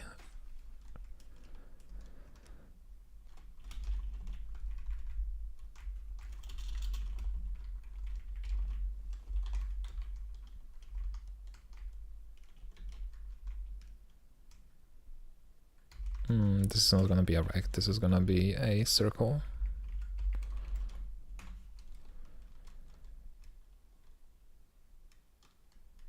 New circle. What does it want? Center and then radius. Okay.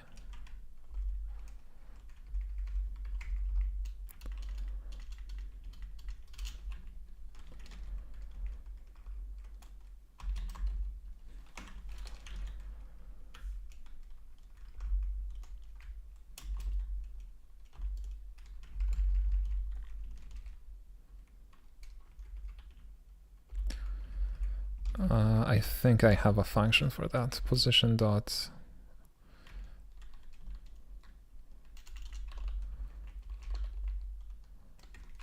to point. This is gonna accept a point.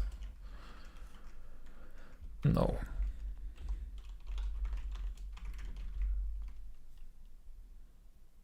Okay.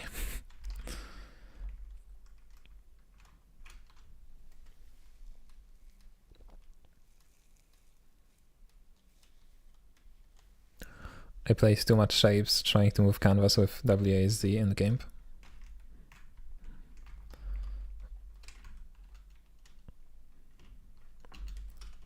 What is shapes?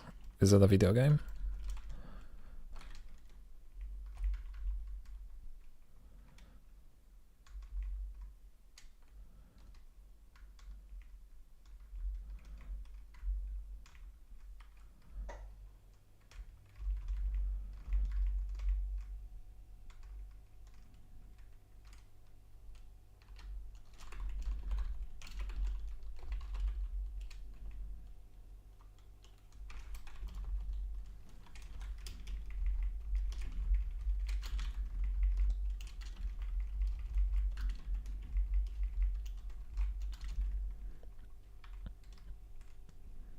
Yeah, Shapes is a Factorio style game about making colored shapes.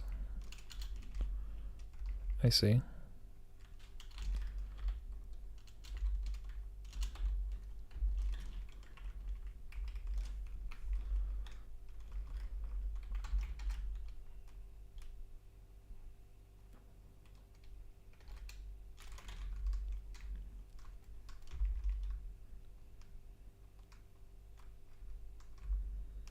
Okay, so this alone should draw something. It's gonna be in the wrong position though.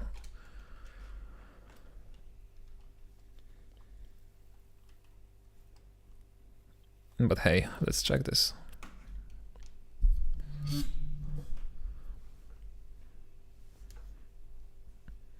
so excited for Shapes 2 this year. The betas have been awesome.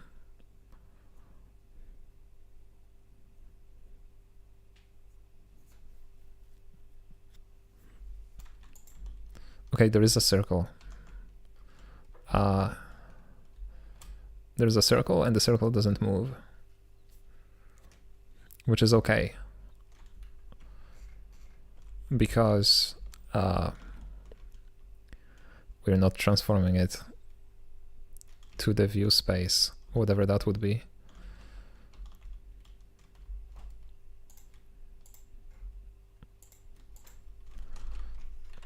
So maybe let's just take the camera here. Again, temporarily.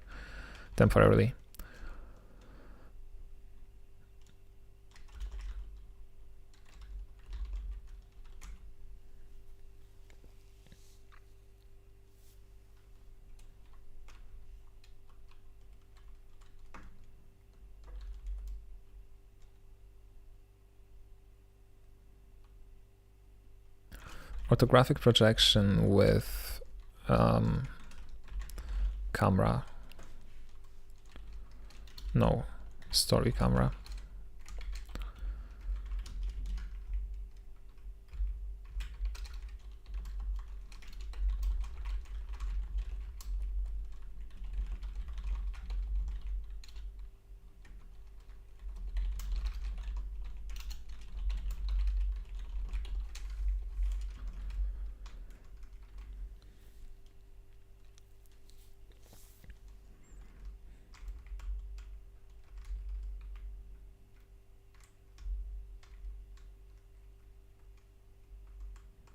Okay, now what? Camera dot.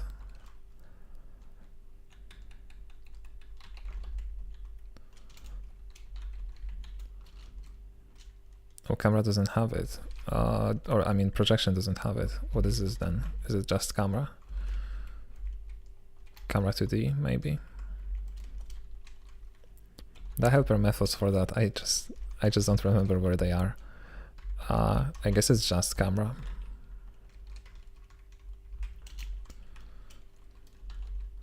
Yeah, world to viewport. I'm gonna need camera transform as well.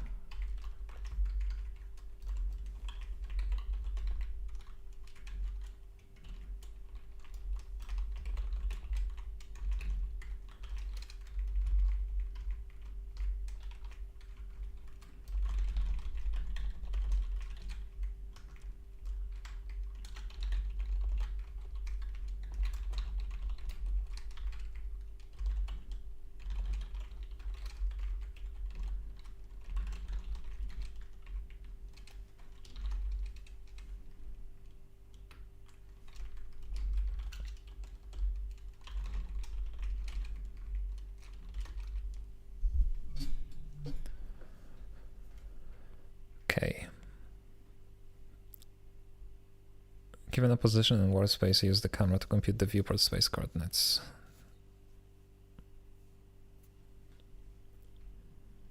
I wonder if they are gonna be correct, maybe.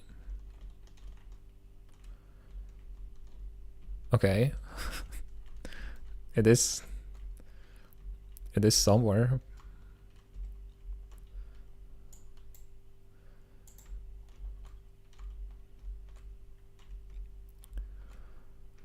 So I don't know if you can tell this on the live stream, but they are like really floaty because they lag behind the camera, I guess. I think so. I'm not sure if this is just an optical illusion caused by the fact that they are so wide.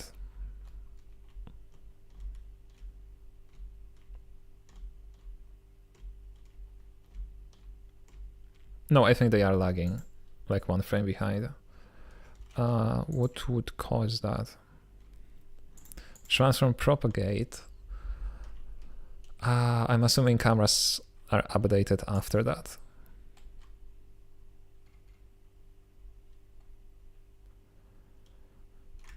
Computed values for this camera, such as the projection matrix and the rendered target size. Yeah, okay, so when is it computed?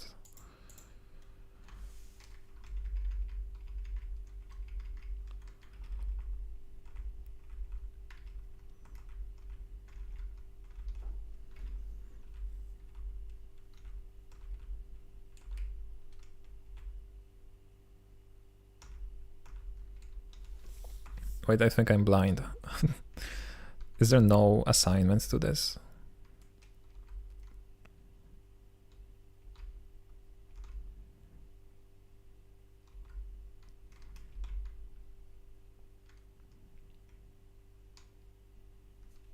Oh, here it is. Camera system.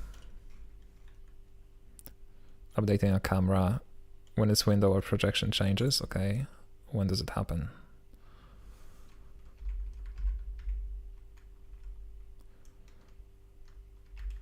Inset camera update system.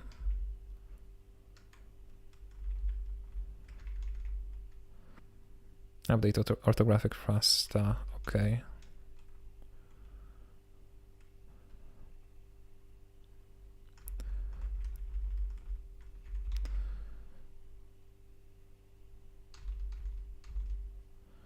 Instead update orthographic raster. Okay. All right. So we can just use camera update system, I guess.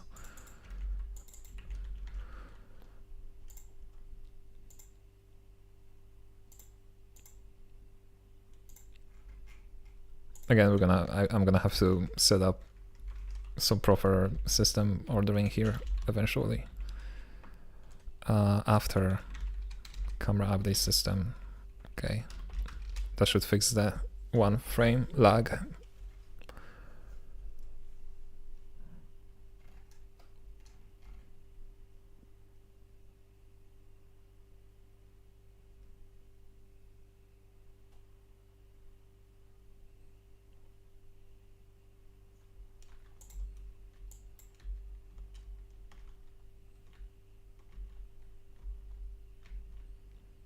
Or not.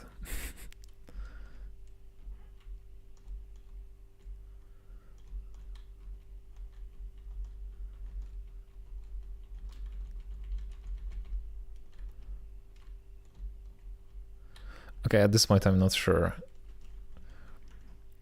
I'm not sure if it's a problem with the anchor or with my eyes.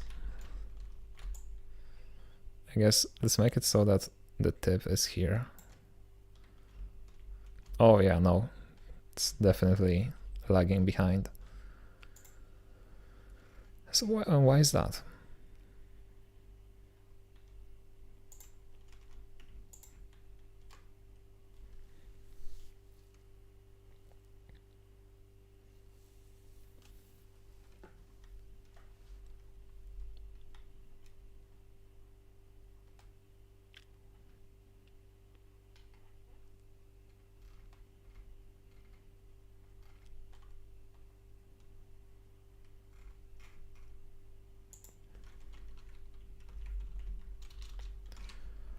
Oh, hold on, I think I know the problem, maybe.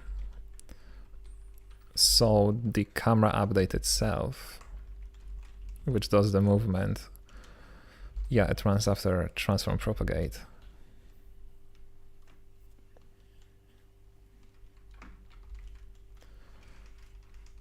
Let's make it run after transform propagate, but before camera update system.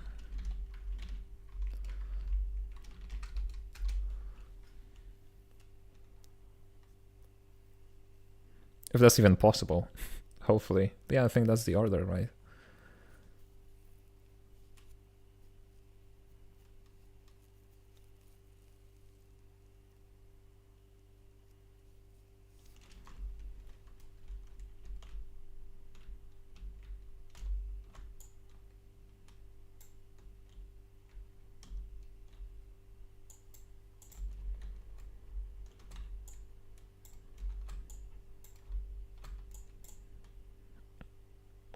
Okay. Yeah, it's fixed now.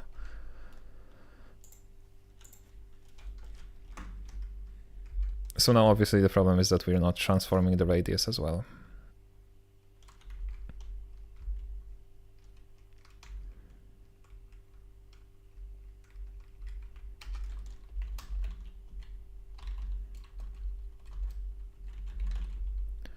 Okay, worlds to viewport.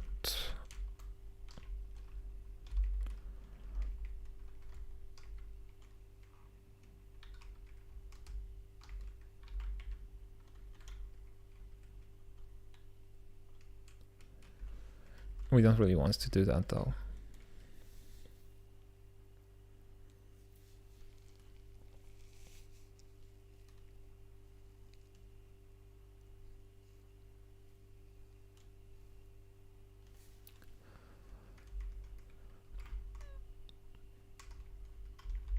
Because that's that transforms position, and we need to transform a vector.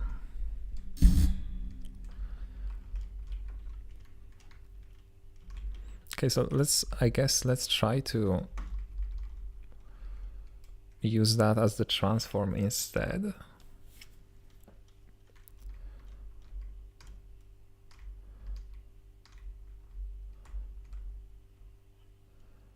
So here's the idea. We're not gonna pass the position here.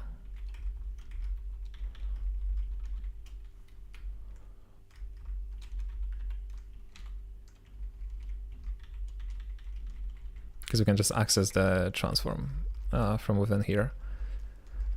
Now we're gonna get the matrix for this operation, which does not exist because that's just some viewport position manipulation. Oh, that's a bummer.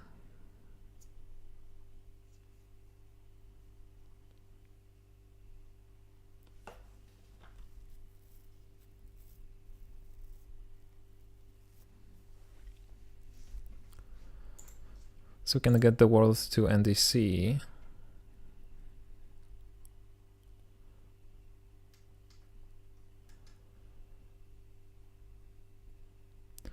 But then we would need to somehow create a matrix that gets us from NDC to viewport space.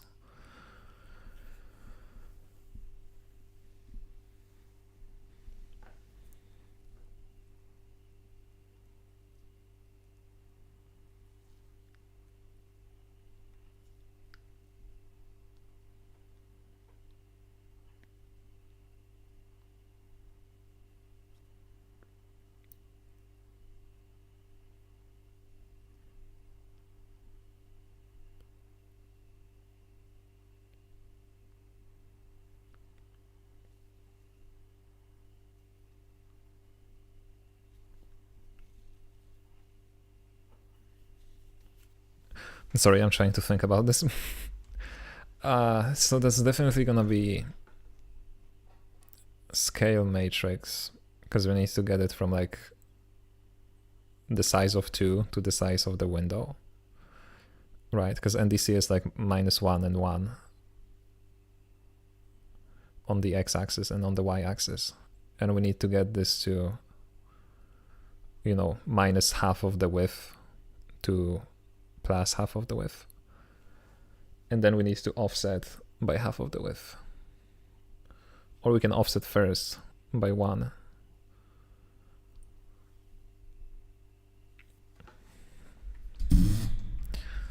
Yeah, linear algebra.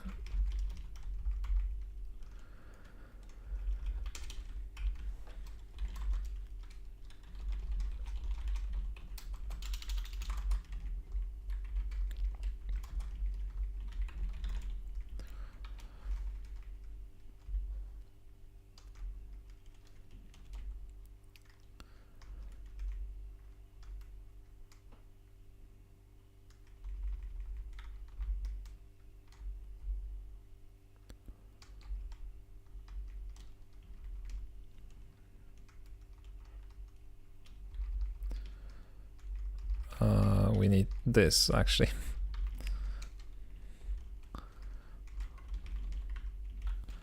Camera projection matrix times camera transform compute matrix inverse. Okay.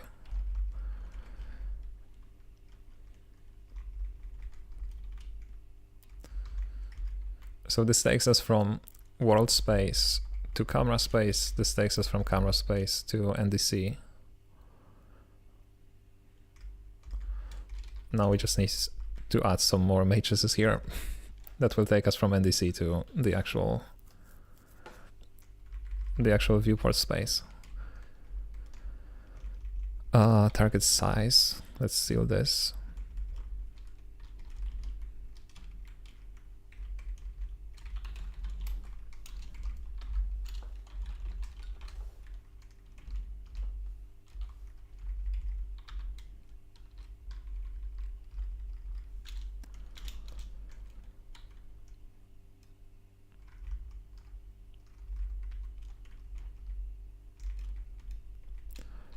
Okay, so for now, let's just try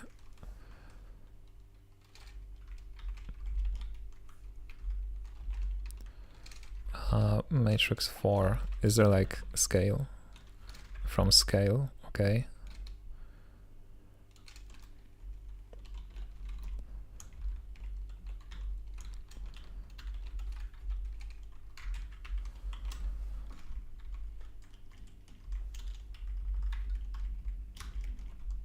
That should be something. So now affine new world to NDC. Can I get an array of numbers? Probably not, because this affine expects F64, yeah.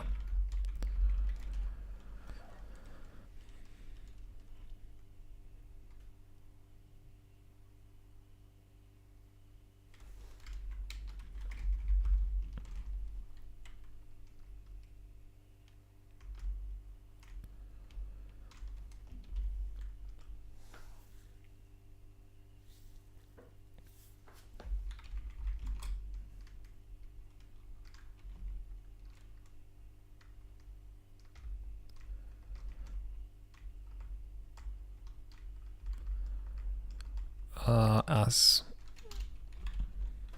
what are mutable parts? Oh, that's some extension.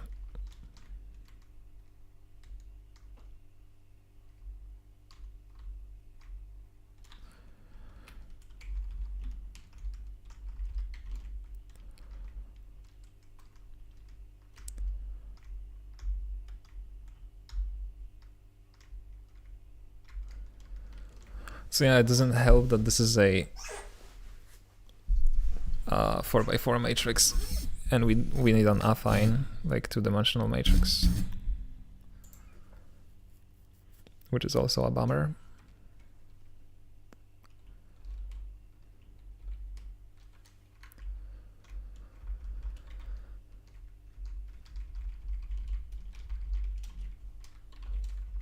Okay, what is the affine matrix? Here it is. A, B, C, D, E, F.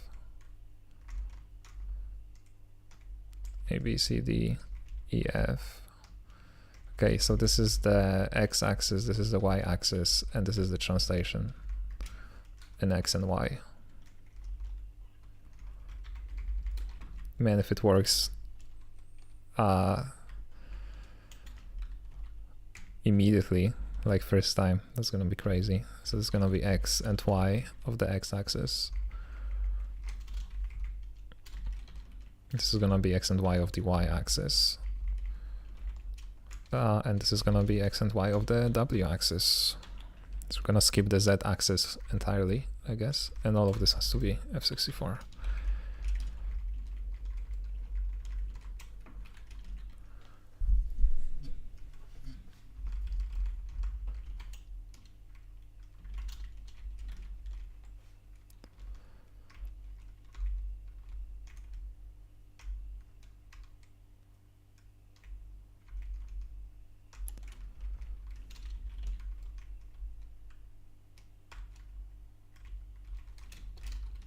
Okay, let's see. This should be correct,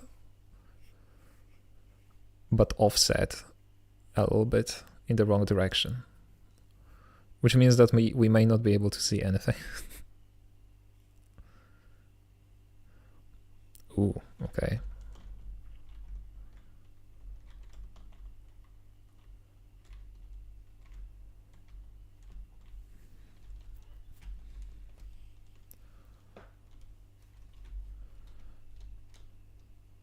There's one giant anchor in here. Okay, but it does scale with the window, so that something works. Something is up.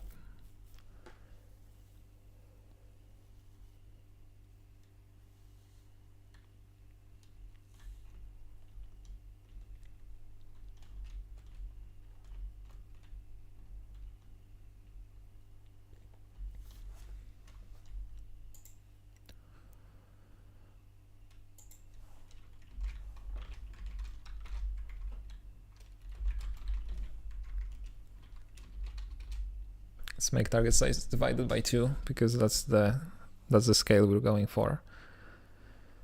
Because again, NDC is from -1 to 1, so that's the length of 2 that we're dealing with.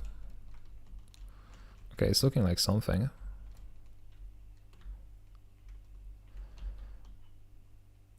Okay, the x-axis is correct. It stays in place. It stays in place. The y is inversed. That's okay. It do be like that sometimes.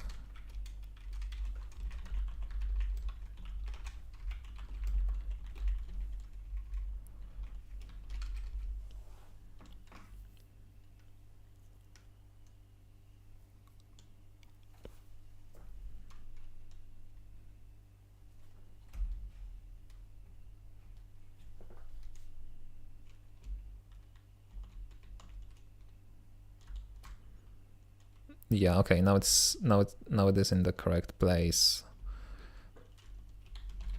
And it only seems to be offset from where it should be.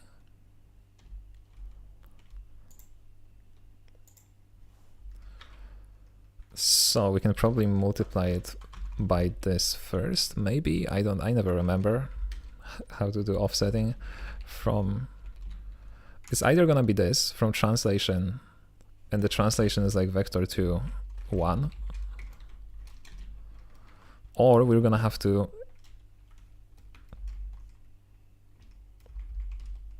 is it not possible? Oh, okay. Extend 0. It's either gonna be this or we're gonna need to translate it afterwards. I never remember.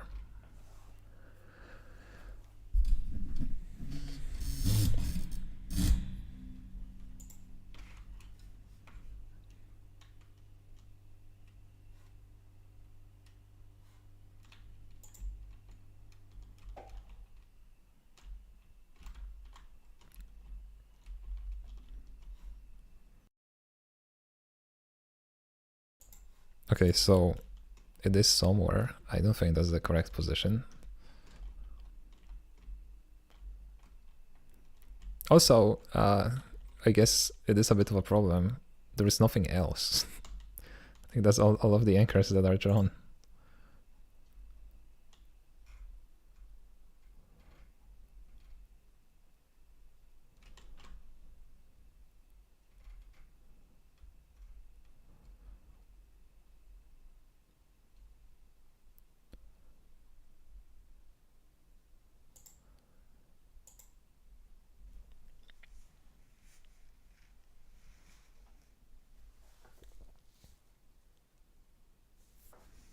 Oh, we're not even using the transform anywhere. Hold on, we need to define it. Or maybe not. Maybe let's pass the transform in here.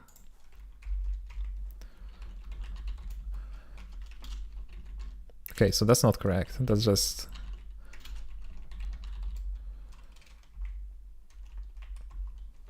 That's just taking us from 0, 0 to the view space while ignoring the actual transform of the anchor. So we need to add this back.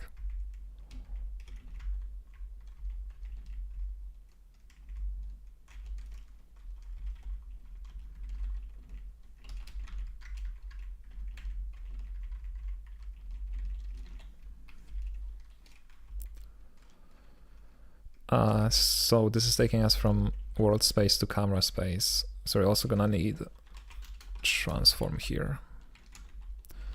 Compute matrix. So this should take us from local space to world space. This goes from world space to camera space to NDS. And this should magically take us from NDS to the viewport space.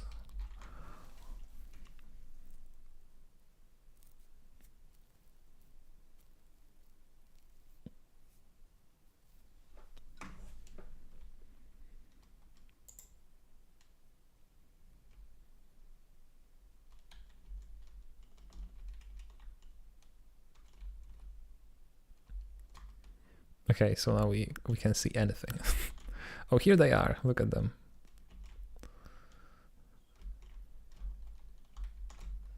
Interesting.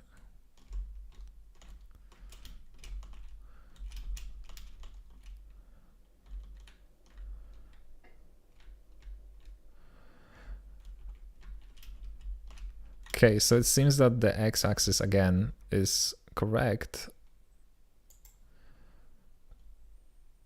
The y-axis is not.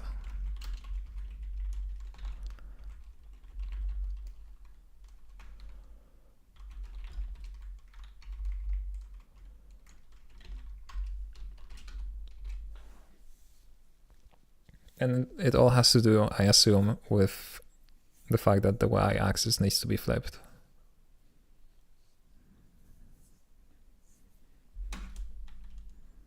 Okay, this looks kind of correct.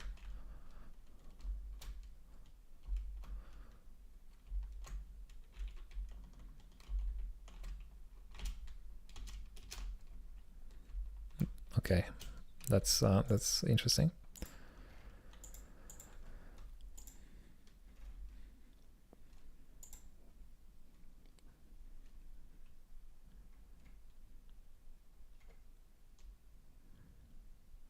So I guess we need to make it a stroke and not a fill. I just tuned in again. Are you testing Velo? Yep.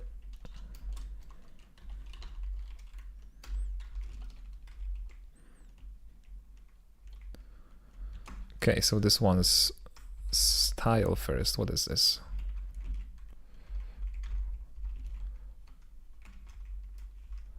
Okay. Stroke.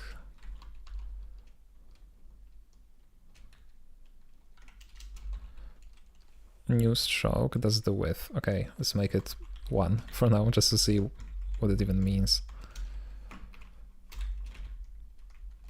We get transform brush, brush transform shape. Okay, everything stays the same.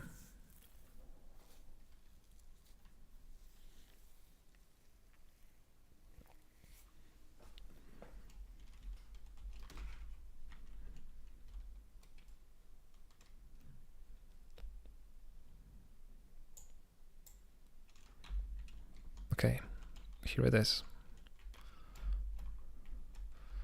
In all of its glory. Nothing has changed. I mean, the circle is now smooth. It's no longer made out of polygons, I guess.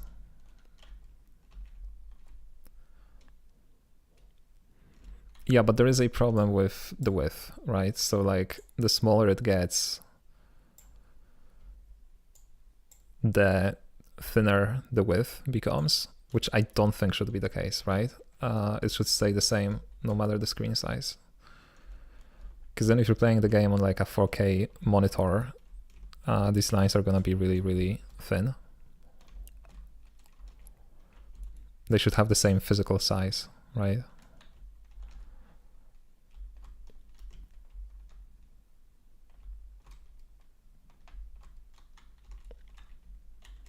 The debug circles look great.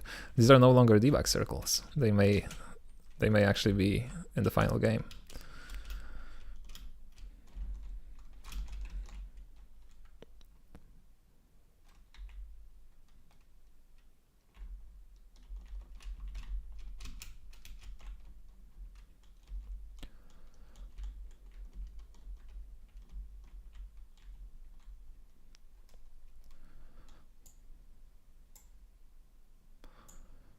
Okay, can I make this bigger? Yeah, I can. Like this. I cannot make this taller, but I can make it wider. Yeah.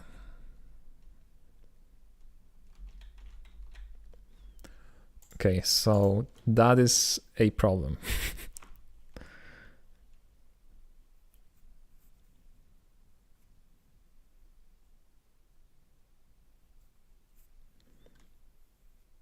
You can zoom in your editor view, right? Yes, but it always uses the story camera.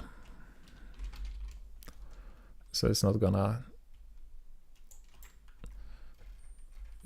be updated here. Maybe it should.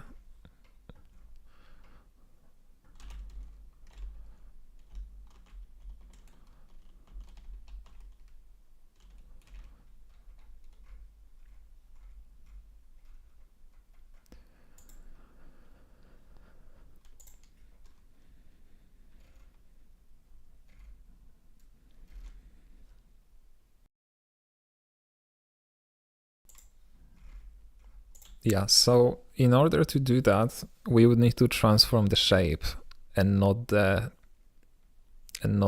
operation. Right? I think so.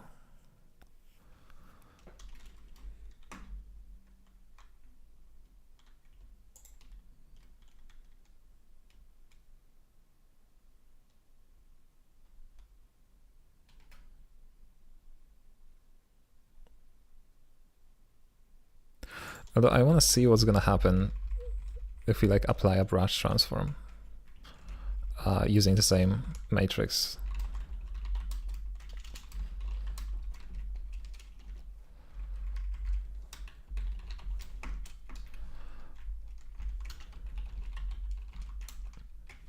But like inverse maybe.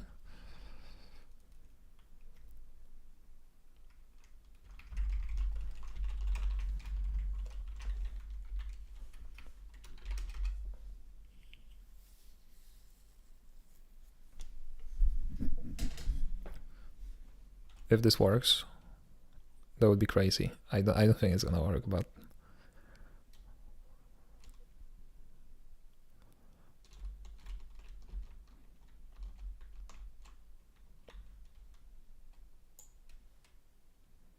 yeah, no. I think the brush transform is for like textures. If you have like a brush that uses a texture and stuff like that.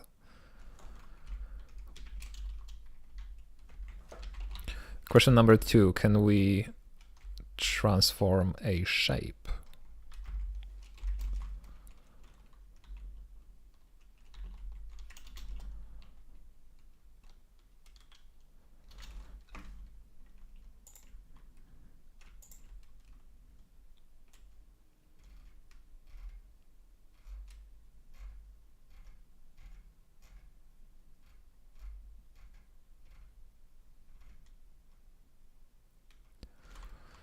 No, I don't think it's possible.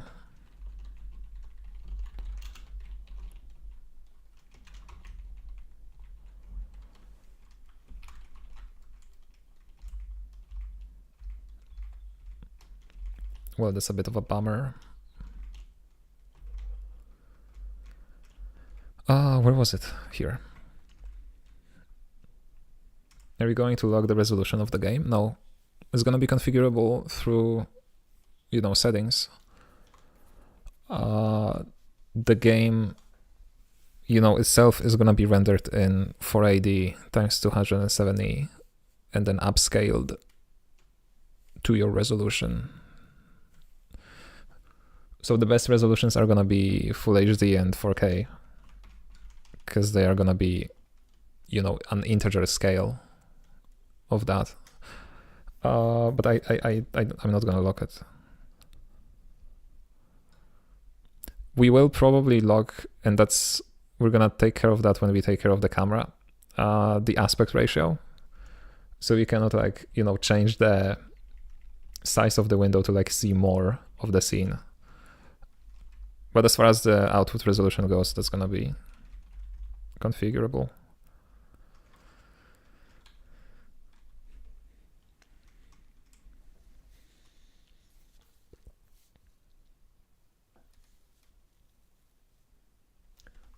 So you'll have bars, probably. Maybe we're gonna do a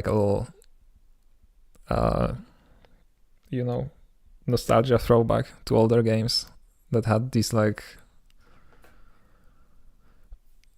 custom-made art on their bars. You know what I'm saying?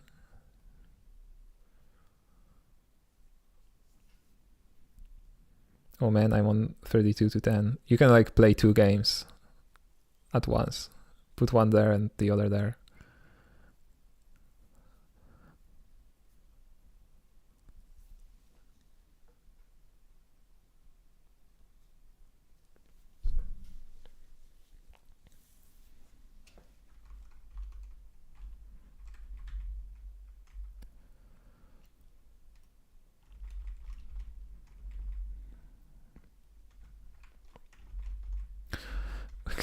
We can, that would be stupid though. We can embed a AI model that would run, the image extension kind of thing.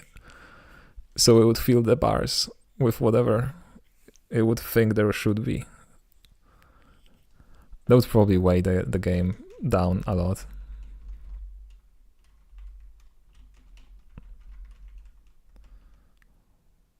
That would be cursed. Yeah, it would be extremely.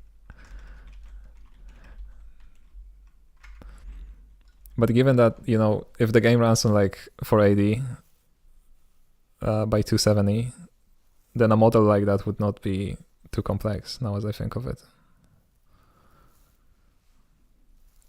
Because it could run on a smaller resolution.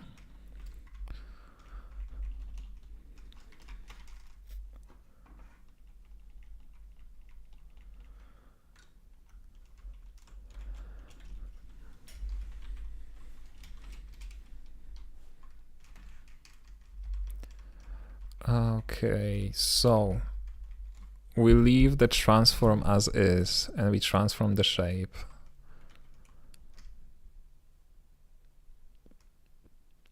That's still not ideal. We still need some scale factor on top of that.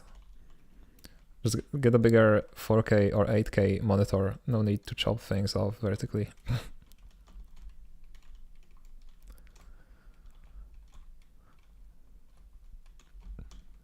So at which point it becomes a television.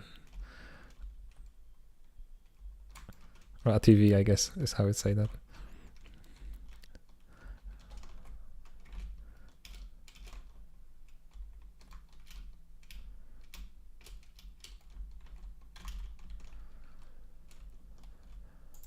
Yeah, we would need to have some scaling factor regardless of that.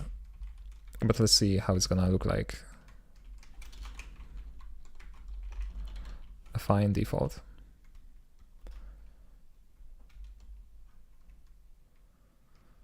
I have a 33-inch monitor. That's about the biggest you want to get on a desk, I think. I don't know how big that is, if I'm being honest. I don't think I can imagine how that would look like. So here we would do matrix, right? Transform. Or maybe not. Is there no way to do that? Can I just multiply it by a point? Maybe. Maybe. Crazy. I can't do that. There is a multiplication operation.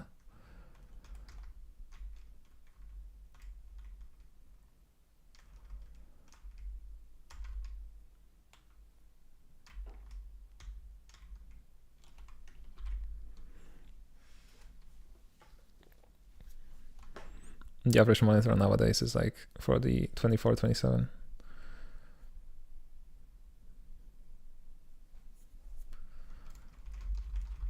Yeah, I have a TV above my monitor, so 42 inches, 16:9 stacked on top of my 42 inches, 32:10. Interesting.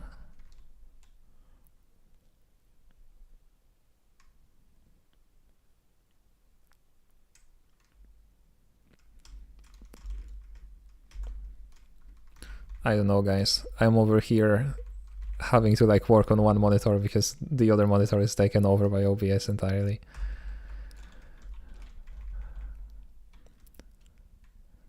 Okay, what about the radius? Man, this will transform the point correctly because it adds the transformation, which we don't want.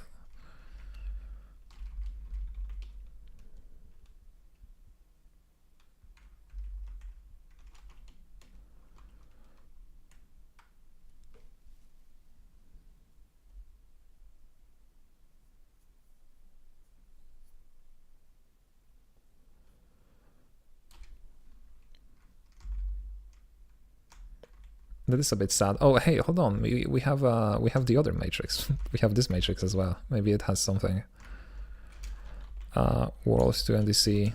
This is actually worlds to viewport. Whoa. Whoa, whoa, whoa. What have I done?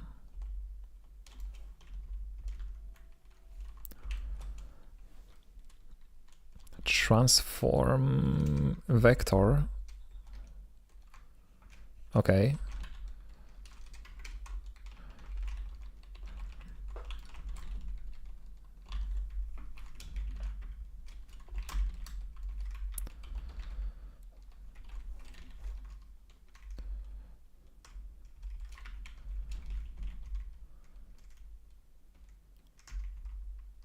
I don't think this is gonna work.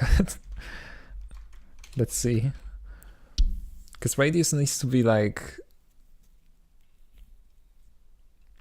we would need an ellipse and not a circle to make this happen. We'll all be in Vision Pros in a few years anyways, right? Yeah, totally.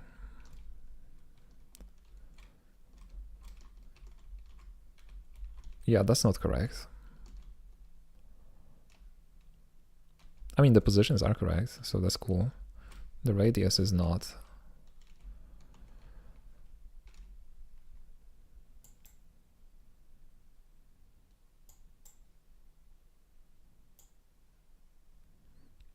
But the on-screen width stays the same, so that's great.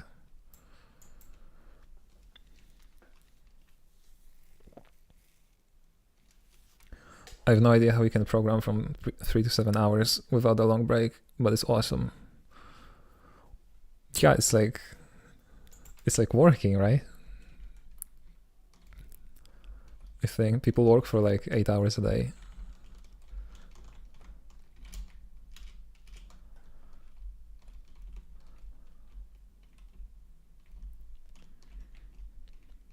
But a really good point you're making here. I need a little break.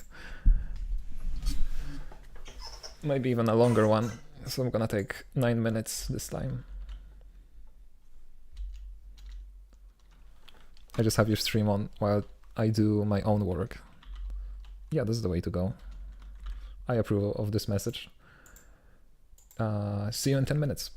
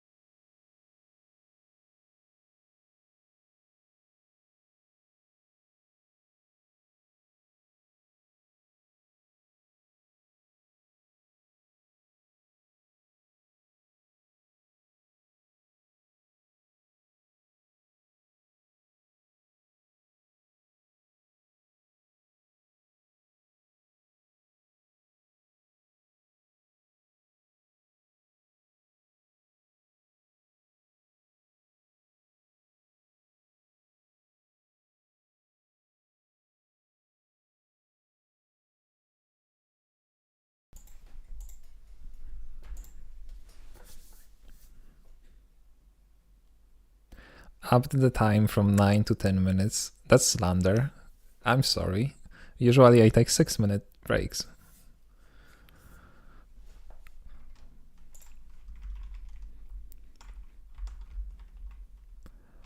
I've been thinking about this, and here's what I came up with. There may be something in this scene that we can use, because the idea goes, if appending a scene can use a transform, it should be possible to, you know, transform the shape itself. There has to be a way to do that.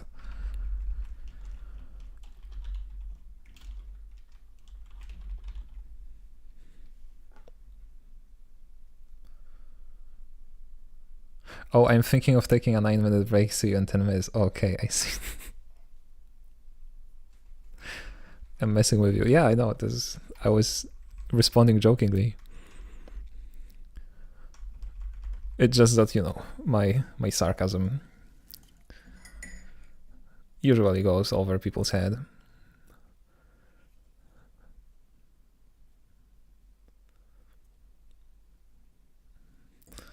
That was also a joke, by the way. What am I looking for? I'm looking for something that can transform this.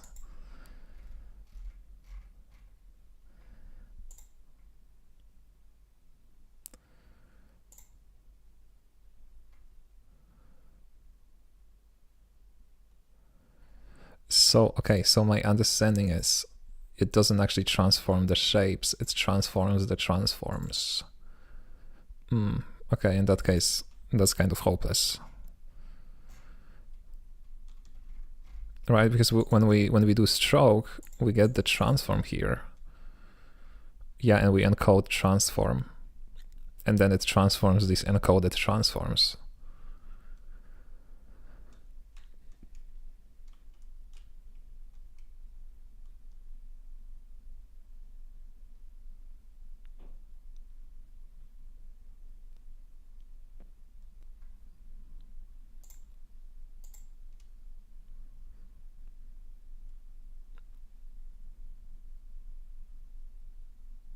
Make a key combo to display a /s on stream.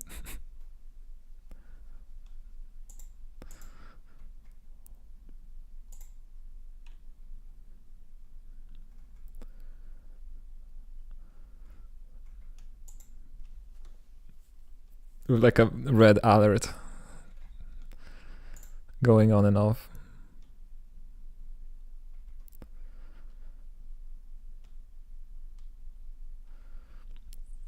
Just drag a JPEG. Yeah, I can, I mean, I can just add a text source.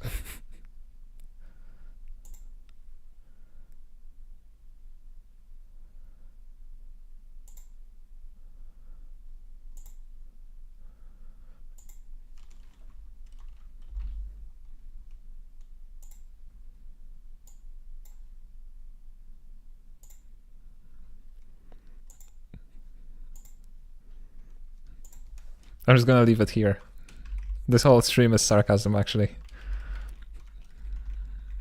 You've all been played. I've never actually made a game. I'm not working on a game. There is no game. It's elaborate sarcasm I've been setting up for like the past month.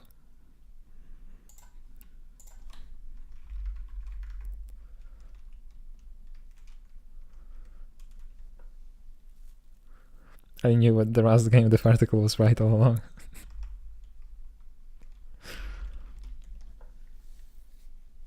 You need to consider that I said all of this while the /s was being displayed.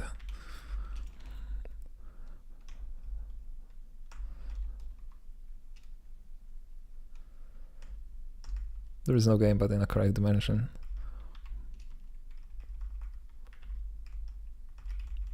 Okay, hold on. Let me think about this.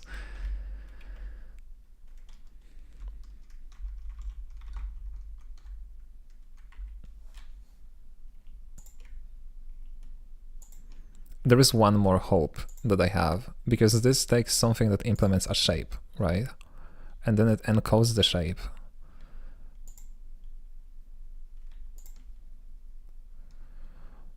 Yeah, and it uses path elements.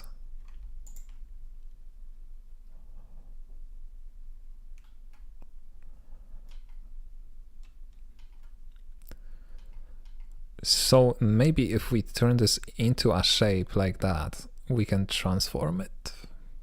No, but how would that be possible?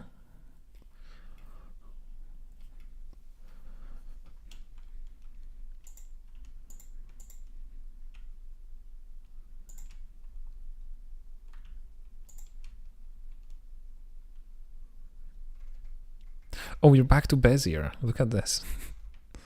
Back where we started.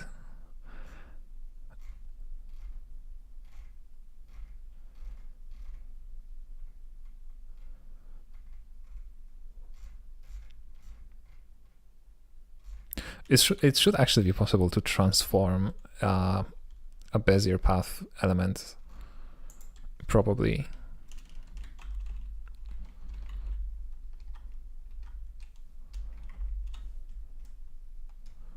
Yeah, there's apply and affine.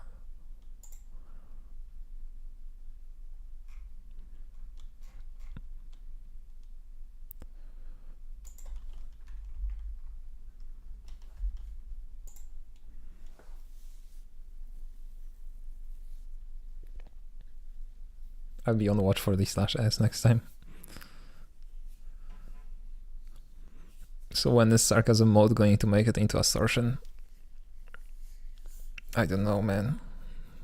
Once we get the dialogue system running, then we're gonna be able to do /s in the dialogue.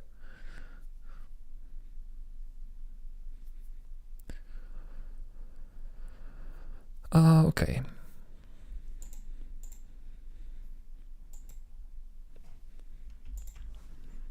Let's go to the circles, the implementation of the shape for circle. Path elements.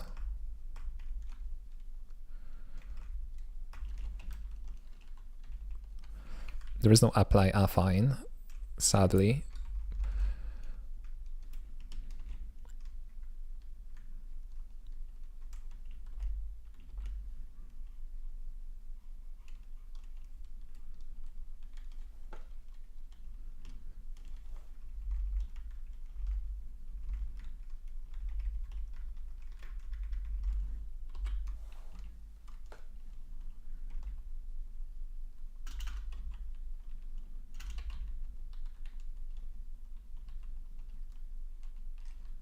Yeah, we can do two path with like a tolerance and then apply affine.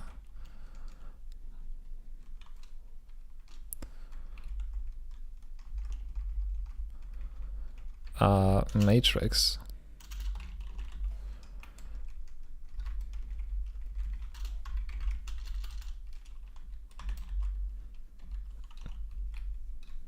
And then we don't need to do any of this. Or maybe not. Group of shape is not satisfied. Why? Oh, because apply and affine is not for chaining, I guess.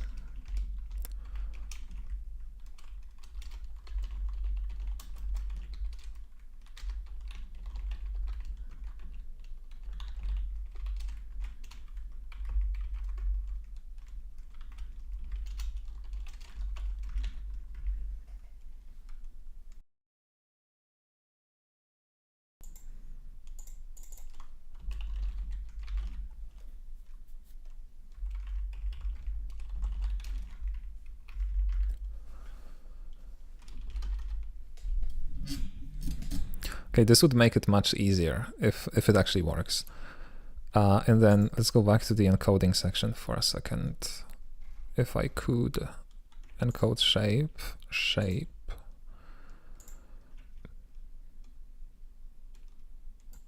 Okay, here it is. And so one right now the width of 1 means 1 logical pixel, right? Because that's what we're using. Maybe I'm gonna have to look into that. Because there's a way to configure the camera to like automatically calculate the logical scale factor. Right, so you can say like, oh, I want my camera to be full HD, and then the window is like 4K, and it chooses 2 as the scaling factor.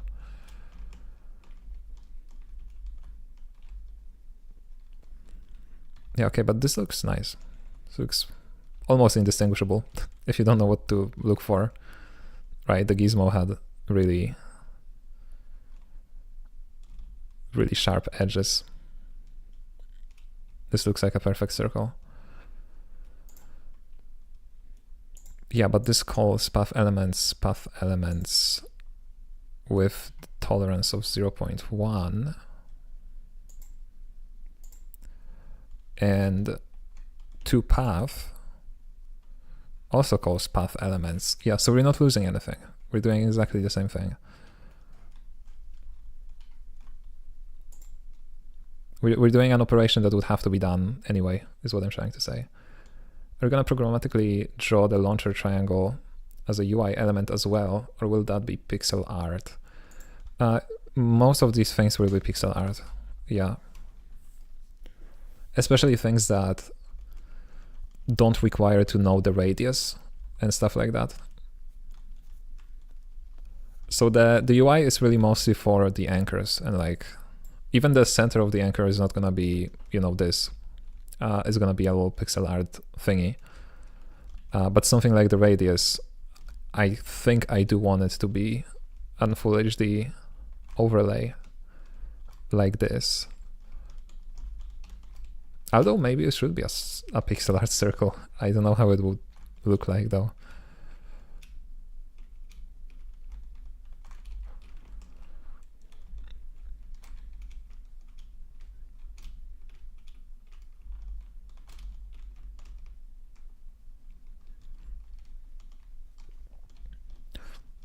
What about the lines along the terrain? No, they're all gonna be pixel art. I can show you how this would look like, I think. Give me a second.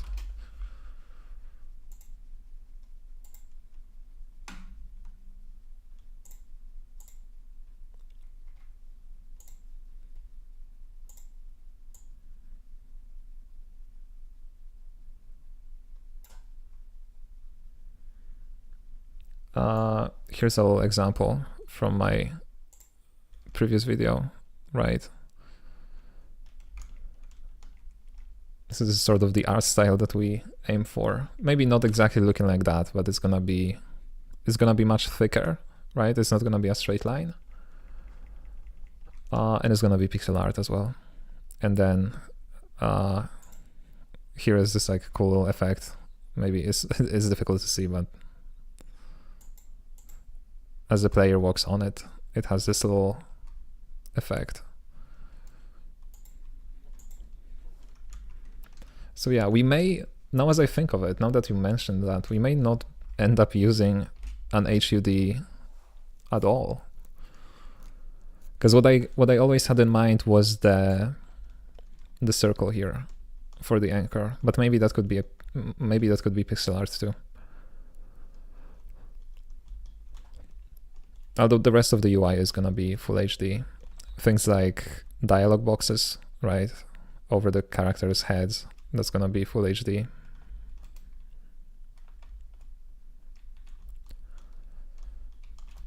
So we will definitely end up using Velo, that's for sure. It's just maybe not like this.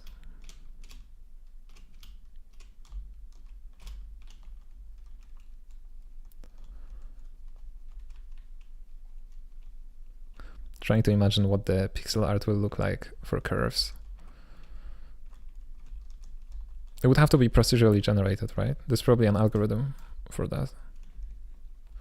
Purely a game design question, are you thinking of having the player unlock abilities, launcher, wall walking, and so on? Could be cool comeback to an arena with new abilities and show hidden elements. Yes, the game is a Metroidvania. So yeah. It's sort of, you know, key aspect of the genre. So you unlock abilities that give you access to new parts of the world, and the world is sort of open.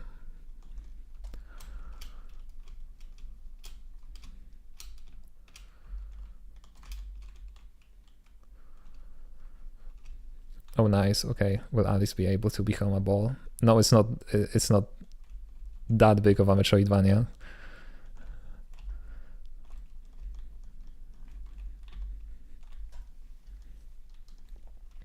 So I know what ability you're talking about from Metroid, right?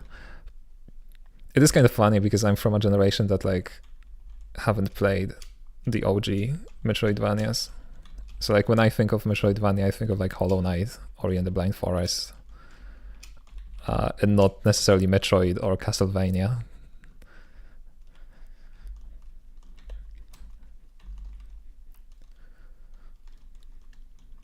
So that's cool. I'm gonna be able to repeat the mistakes that have already been figured out by the previous generation. Wait, hold on. I forgot to put /s on the screen.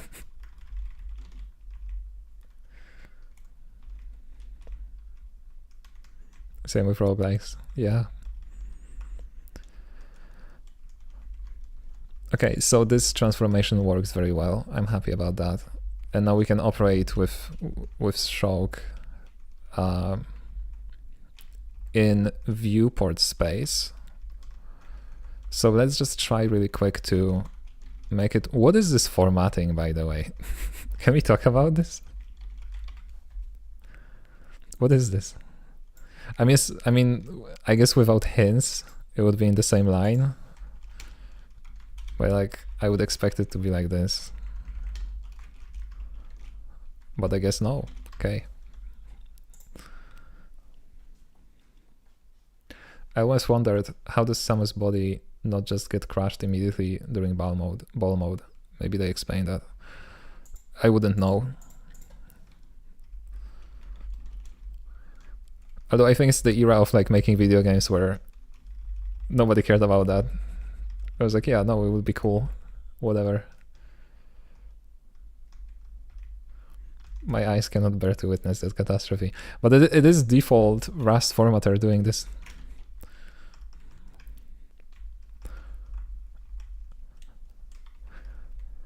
Okay. What was I about to say? Let's try to implement a quick scaling factor just to see if we can do that. So let's say let's scale is equal to something huge like 4, right? So now we will need to scale this matrix because it's responsible for scaling the brush effects, like stroke and stuff like this.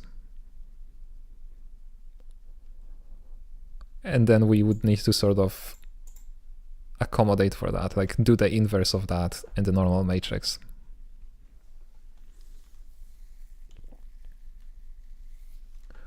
Yeah, it's just the Visual Studio Code throwing it off.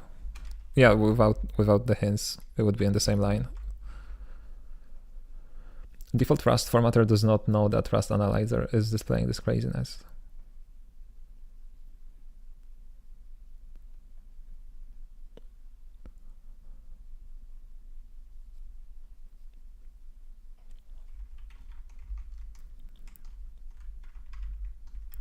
Yeah, but I would still expect it to be like this, right? Because it's kind of like assuming that all arguments should be formatted like this, right? If we were to format it the same way this is formatted. And I guess it's something. I wouldn't personally use that formatting style. So it is kind of weird that lambdas or closures, excuse me, use a different thingy.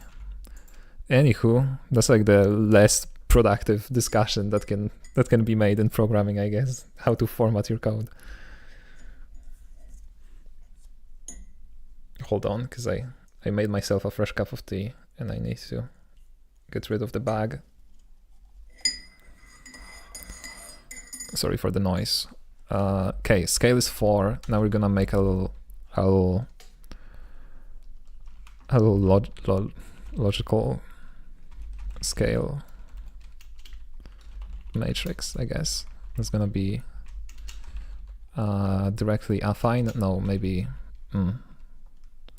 we could do both. Let's do affine directly and just scale it. So that's gonna be this.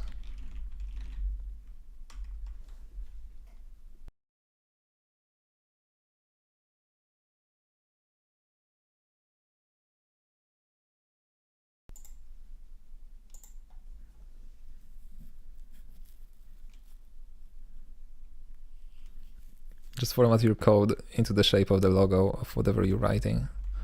Exactly.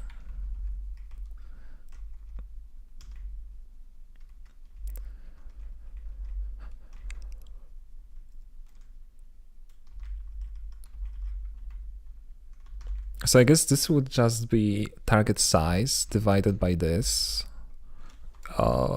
divided by scale, right?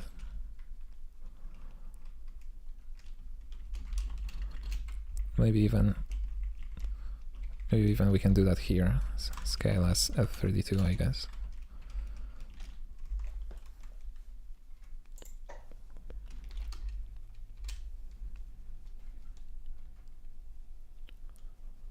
Multiplied or divided by scale? I don't know. I'm guessing. We're gonna see. We are multiplying by scale here, so I'm assuming we need to divide it over there. Yeah, okay, and so now that's perfect, I think. Because it looks correctly, right? But the size of the stroke is 4 times thicker. So this is how we're gonna have to handle all of this.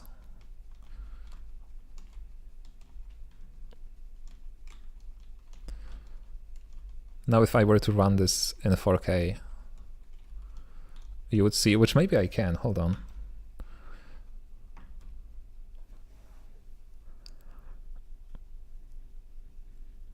Oh, okay, that's interesting. So I'm running it in full screen mode right now.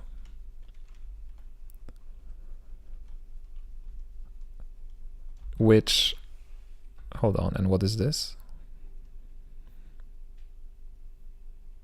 Okay, this just crashes my game.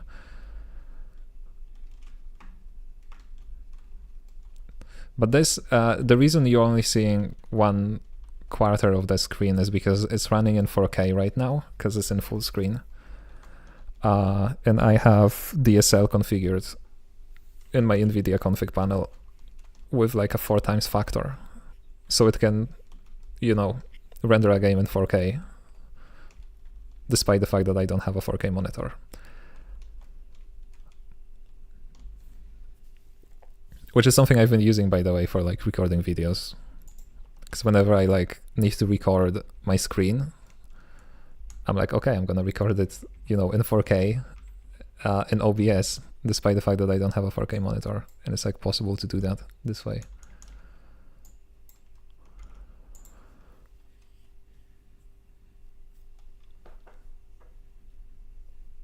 I think multiply, reboot the game. Does it work in game? Hold on, I lost the context of these questions.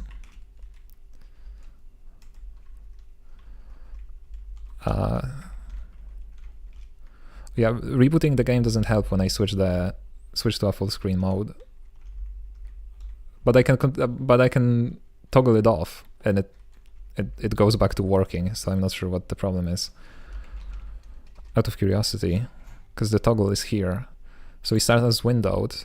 Next we have borderless full screen. Then we have full screen, and then we have size full screen. So size full screen is the thing that doesn't work on my current setup. I'm not sure why. Anyway.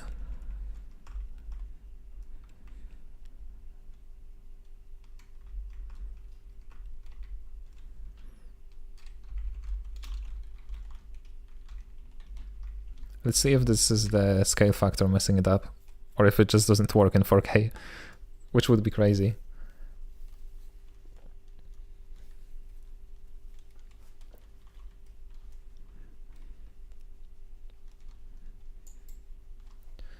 Okay, so this is borderless and this is 4K.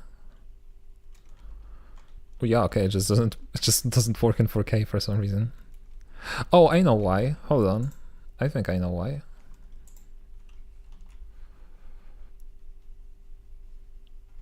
I had the same issue and exclusive full screen solved it for me. What is exclusive full screen?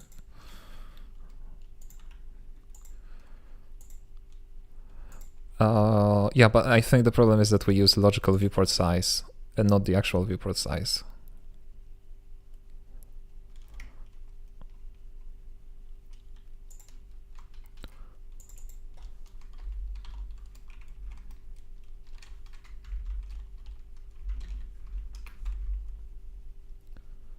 It's another full screen option. Are you sure? Because I think I iterate through all of them.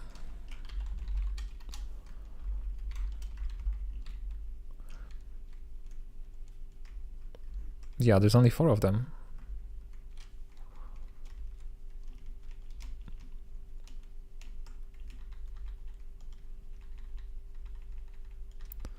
Let me close all of this because it's getting messy in these tabs. Okay, what is the problem here? Unit vector, target size. Okay, not unit vector. What is this? Unsigned integer vector?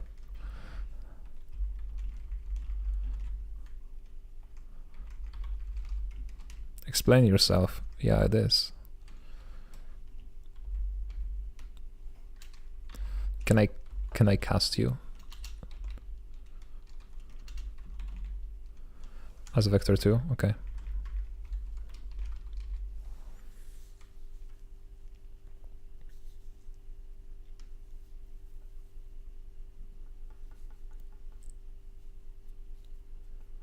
See, so that's what I'm talking about. We could probably make it work.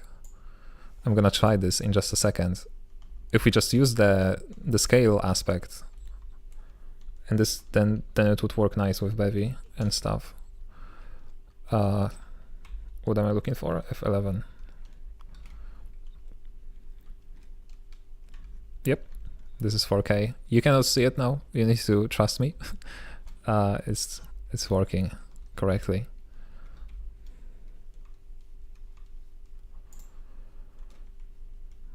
It's also changing the resolution messes up my Visual Studio Code setup. Right, so if we take logical viewport size, that's gonna be already divided by the scale factor.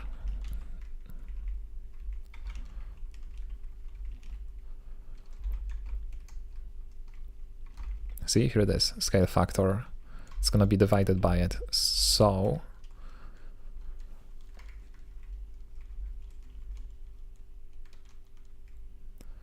all we need to do to account for that is multiply this scale here by camera dot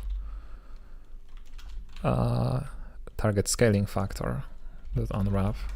I'm gonna have to get rid of all of these unwraps, but then again, this is just a test code. What's the problem?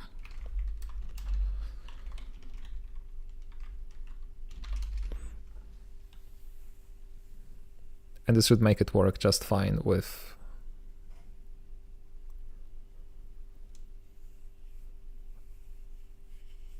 our custom scaling.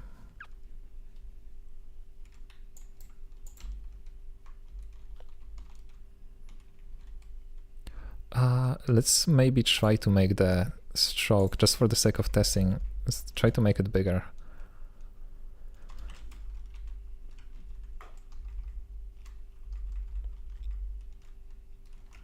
Something like 24, just so that we can visually see the size changing.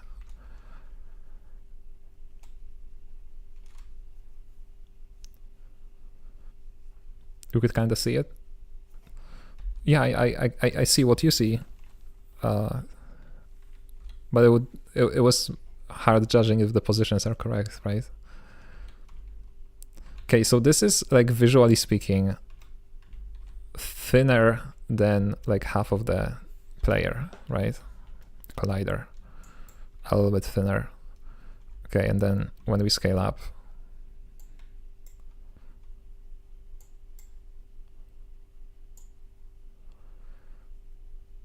this remains the same.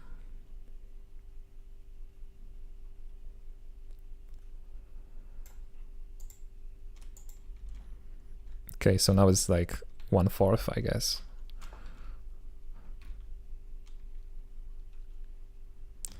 And now it's still 1/4. Okay, so that's perfect.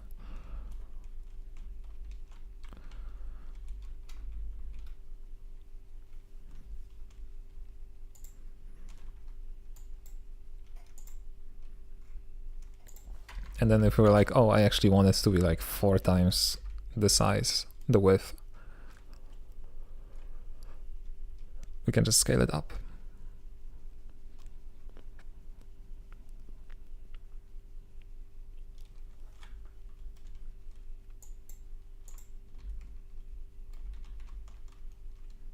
Yeah, so now this is basically the width of the player.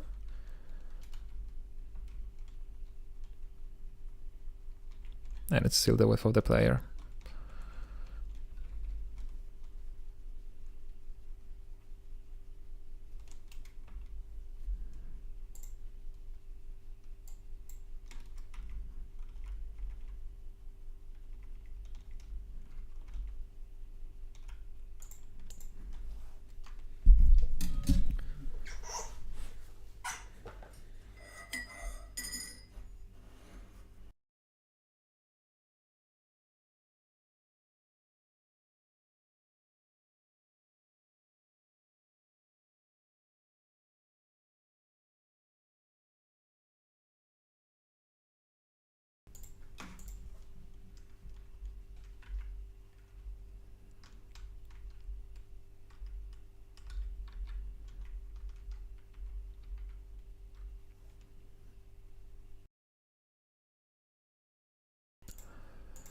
Okay, but with this setup, the only problem is that we would need to transform the shapes, excuse me, before encoding them.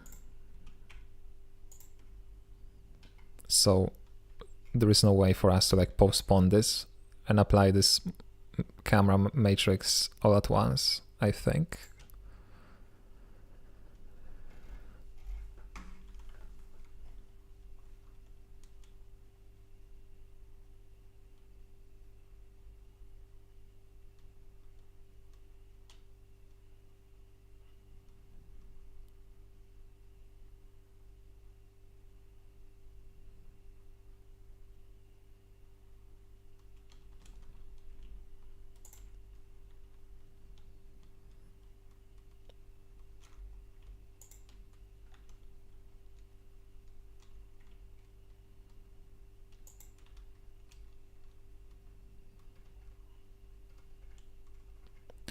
Encodes a path iterator.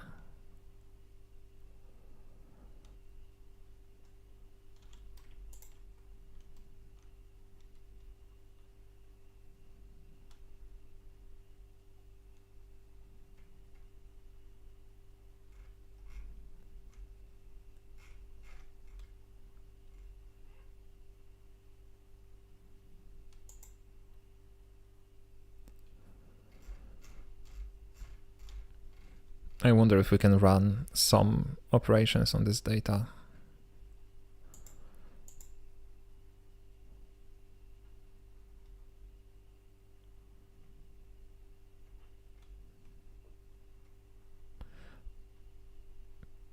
Although I'm not sure if that's viable.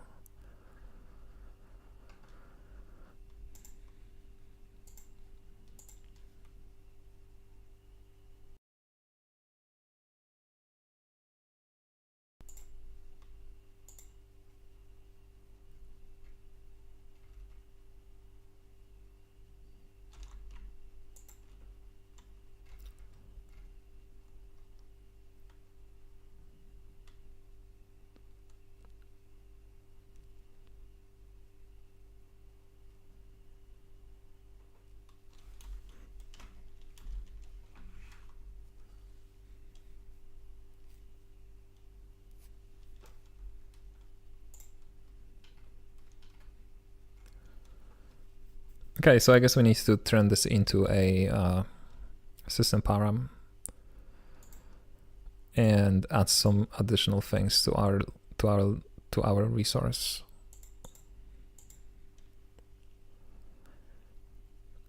To store the matrices.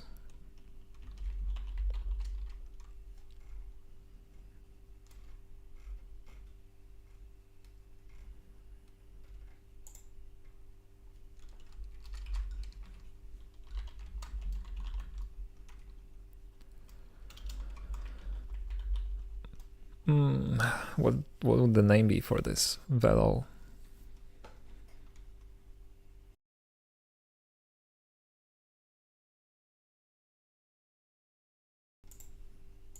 Velo.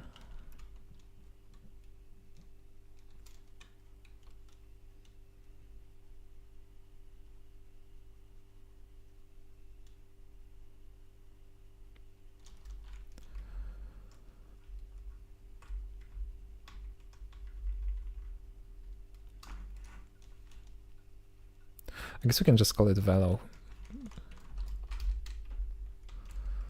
Right, and then what is it gonna be? Derive system parameter.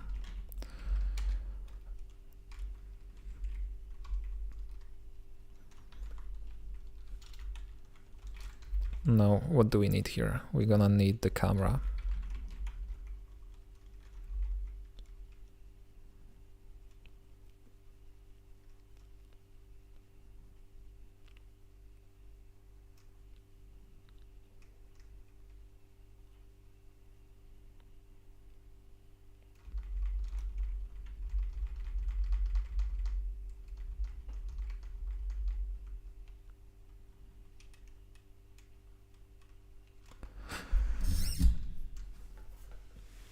Okay, but I would like to render this maybe for multiple cameras. So that's a problem, because then we cannot reuse the same scene to render into multiple cameras.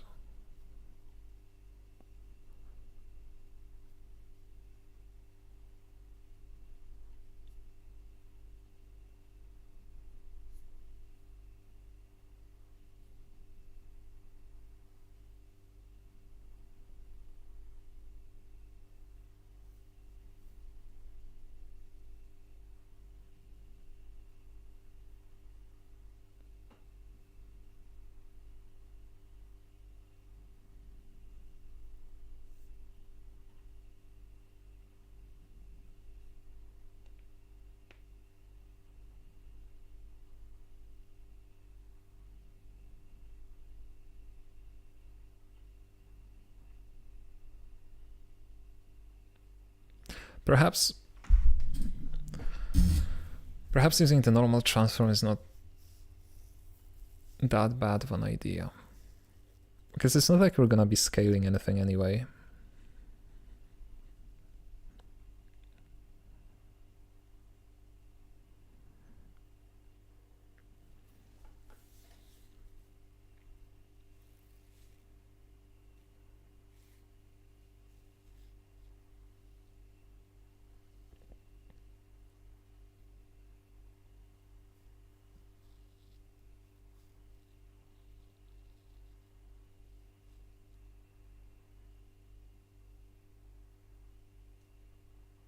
Yeah, let's do it this way. It's gonna be simpler. I guess that's all that matters.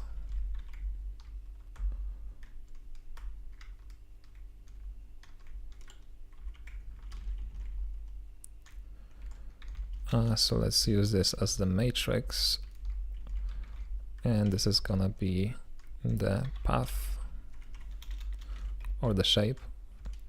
We're gonna apply any of this. So a lot of complication just to handle a specific case where the shape is like scaled for some reason, but why would it be scaled? It doesn't make sense. That's like the worst thing that you can do. Scaling things. in like a scene graph or something. Okay, so now it doesn't work.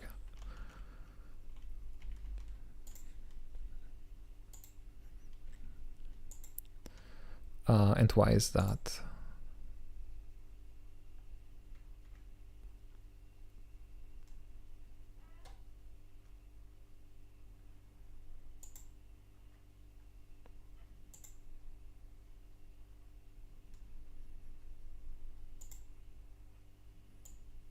Yeah, I'm not using this anywhere. I guess the scale is 4. It shouldn't be. Let's keep it at 1 for now.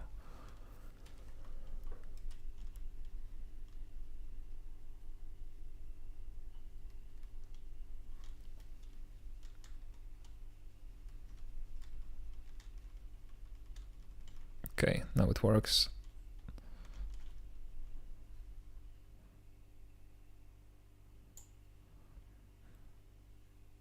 Right, and the width is expressed in world space.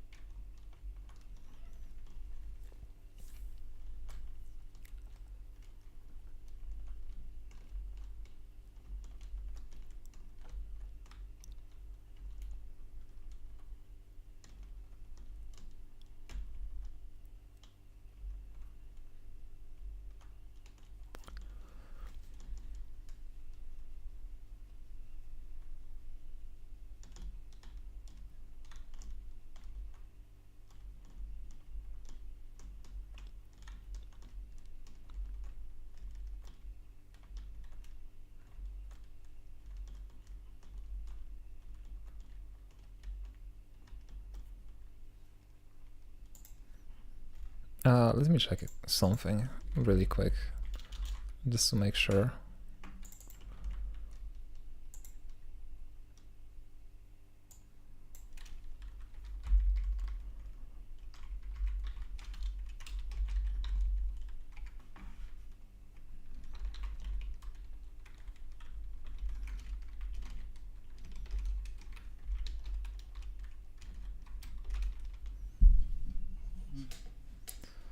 I think I checked it before, but I want to make sure.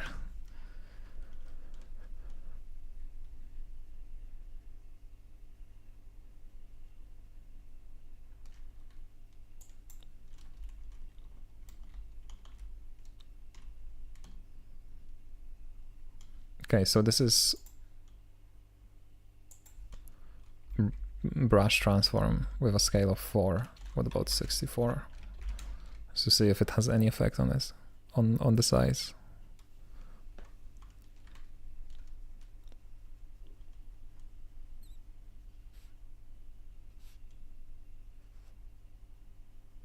Yeah, no, it doesn't. Okay.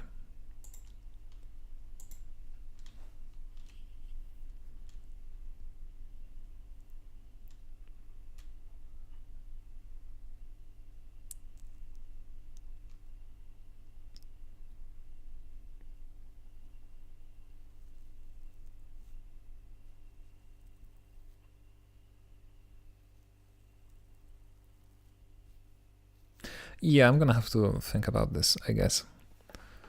For now, we did achieve what we wanted to achieve today, which is, you know, having little circles rendered instead of using gizmos in Bevy.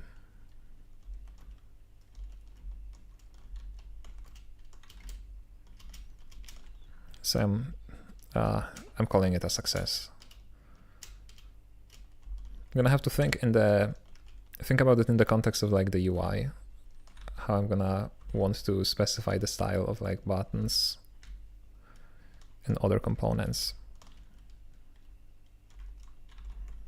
So again, knowing me, I'm gonna end up not using line or stroke at all.